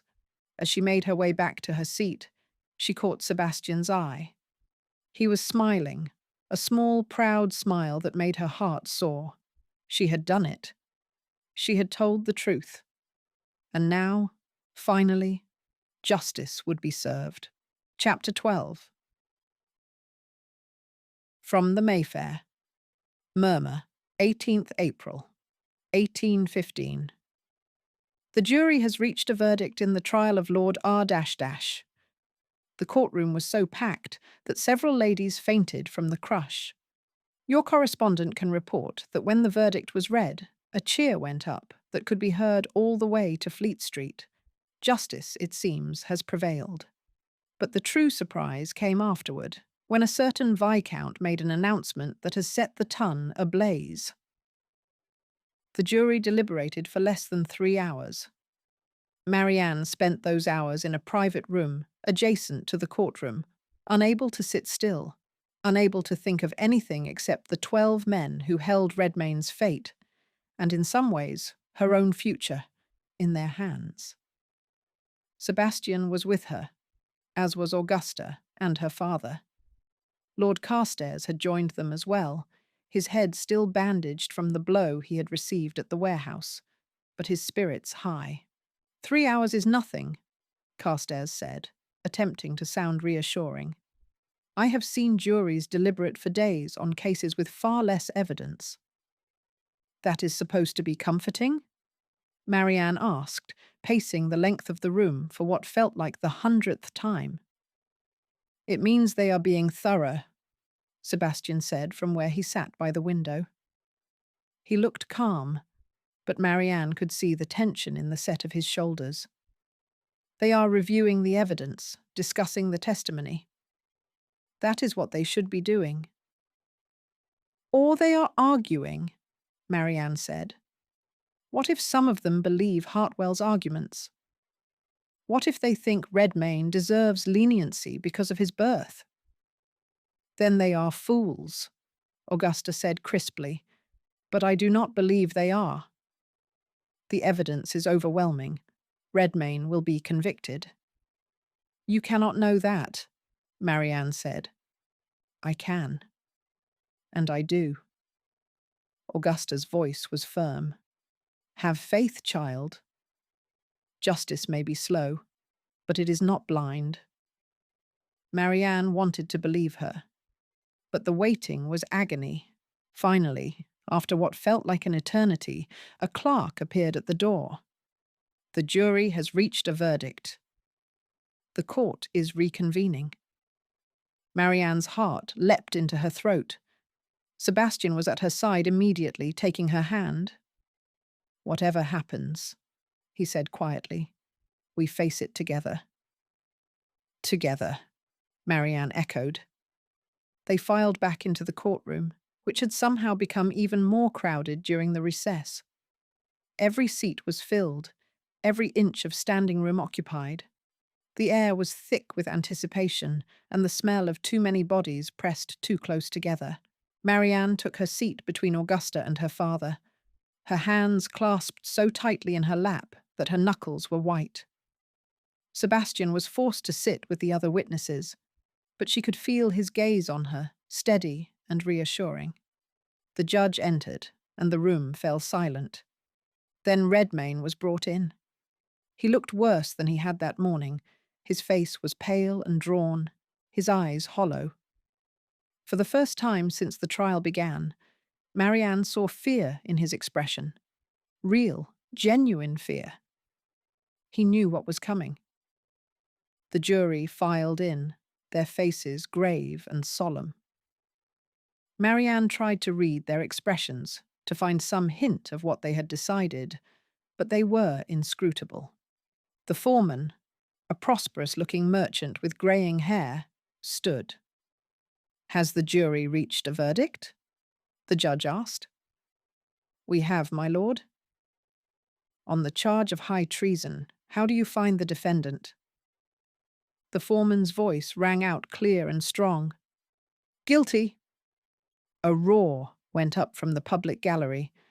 The judge banged his gavel, calling for order, but the noise continued. Cheers and applause and shouts of approval. Marianne felt tears streaming down her face. Beside her, Augusta squeezed her hand. Her father's arm came around her shoulders. On the charge of conspiracy to aid the enemy, how do you find the defendant? Guilty. On the charge of smuggling weapons, how do you find the defendant? Guilty. On and on it went, charge after charge, and every answer was the same. Guilty. Guilty. Guilty. By the time the foreman finished, Redmayne had collapsed in the dock, his head in his hands. Whether he was weeping or simply overcome, Marianne could not tell. She found she did not care. The judge waited for the courtroom to quiet, then turned his attention to Redmayne. Lord Redmayne, you have been found guilty of high treason and numerous other crimes against the Crown. Have you anything to say before I pass sentence? Redmayne raised his head. His face was blotchy, his eyes red, but there was still defiance in his expression. I am the son of a duke, he said, his voice hoarse. I demand— You are a traitor, the judge interrupted coldly. Your birth means nothing in the face of your crimes. You have betrayed your country, endangered countless lives, and shown no remorse for your actions. The law is clear on the punishment for such offences. He paused, and the courtroom held its collective breath. You will be taken from this place to a place of execution, where you will be hanged by the neck until you are dead. May God have mercy on your soul. The gavel came down with a sound like thunder. Redmayne screamed, a raw animal sound of rage and despair. Guards seized him as he lunged toward the judge, dragging him back, forcing him toward the door that led to the cells below. As he was pulled past the gallery, his eyes found Marianne. This is your fault, he shrieked. You and that bastard Wintermere, you destroyed me. I will see you both in hell. You will see hell long before we do, Augusta said coldly. Then he was gone, his screams echoing through the corridors until they faded into silence. The courtroom erupted into chaos, reporters rushing for the exits to file their stories, spectators arguing and exclaiming, lawyers gathering their papers. The judge departed, his work done. Marianne sat frozen, unable to process what had just happened. It was over. Redmayne had been convicted. He would hang. Justice had been served. Marianne. Her father's voice was gentle. Are you all right? Yes, I think so. She looked up at him, then at Augusta. Is it really over? It is really over, Augusta confirmed. Redmayne will never threaten anyone again. Sebastian appeared at her side, having fought his way through the crowd. Without a word, he pulled her to her feet and into his arms, holding her tightly. You were magnificent, he murmured against her hair. So brave, so strong. I was terrified, Marianne admitted. That is what made you brave. Sebastian pulled back just enough to look at her face. It is over, Marianne. We won. We won, she repeated, and finally allowed herself to believe it. The celebration that evening at Wintermere House was subdued but heartfelt. Augusta had arranged a private dinner for the family and close friends, Lord Carstairs, Lord Castlereagh, and a few others who had been instrumental in bringing Redmayne to justice. The mood was one of relief rather than triumph, a collective exhale after weeks of tension. To justice, Lord Castlereagh said, raising his glass, and to those who fought for it. To justice, the others echoed. Marianne sipped her wine, feeling the warmth spread through her chest. Across the table, Sebastian caught her eye and smiled, a real smile, warm and unguarded. After dinner, as the guests mingled in the drawing room, Lord Ashbury pulled Marianne aside. I have been thinking, he said, about the future. About what comes next. What do you mean? Marianne asked. I mean that I will be returning to Ashbury Manor soon. My business in London is concluded, and I have an estate to manage. He paused. But you have a life here now, a future with Sebastian. Papa, I am not saying this to make you feel guilty, Lord Ashbury said quickly. I am saying this because I want you to know that I am happy for you. Proud of you. You have found something rare and precious, Marianne. Do not let it go because you feel obligated to return home with me. I would never. Sebastian and I are engaged. Of course I am staying in London. Good. Her father smiled. Then I have only one request. Let me give you away at your wedding. Let me walk you down the aisle and place your hand in Sebastian's. It would be the greatest honour of my life. Marianne's eyes filled with tears. Of course, Papa. I would not want anyone else. They embraced, and Marianne felt a sense of peace settle over her. Everything was falling into place. Later that evening, after the guests had departed and the household had retired, Marianne found herself once again drawn to the winter garden. It had become her refuge, this glass-enclosed sanctuary filled with blooms that defied the season. She stood by the fountain, trailing her fingers through the water, thinking about everything that had happened. I thought I might find you here. She turned to find Sebastian standing in the doorway, his cravat loosened, his jacket discarded. He looked relaxed in a way she had rarely seen him.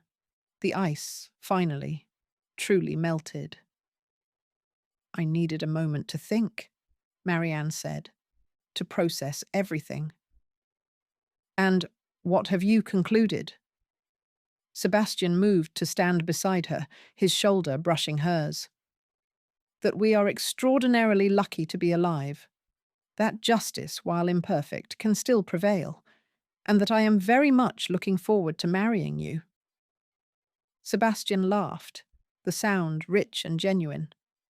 I am very much looking forward to marrying you as well. Which brings me to something I wanted to discuss. Oh? The announcement of our betrothal. Sebastian turned to face her fully. The trial is over. Your father is here. There is no reason to wait any longer. Unless you want to. No, Marianne said immediately. No, I do not want to wait. I want the world to know that I am yours and you are mine. Then we will announce it tomorrow. Sebastian's hands came up to frame her face.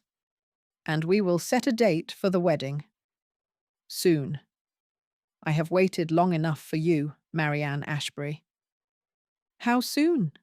Marianne asked, her heart racing. A month, 6 weeks at most. I know it is fast, but... It is perfect, Marianne interrupted. I do not need a grand society wedding with hundreds of guests. I just need you, and our family, and a future together. You will have all of that, Sebastian promised, and more. I will spend the rest of my life making sure you never regret choosing me. I could never regret it. Marianne rose on her toes, pressing a kiss to his lips. You are the best choice I have ever made.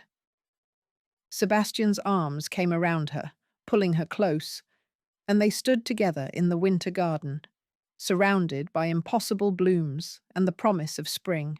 I love you, Sebastian murmured against her hair. More than I thought it was possible to love anyone.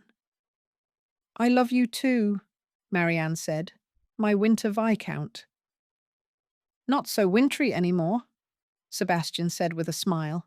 You have thawed me completely.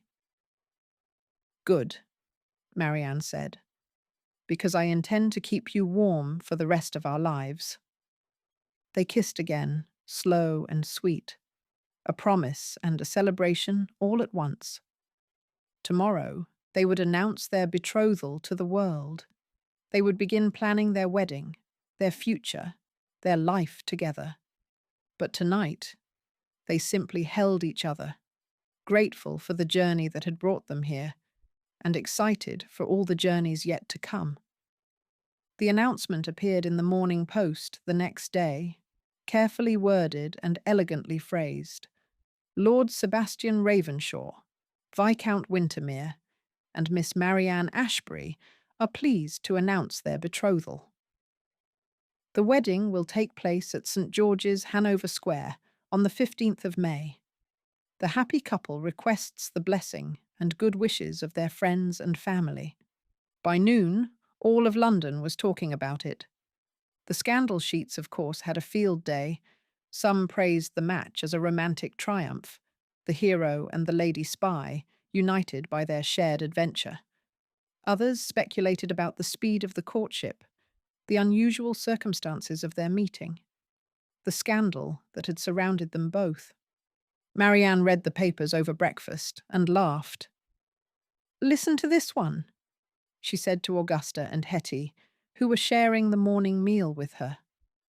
One cannot help but wonder if the Viscount's proposal was motivated by genuine affection or a desire to silence the lady who knows too many of his secrets. As if I would blackmail Sebastian into marrying me. The scandal sheets are written by people with no imagination and too much time, Augusta said dismissively. Ignore them. I intend to. Marianne set the paper aside. Where is Sebastian this morning? Meeting with the vicar at St. George's, Hetty said, practically bouncing in her seat. To arrange the ceremony.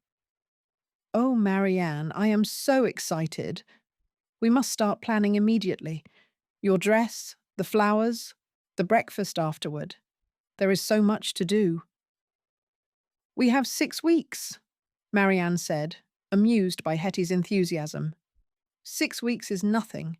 We need to order your dress today, and we need to decide on the guest list, and the menu for the wedding breakfast, and dash dash. Hetty, breathe, Augusta said dryly. Marianne will not be able to plan anything if you exhaust her before we even begin. Sorry, Hetty said, not looking sorry at all. But truly we must start soon. A wedding of this importance requires careful planning. Then let us start this afternoon, Marianne said, after Sebastian returns. I want him involved in the planning as well. Men do not care about wedding planning, Hetty said, with the confidence of someone who had never been married. This man does, came Sebastian's voice from the doorway. He entered the breakfast room, looking pleased. The vicar has agreed to perform the ceremony on the 15th. St. George's is reserved. All that remains is the planning. See, Marianne said to Hetty. He wants to be involved. I want to be involved in everything that concerns you, Sebastian said, bending to press a kiss to Marianne's temple before taking the seat beside her, including choosing the flowers and the menu and whatever else needs choosing. Hetty looked delighted. Then we shall all plan together? This is going to be the most wonderful wedding London has ever seen. Augusta caught Marianne's eye and smiled. I believe she may be right. The next 6 weeks passed in a whirlwind of activity. Marianne's wedding dress was commissioned from London's finest modiste, a confection of ivory silk and delicate lace that made her feel like a princess when she tried it on. Hetty insisted on being involved in every fitting, offering opinions and suggestions with boundless enthusiasm. The guest list was carefully curated: family, close friends, and a select number of society figures whose presence was politically necessary. Sebastian had wanted to keep it small and intimate, but Augusta had gently reminded him that as a viscount, certain obligations had to be met. We can have a small, private ceremony if you prefer, Augusta had said, but people will talk. They will say you are ashamed of the match, or that there is some scandal you are trying to hide. There is no scandal, Sebastian had said firmly, and I am not ashamed. I am proud. I want everyone to know that Marianne is mine. So the guest list grew, though it remained manageable. 200 guests, Augusta declared, was the absolute maximum. Marianne spent her days in a pleasant haze of planning and preparation.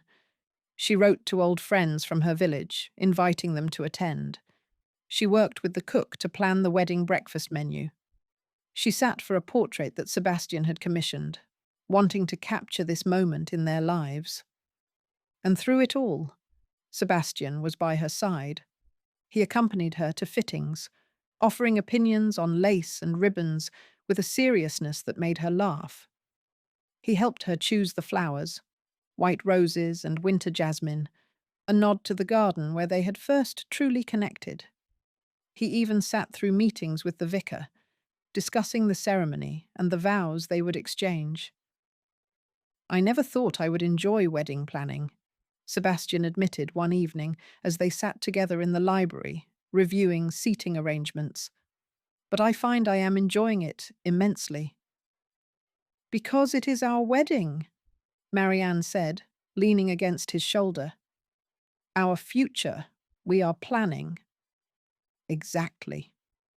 Sebastian pressed a kiss to her hair. Every detail matters because it is ours. They worked in comfortable silence for a while, making notes and adjustments. Then Sebastian set down his pen and turned to face her. There is something I want to ask you, he said. About the wedding night? Marianne felt her cheeks warm. Oh? I know that traditionally, couples are expected to... That is, there is an expectation of... Sebastian stopped, looking uncharacteristically flustered. What I am trying to say is that I do not want you to feel pressured. If you need time, if you want to wait. Sebastian. Marianne placed her hand over his. I am not afraid. I trust you, completely. I just want you to be comfortable, to feel safe. I do feel safe. With you, I always feel safe. Marianne smiled. And I am very much looking forward to our wedding night. All of it. Sebastian's expression softened. As am I. I just needed you to know that there is no rush. We have the rest of our lives. We do, Marianne agreed. But I would very much like to start that life as soon as possible. Sebastian laughed and pulled her into his arms. 6 more weeks. I can wait 6 more weeks. So can I, Marianne said. Barely. As the wedding day approached, Marianne found herself growing increasingly nervous. Not about marrying Sebastian. She had never been more certain of anything in her life. But about the ceremony itself, the spectacle of it, the hundreds of eyes that would be watching her. What if I trip walking down the aisle? She asked Augusta one morning, 3 days before the wedding. What if I forget my vows? What if you stop borrowing trouble and simply enjoy the moment? Augusta interrupted gently. Marianne, you have faced down a traitor at gunpoint. You have testified in a court of law. You have survived scandal and danger and emerged stronger for it. A wedding ceremony is nothing compared to that. A wedding ceremony is terrifying, Marianne said. All those people, all that attention, will be focused on how beautiful you look and how happy Sebastian is, Augusta said firmly. No one will notice if you stumble slightly or if your voice shakes during the vows. They will only see 2 people in love, beginning their life together. You make it sound so simple. It is simple. You love Sebastian. He loves you. Everything else is just decoration. Augusta smiled. Trust me, child. The day will be perfect, because you will be together. That is all that matters. Marianne took a deep breath and nodded. You are right. I am overthinking this. You are. But that is understandable. It is a big day. Augusta squeezed her hand. Now, let us go over the schedule one more time, just to ease your mind. They spent the next hour reviewing every detail of the wedding day, from the timing of the ceremony to the order of the toasts at the breakfast. By the time they finished, Marianne felt calmer, more centered. She could do this. She would do this. And in 3 days, she would be Lady Wintermere. The thought made her smile. The night before the wedding, Marianne's father requested a private word. They sat together in the library, the room that had become so significant in her relationship with Sebastian, and for a long moment, Lord Ashbury simply looked at her. You have grown so much, he said finally. When did my little girl become this remarkable woman? I have always been remarkable, Marianne said with a smile. You just did not notice because I was quiet about it. Lord Ashbury laughed. Fair point. But truly, Marianne, I am so proud of you, of the woman you have become, of the choices you have made. Even the dangerous ones, Marianne asked, especially the dangerous ones. You could have stayed safe, stayed silent, but you chose to act, to fight for what was right. That takes courage. Lord Ashbury reached into his pocket and pulled out a small velvet box. I wanted to give you this. It was your mother's. Marianne opened the box to find a delicate pearl necklace, simple and elegant. She wore it on our wedding day, Lord Ashbury said quietly, and I hoped you might want to wear it on yours.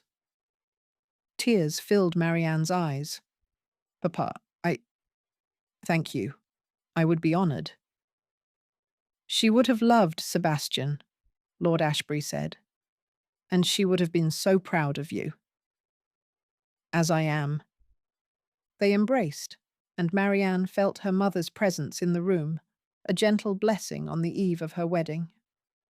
I wish she could be here, Marianne whispered. She is here, Lord Ashbury said, in you, in your strength and your kindness and your courage. She is always with you, Marianne. Marianne nodded, unable to speak past the lump in her throat. Now, Lord Ashbury said, pulling back with a smile, you should get some rest. Tomorrow is a big day, and you will need your strength to manage Sebastian. He has been pacing the halls like a caged lion all evening. Has he? Marianne laughed through her tears. I thought I was the nervous one. You are both nervous, which is perfectly natural. Lord Ashbury kissed her forehead. Sleep well, my dear, and know that tomorrow, when I walk you down that aisle, I will be the proudest father in all of England. Thank you, Papa, Marianne said, for everything. Marianne did not sleep well that night. She tossed and turned, her mind racing with thoughts of the ceremony, the vows, the future that awaited her. Finally, around 3 a.m, she gave up and went to the window, looking out at the darkened garden. Tomorrow, she would marry Sebastian. Tomorrow, her life would change forever. The thought was exhilarating and terrifying in equal measure. A soft knock at her door made her turn. Come in. Augusta entered, wrapped in a dressing gown, carrying 2 cups of warm milk. I thought you might be awake. How did you know? Because I was awake on the night before my wedding as well. It is tradition, I think, the bride's last night of restless anticipation. Augusta handed her one of the cups and settled into the chair by the window. Drink. It will help you relax. Marianne sipped the warm milk, feeling some of the tension ease from her shoulders. Were you nervous? Before your wedding? Terrified, Augusta admitted. I barely knew my husband. It was an arranged match, you see. Politically advantageous for both families. I had met him perhaps 3 times before we wed. That must have been frightening.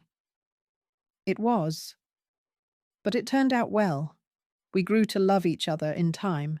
Not the passionate, all-consuming love you and Sebastian share, but a deep affection and respect. Augusta smiled. You are luckier than I was, Marianne. You are marrying for love. That is a rare and precious thing. I know, Marianne said softly. Sometimes I can hardly believe it is real. It is real. And tomorrow, it will be official? Augusta reached over and squeezed her hand. You are going to be a wonderful Viscountess. And more importantly, you are going to be happy. I can see it in the way Sebastian looks at you. He will spend the rest of his life making sure you are happy. And I will spend the rest of mine making sure he is, Marianne said. Then you will both be very fortunate indeed. Augusta stood. Now, finish your milk and try to get some rest. Tomorrow is going to be a long, wonderful day, and you will want to remember every moment of it. After Augusta left, Marianne returned to bed. This time, with the warm milk and Augusta's reassuring words, she managed to drift off into a light, dream-filled sleep. And when she woke, it was to sunlight streaming through her windows and the sound of Hetty's excited voice in the hallway. She is awake! Marianne is awake! We can start getting ready! Marianne smiled. Her wedding day had begun. Chapter 13.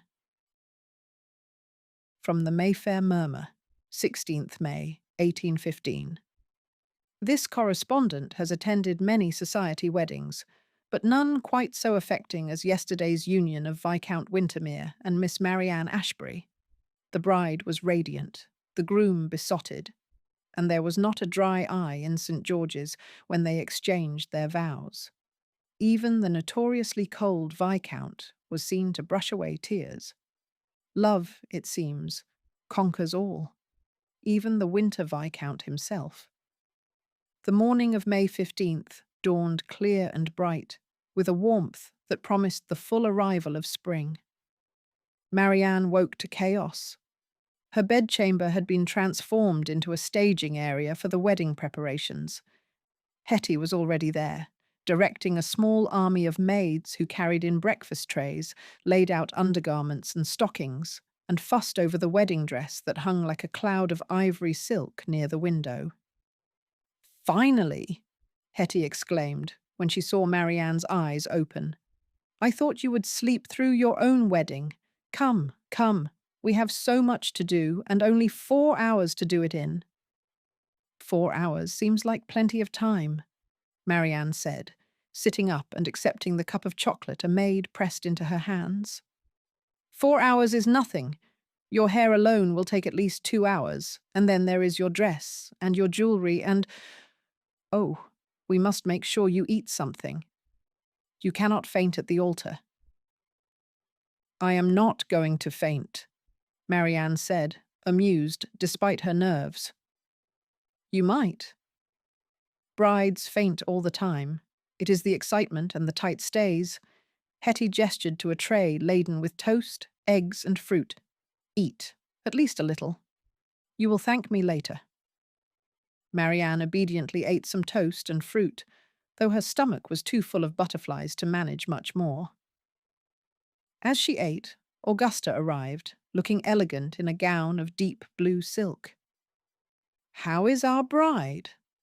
Augusta asked, settling into a chair with her own cup of tea. "Nervous," Marianne admitted, "but happy. Very, very happy." "As you should be." Augusta smiled. "Sebastian has been up since dawn. He has already changed his cravat 3 times because he could not get the knot quite right. I finally had to send his valet in to manage him." The image of Sebastian fussing over his appearance made Marianne laugh. "I wish I could see him." "Absolutely not," Hetty said firmly. "It is bad luck for the groom to see the bride before the ceremony. You will see him at the church, and not a moment before." "Hetty is right," Augusta said. "Besides, the anticipation makes the moment you see each other all the sweeter. Trust me." So Marianne submitted to the preparations, allowing herself to be bathed, perfumed, and dressed in layers of silk and lace. Her hair was arranged in an elaborate style, with small white roses woven through the curls. The pearl necklace her father had given her was fastened around her throat, and matching pearl earrings completed the ensemble. Finally, it was time for the dress. The maids lifted it carefully, and Marianne stepped into the pool of ivory silk. The bodice was fitted perfectly, embroidered with delicate silver thread that caught the light. The sleeves were short and puffed, showing off her arms, and the skirt fell in elegant folds to the floor, with a short train that would trail behind her as she walked. When the last button was fastened and the last adjustment made, Hetty stepped back with tears in her eyes. "Oh, Marianne, you look like a princess." Marianne turned to the mirror and caught her breath. The woman looking back at her was transformed. The dress made her look taller, more graceful. The hairstyle emphasized her features, making her eyes seem larger and more luminous. But it was more than the physical transformation. There was a glow about her, a radiance that came from within. She looked like a bride. She looked like herself, but more so. Sebastian is going to lose his ability to speak when he sees you, Augusta said, her voice thick with emotion. You are absolutely stunning, my dear. A knock at the door interrupted the moment. One of the footmen appeared, looking apologetic. Begging your pardon, my lady, but Lord Ashbury is asking if Miss Ashbury is ready. The carriages are waiting. We are ready, Augusta said. She turned to Marianne. Are you ready? Marianne took a deep breath, looking at herself one more time in the mirror. This was it. The moment she had been anticipating and dreading in equal measure. In less than an hour, she would be married to Sebastian. She would be Lady Wintermere. Her life would change forever. I am ready, she said, and was surprised to find that she meant it. The journey to St. George's, Hanover Square, was mercifully short. Marianne sat in the carriage with her father, her hands clasped tightly in her lap to keep them from trembling. Lord Ashbury looked distinguished in his formal attire, his expression a mixture of pride and melancholy. You look so much like your mother, he said quietly, as the carriage rolled through the streets of Mayfair. She would have been so proud to see you today. I wish she could be here, Marianne said, her voice catching. She is here. I feel her presence. Lord Ashbury reached over and took her hand. And she is smiling, Marianne. Because you have found what she and I had. True love. That is the greatest gift a parent can wish for their child. I love him so much, Papa, Marianne whispered. Sometimes it frightens me, how much I love him. That is how it should be. Love should be overwhelming, all-consuming. It should change you. Lord Ashbury squeezed her hand. And Sebastian loves you just as much. I see it every time he looks at you. You are his whole world. The carriage slowed, and Marianne's heart began to race. They had arrived. St. George's was an imposing structure of white stone, its columns and portico giving it the appearance of a Greek temple. A crowd had gathered outside, curious onlookers hoping to catch a glimpse of the bride and groom, along with the invited guests who were filing inside. The carriage door opened, and a footman helped Marianne descend. Immediately, a murmur went through the crowd. She is beautiful. Look at that dress. The Viscount is a lucky man. Marianne felt her cheeks warm, but she kept her head high as her father offered his arm. Together, they climbed the steps to the church entrance, where Augusta and Hetty were waiting. Everyone is inside, Augusta said, adjusting Marianne's train. The ceremony will begin as soon as you are ready. Is Sebastian? How does he look? Marianne asked. Hetty grinned, like a man who cannot believe his good fortune, and also like he might be sick from nerves. It is very endearing. Hetty, Augusta said reprovingly, but she was smiling. He looks handsome and happy, Marianne. And very eager to see you. The church doors opened, and the sound of the organ swelled, the opening notes of the processional. That is our cue, Lord Ashbury said. Are you ready, my dear? Marianne took a deep breath, her hand tightening on her father's arm. I am ready. They stepped into the church. The interior of St. George's was breathtaking. Sunlight streamed through the tall windows, illuminating the white marble columns and the vaulted ceiling. Every pew was filled with guests, all turned to watch as Marianne entered. White roses and winter jasmine adorned every surface, filling the air with their delicate fragrance. But Marianne barely noticed any of it, because at the end of the long aisle, standing before the altar, was Sebastian. He was dressed in formal black, his cravat perfectly tied, his dark hair brushed back from his face. He looked every inch the aristocratic Viscount, powerful, commanding, impossibly handsome. But it was his expression that made Marianne's breath catch. He was staring at her with such open, unguarded emotion that she felt tears prick her eyes. There was love in his gaze, and wonder, and a vulnerability that he showed to no one else. In that moment, with hundreds of people watching, Sebastian let the world see exactly how he felt about her, and Marianne fell in love with him all over again. The organ music swelled, and she began to walk. Each step brought her closer to Sebastian, closer to their future. She was vaguely aware of faces turning to watch her, friends, family, society figures, but she could not look away from Sebastian. He was her anchor, her destination, her home. When she finally reached the altar, her father placed her hand in Sebastian's. The contact sent a jolt through her. His hand was warm and steady, grounding her. "Take care of her," Lord Ashbury said quietly to Sebastian.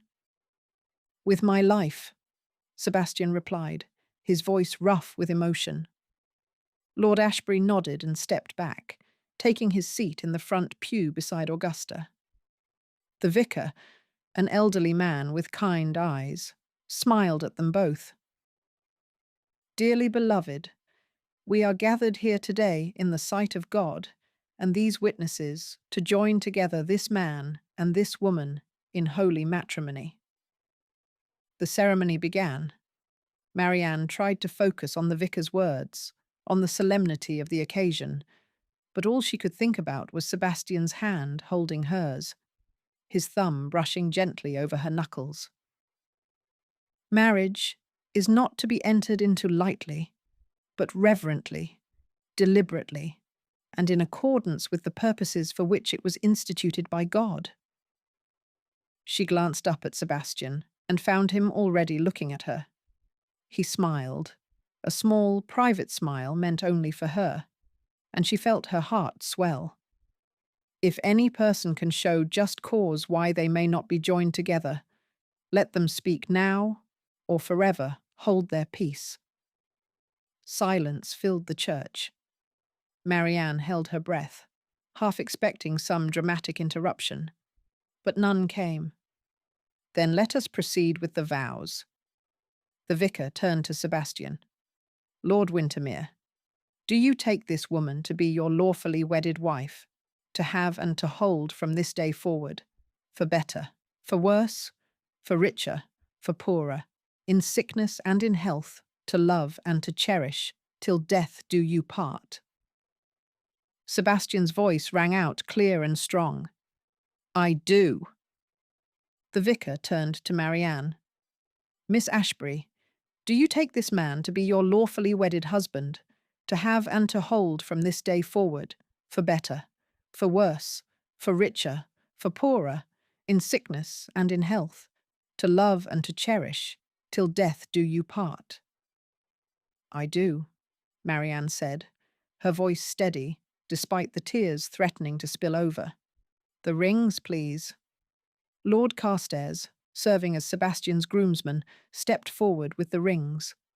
Sebastian took the smaller one, a delicate band of gold set with diamonds, and slipped it onto Marianne's finger. "With this ring, I thee wed," he said softly. "With my body, I thee worship, and with all my worldly goods, I thee endow." Then Marianne took the larger ring and placed it on Sebastian's finger, repeating the same words. The vicar raised his hands.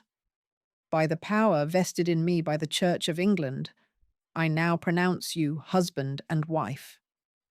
He smiled. "You may kiss your bride, my lord." Sebastian did not need to be told twice. He pulled Marianne into his arms and kissed her, a kiss that was tender and passionate and full of promise. The church erupted in applause and cheers, but Marianne barely heard it. All she knew was Sebastian, his lips on hers, his arms around her, his heart beating against hers.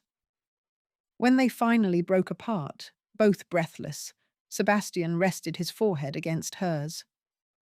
"Hello, Lady Wintermere," he whispered. "Hello, husband," Marianne whispered back. And then they were turning, hand in hand, to face their guests. The organ began to play the recessional, and they walked back down the aisle together, husband and wife, while everyone they loved looked on with joy. The wedding breakfast was held at Wintermere House, which had been transformed for the occasion. The ballroom had been set with long tables draped in white linen, each one laden with flowers and fine china. A string quartet played softly in the corner, and servants circulated with champagne and delicacies. Marianne and Sebastian stood at the entrance to the ballroom, greeting their guests as they arrived from the church. It seemed to take forever. There were so many people to thank, so many well-wishes to receive. But finally, everyone was assembled, and they could take their seats at the head table. Lord Ashbury stood to give the first toast. "I am not a man given to speeches," he began, his voice carrying across the room. "But today, I find I have much to say. When my daughter came to London, I thought it was to help me through a difficult time. I did not realize that she would find her own happiness in the process." He looked at Marianne, his eyes shining. "Marianne, you have always been my greatest joy. Watching you grow into the remarkable woman you are today has been the privilege of my life. And now, to see you married to a man who loves you as much as Sebastian does, there is no greater happiness a father could ask for." He turned to Sebastian. "Lord Wintermere, you are gaining not just a wife, but a partner, a confidant, and the bravest woman I have ever known. Take care of her, cherish her, and know that you have my blessing and my gratitude." He raised his glass. "To the bride and groom. May your love grow stronger with each passing day, and may you find in each other all the happiness you both deserve." "To the bride and groom," the guests echoed, raising their glasses. Marianne felt tears streaming down her face. Beside her, Sebastian squeezed her hand. Lord Carstairs stood next, offering a toast that was equal parts heartfelt and humorous, recounting some of Sebastian's more memorable exploits and expressing his delight that his friend had finally found someone who could manage him properly. Then Augusta rose, elegant and composed as always.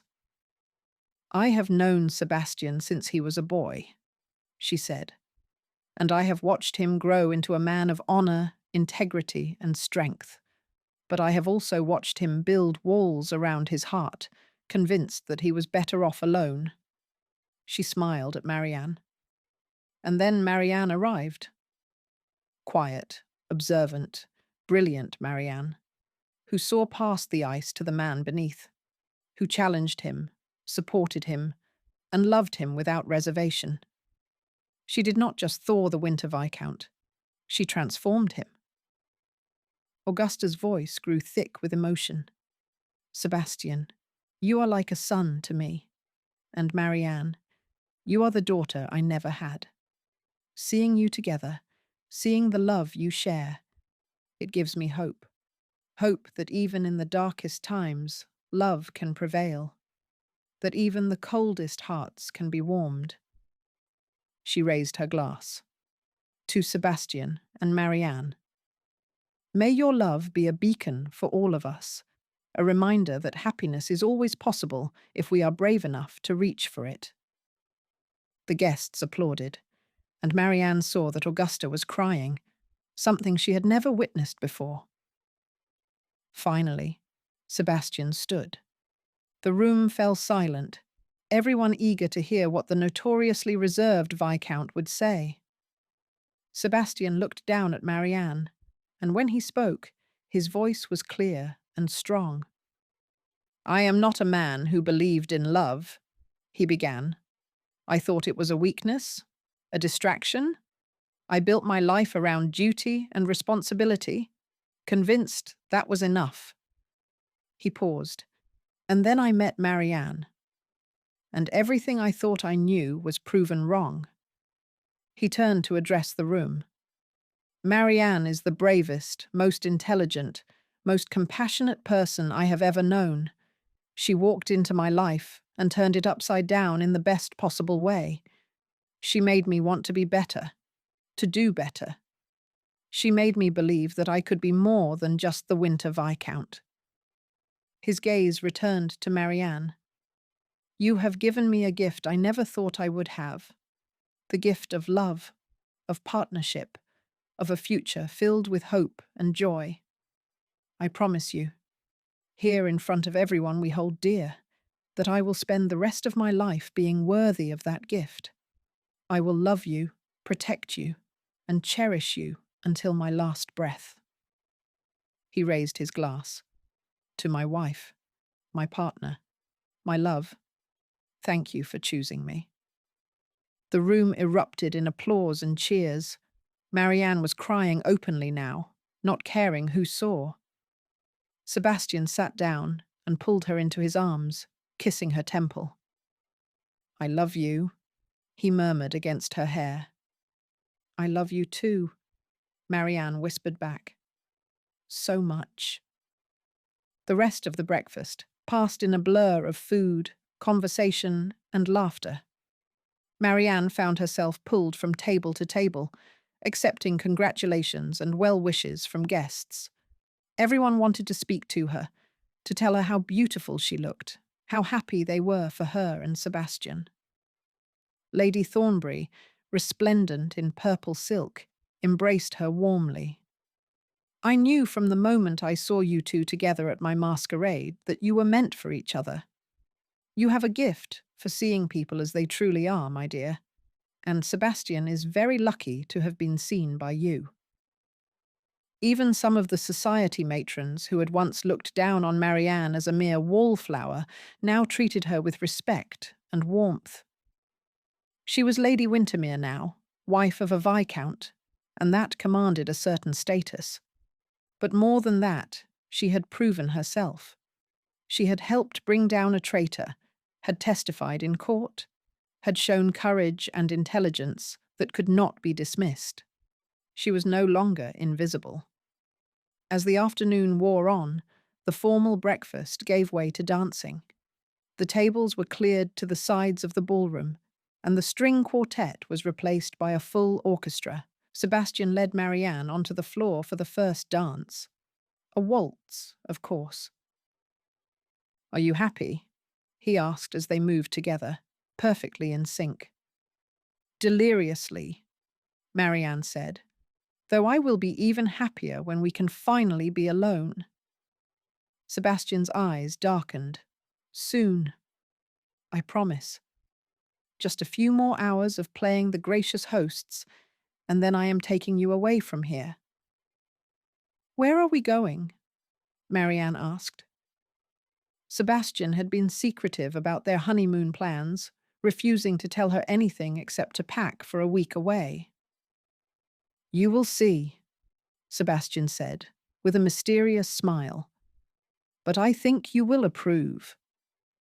They danced 3 more dances together, scandalizing some of the older guests who thought it improper for a couple to dance more than twice in succession. But Marianne did not care, and neither did Sebastian. This was their wedding day. They would dance together as much as they pleased.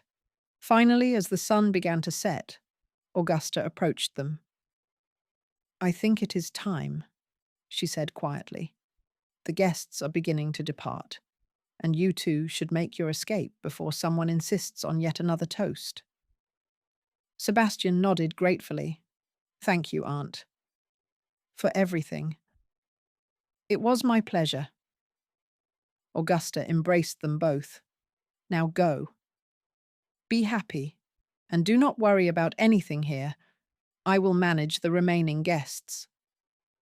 Marianne hugged her father goodbye, promising to write as soon as they were settled. Then she and Sebastian slipped out of the ballroom and up the stairs to change into travelling clothes. In her room, Hetty helped her out of the wedding dress and into a simple but elegant travelling gown of deep green. "You looked so beautiful today," Hetty said, carefully hanging the wedding dress, "like something out of a fairy tale."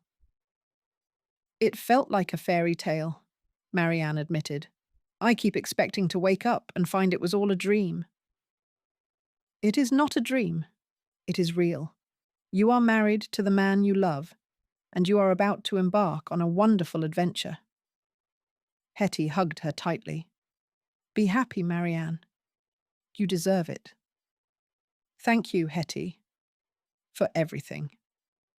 When Marianne emerged from her room, Sebastian was waiting in the hallway, also changed into travelling clothes. He looked less formal now, more relaxed, and impossibly handsome. "Ready?" he asked, offering his arm. "Ready," Marianne confirmed. They descended the stairs together and found a carriage waiting outside, their luggage already loaded. A few remaining guests had gathered to see them off, throwing rice and flower petals as they climbed into the carriage. As the carriage pulled away from Wintermere House, Marianne looked back one last time at the place that had become her home. Then she turned to Sebastian, who was watching her with a soft smile. "So," she said, "are you going to tell me where we are going?" "We are going to the country," Sebastian said, "to a small estate I own in the Cotswolds. It is quiet, private, and very beautiful. I thought we could use some time away from London, away from society. Just the two of us." "That sounds perfect," Marianne said, leaning against his shoulder. Sebastian's arm came around her, holding her close. "I want to show you something when we arrive. Something I have been working on." "What is it?" "A surprise." Sebastian pressed a kiss to her hair. "But I think you will like it." They rode in comfortable silence for a while, watching the city give way to countryside. The sun was setting, painting the sky in shades of pink and gold. "I cannot believe we are married," Marianne said softly. "It still does not feel real." "It is real," Sebastian said. "You are my wife. I am your husband. And we have the rest of our lives to get used to it." "The rest of our lives," Marianne repeated, savouring the words. "I like the sound of that." "So do I," Sebastian said. "More than I ever thought possible." They arrived at the Cotswolds estate, just as night was falling. The house was smaller than Wintermere House, but no less elegant. A manor of honey-coloured stone surrounded by rolling hills and ancient trees. Lights glowed in the windows, welcoming them home. Sebastian helped Marianne down from the carriage, and they were greeted by a small staff who had been sent ahead to prepare the house. "Welcome, my lord, my lady," the housekeeper said with a curtsy. "Everything is ready for you." "Thank you, Mrs. Davies," Sebastian said. "We will not need anything else tonight. You and the staff may retire." "Very good, my lord." The staff disappeared, leaving Sebastian and Marianne alone in the entrance hall. "Come," Sebastian said, taking her hand. "I want to show you something." He led her through the house and out into the garden. It was dark now, but lanterns had been lit along the paths, casting a soft glow. And there, in the centre of the garden, was a glass conservatory. Marianne gasped. It was similar to the winter garden at Wintermere House, but smaller, more intimate. Through the glass walls, she could see plants and flowers, lush and green even in the darkness. "I had it built for you," Sebastian said quietly. "I wanted you to have a place of your own here. A place where you could grow things, create beauty. A place where winter never comes." Marianne felt tears streaming down her face. Sebastian, it is perfect. I am glad you think so. Sebastian opened the door and led her inside. The conservatory was warm and fragrant, filled with roses and jasmine and other flowers Marianne could not immediately identify. There was a small fountain in the centre, its gentle burbling the only sound. This is where I want to start our life together, Sebastian said, turning to face her. In a place of growth and beauty. In a place where we can be ourselves, without the weight of society's expectations.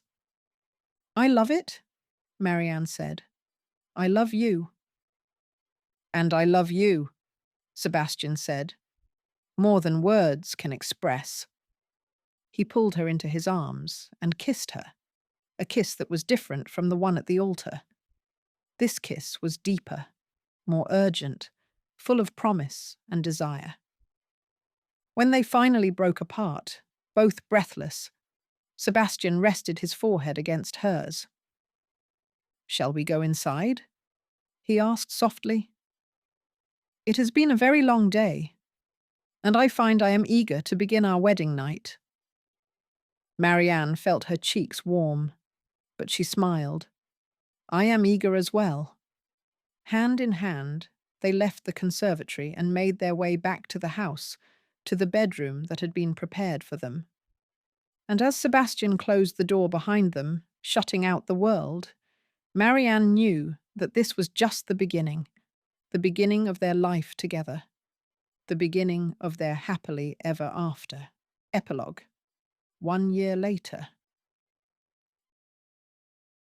From the Mayfair Murmur, 20th May, 1816. Lord and Lady Wintermere have returned to London for the season, and society is abuzz with speculation. The Viscountess is positively glowing, and one cannot help but notice the way the Viscount hovers protectively at her side. Could there be a happy announcement forthcoming? This correspondent certainly hopes so. Marianne stood in the winter garden at Wintermere House, her hands resting on the gentle swell of her belly, and smiled. A year. It had been a year since she had married Sebastian, and it felt like both a lifetime and no time at all. So much had changed. After their honeymoon in the Cotswolds, they had returned to London and settled into married life. Marianne had taken on the role of Viscountess with a grace that surprised even her, managing the household, hosting dinners and soirees, and supporting Sebastian in his work for the Foreign Office. But she had also carved out her own space, her own purpose. She had started a small school for girls in the East End, funded by her own allowance and supported by several society ladies she had recruited to the cause. The school taught reading, writing, arithmetic, and practical skills that would help the girls find respectable employment. It was her passion project, and Sebastian supported it wholeheartedly, often accompanying her on her visits to the school and charming the students with his rare smiles. There you are. Marianne turned to find Sebastian entering the winter garden, looking as handsome as ever in his afternoon attire.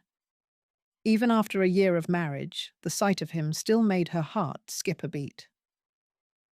I was just thinking, Marianne said as he came to stand beside her, his arm slipping around her waist. About what? Sebastian asked, pressing a kiss to her temple. About how much has changed. How happy I am. Marianne leaned into him. A year ago, I was terrified. I did not know if I could be the wife you needed, the Viscountess society expected. And now? Sebastian's hand came to rest on her belly, his touch gentle and reverent.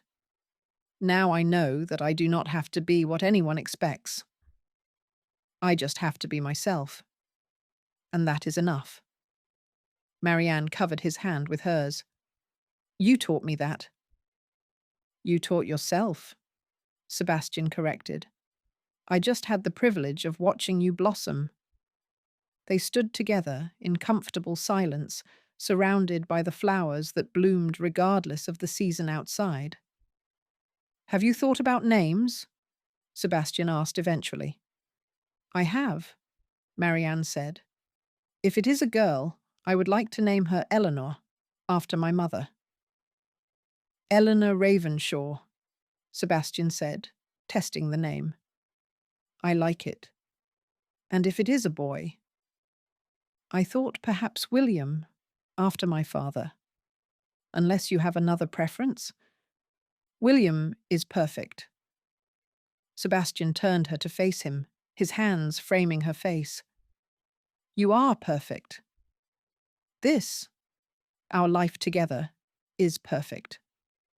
"Not perfect," Marianne said with a smile, "but very, very good." "Better than good," Sebastian insisted. "You have given me everything I never knew I wanted. A home, a purpose, a future filled with love and laughter. And now, a child." His voice grew thick with emotion. "I never thought I could be this happy, Marianne. I never thought I deserved it." "You deserve all of it," Marianne said firmly.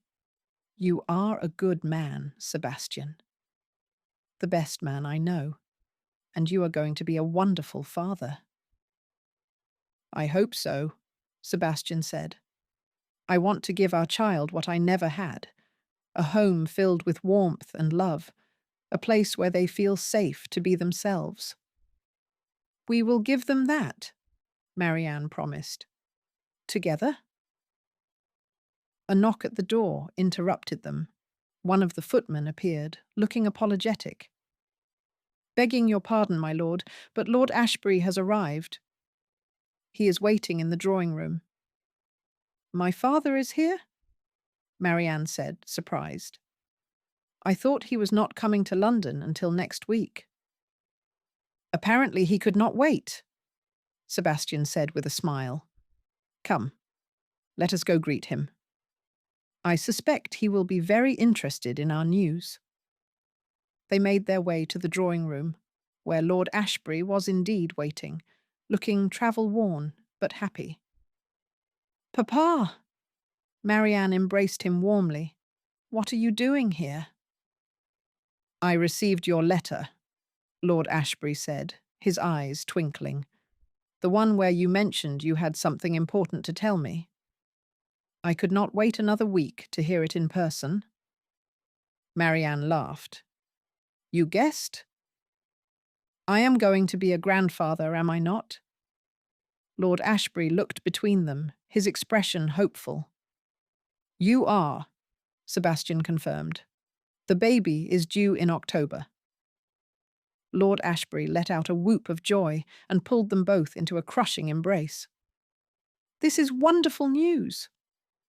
"The best news." "Oh, your mother would have been so happy, Marianne." "I know," Marianne said, tears pricking her eyes. "I wish she could be here to meet her grandchild." "She will be here," Lord Ashbury said firmly, "in spirit, in memory, in the love you will give this child. She will always be here." They spent the rest of the afternoon together, talking and laughing and making plans. Augusta and Hetty joined them for dinner, and the meal was filled with joy and celebration. "A baby!"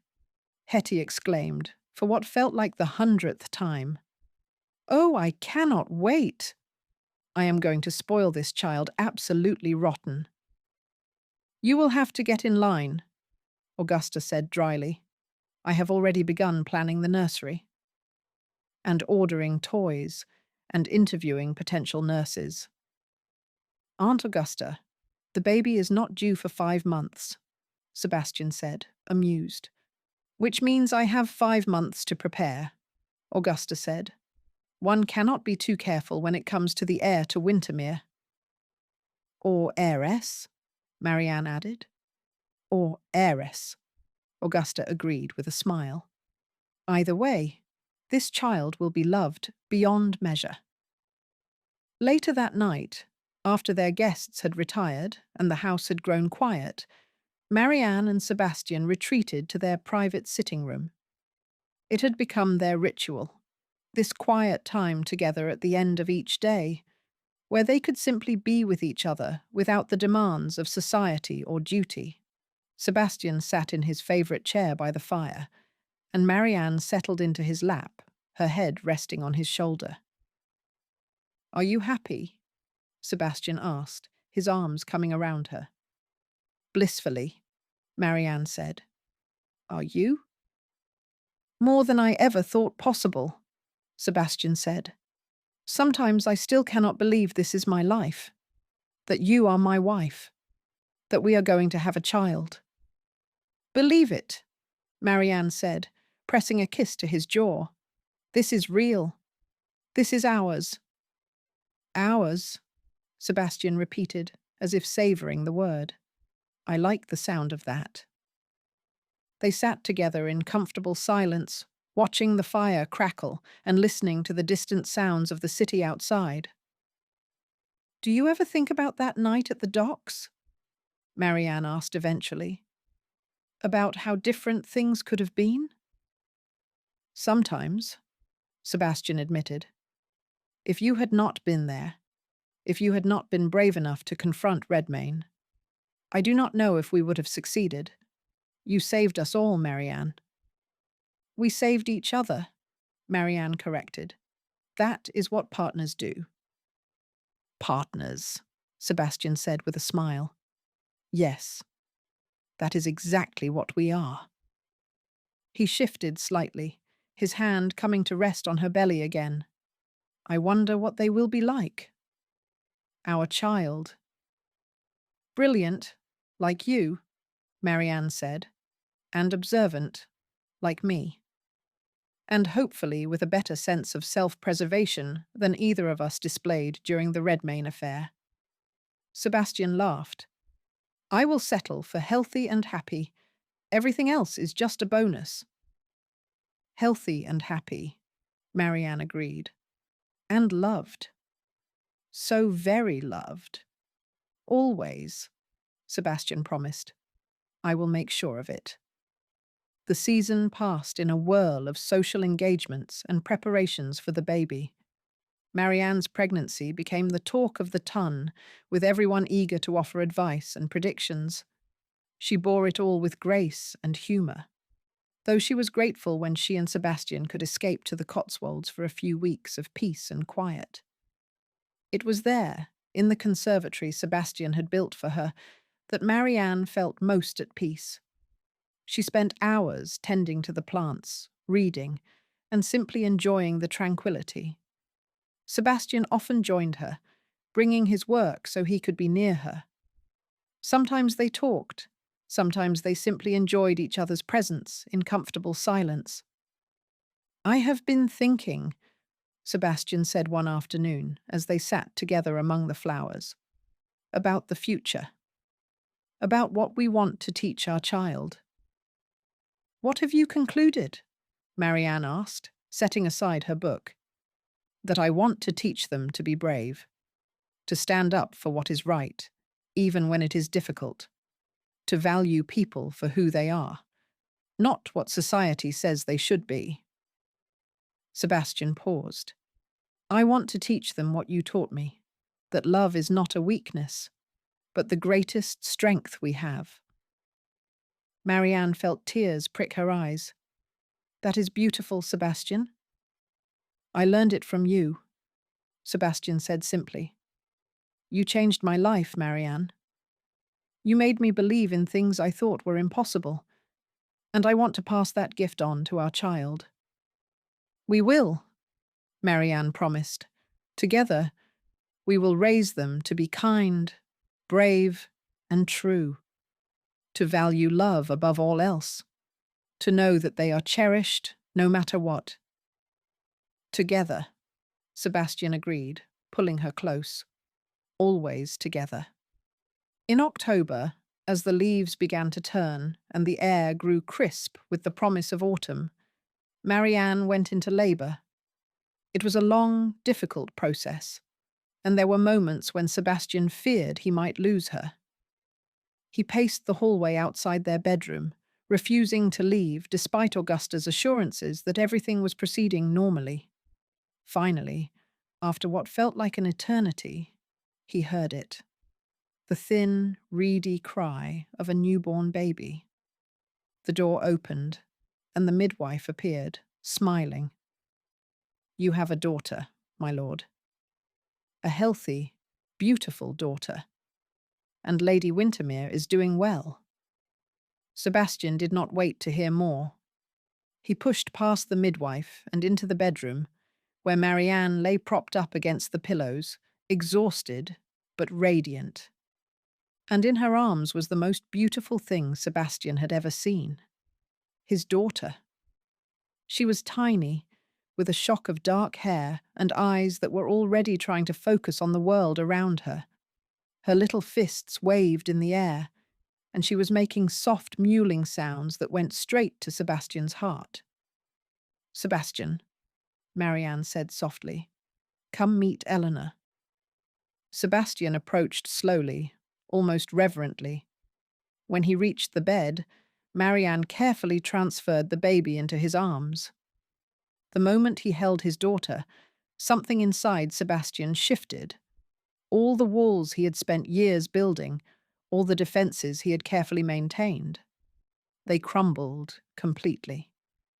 He was looking at his child, his and Marianne's child, a tiny, perfect person who depended on them for everything.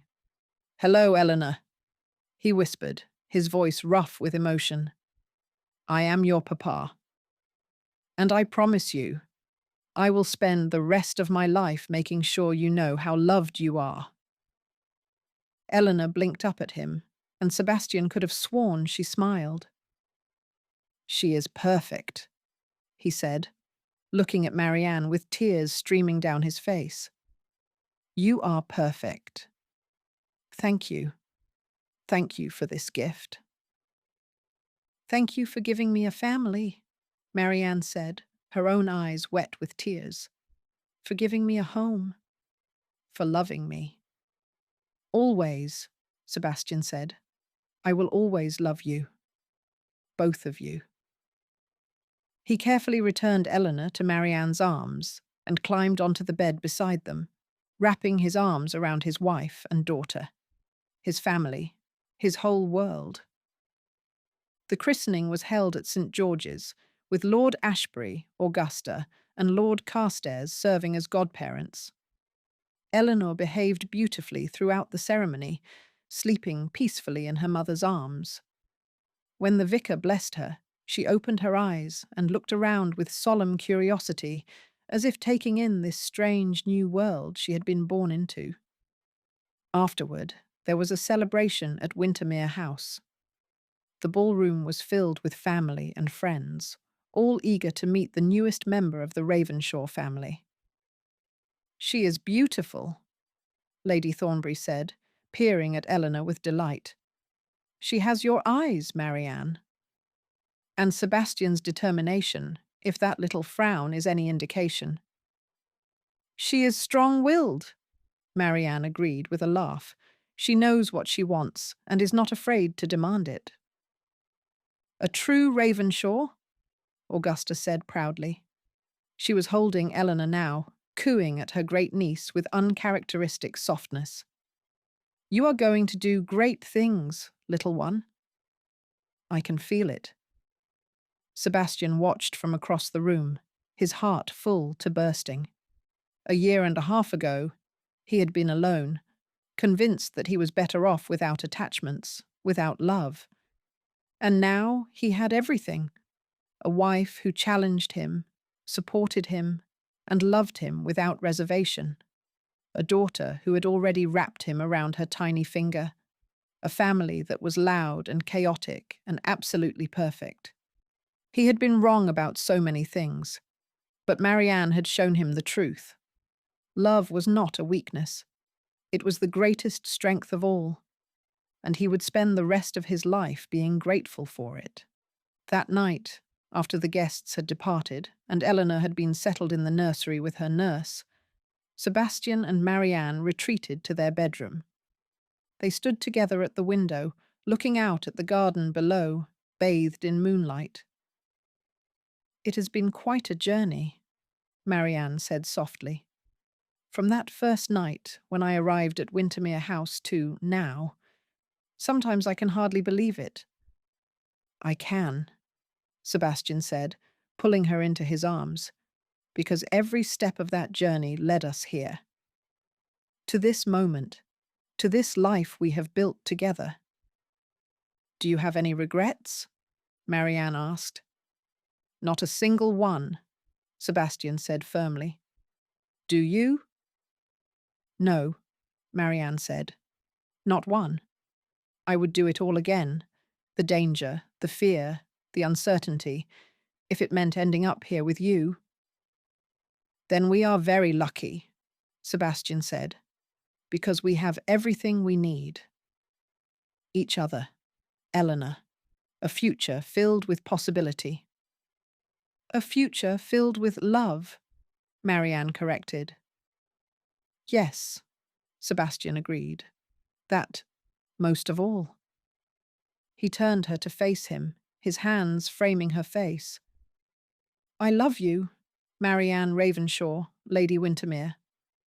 I love you more than I thought it was possible to love anyone, and I will love you until my last breath, and beyond." "And I love you," Marianne said, "my Winter Viscount, my husband, my home." They kissed, slow and sweet, a reaffirmation of the vows they had made a year ago.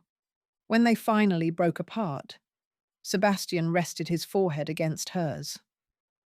"Thank you," he whispered, "for seeing me, for loving me, for giving me a life I never dreamed I could have."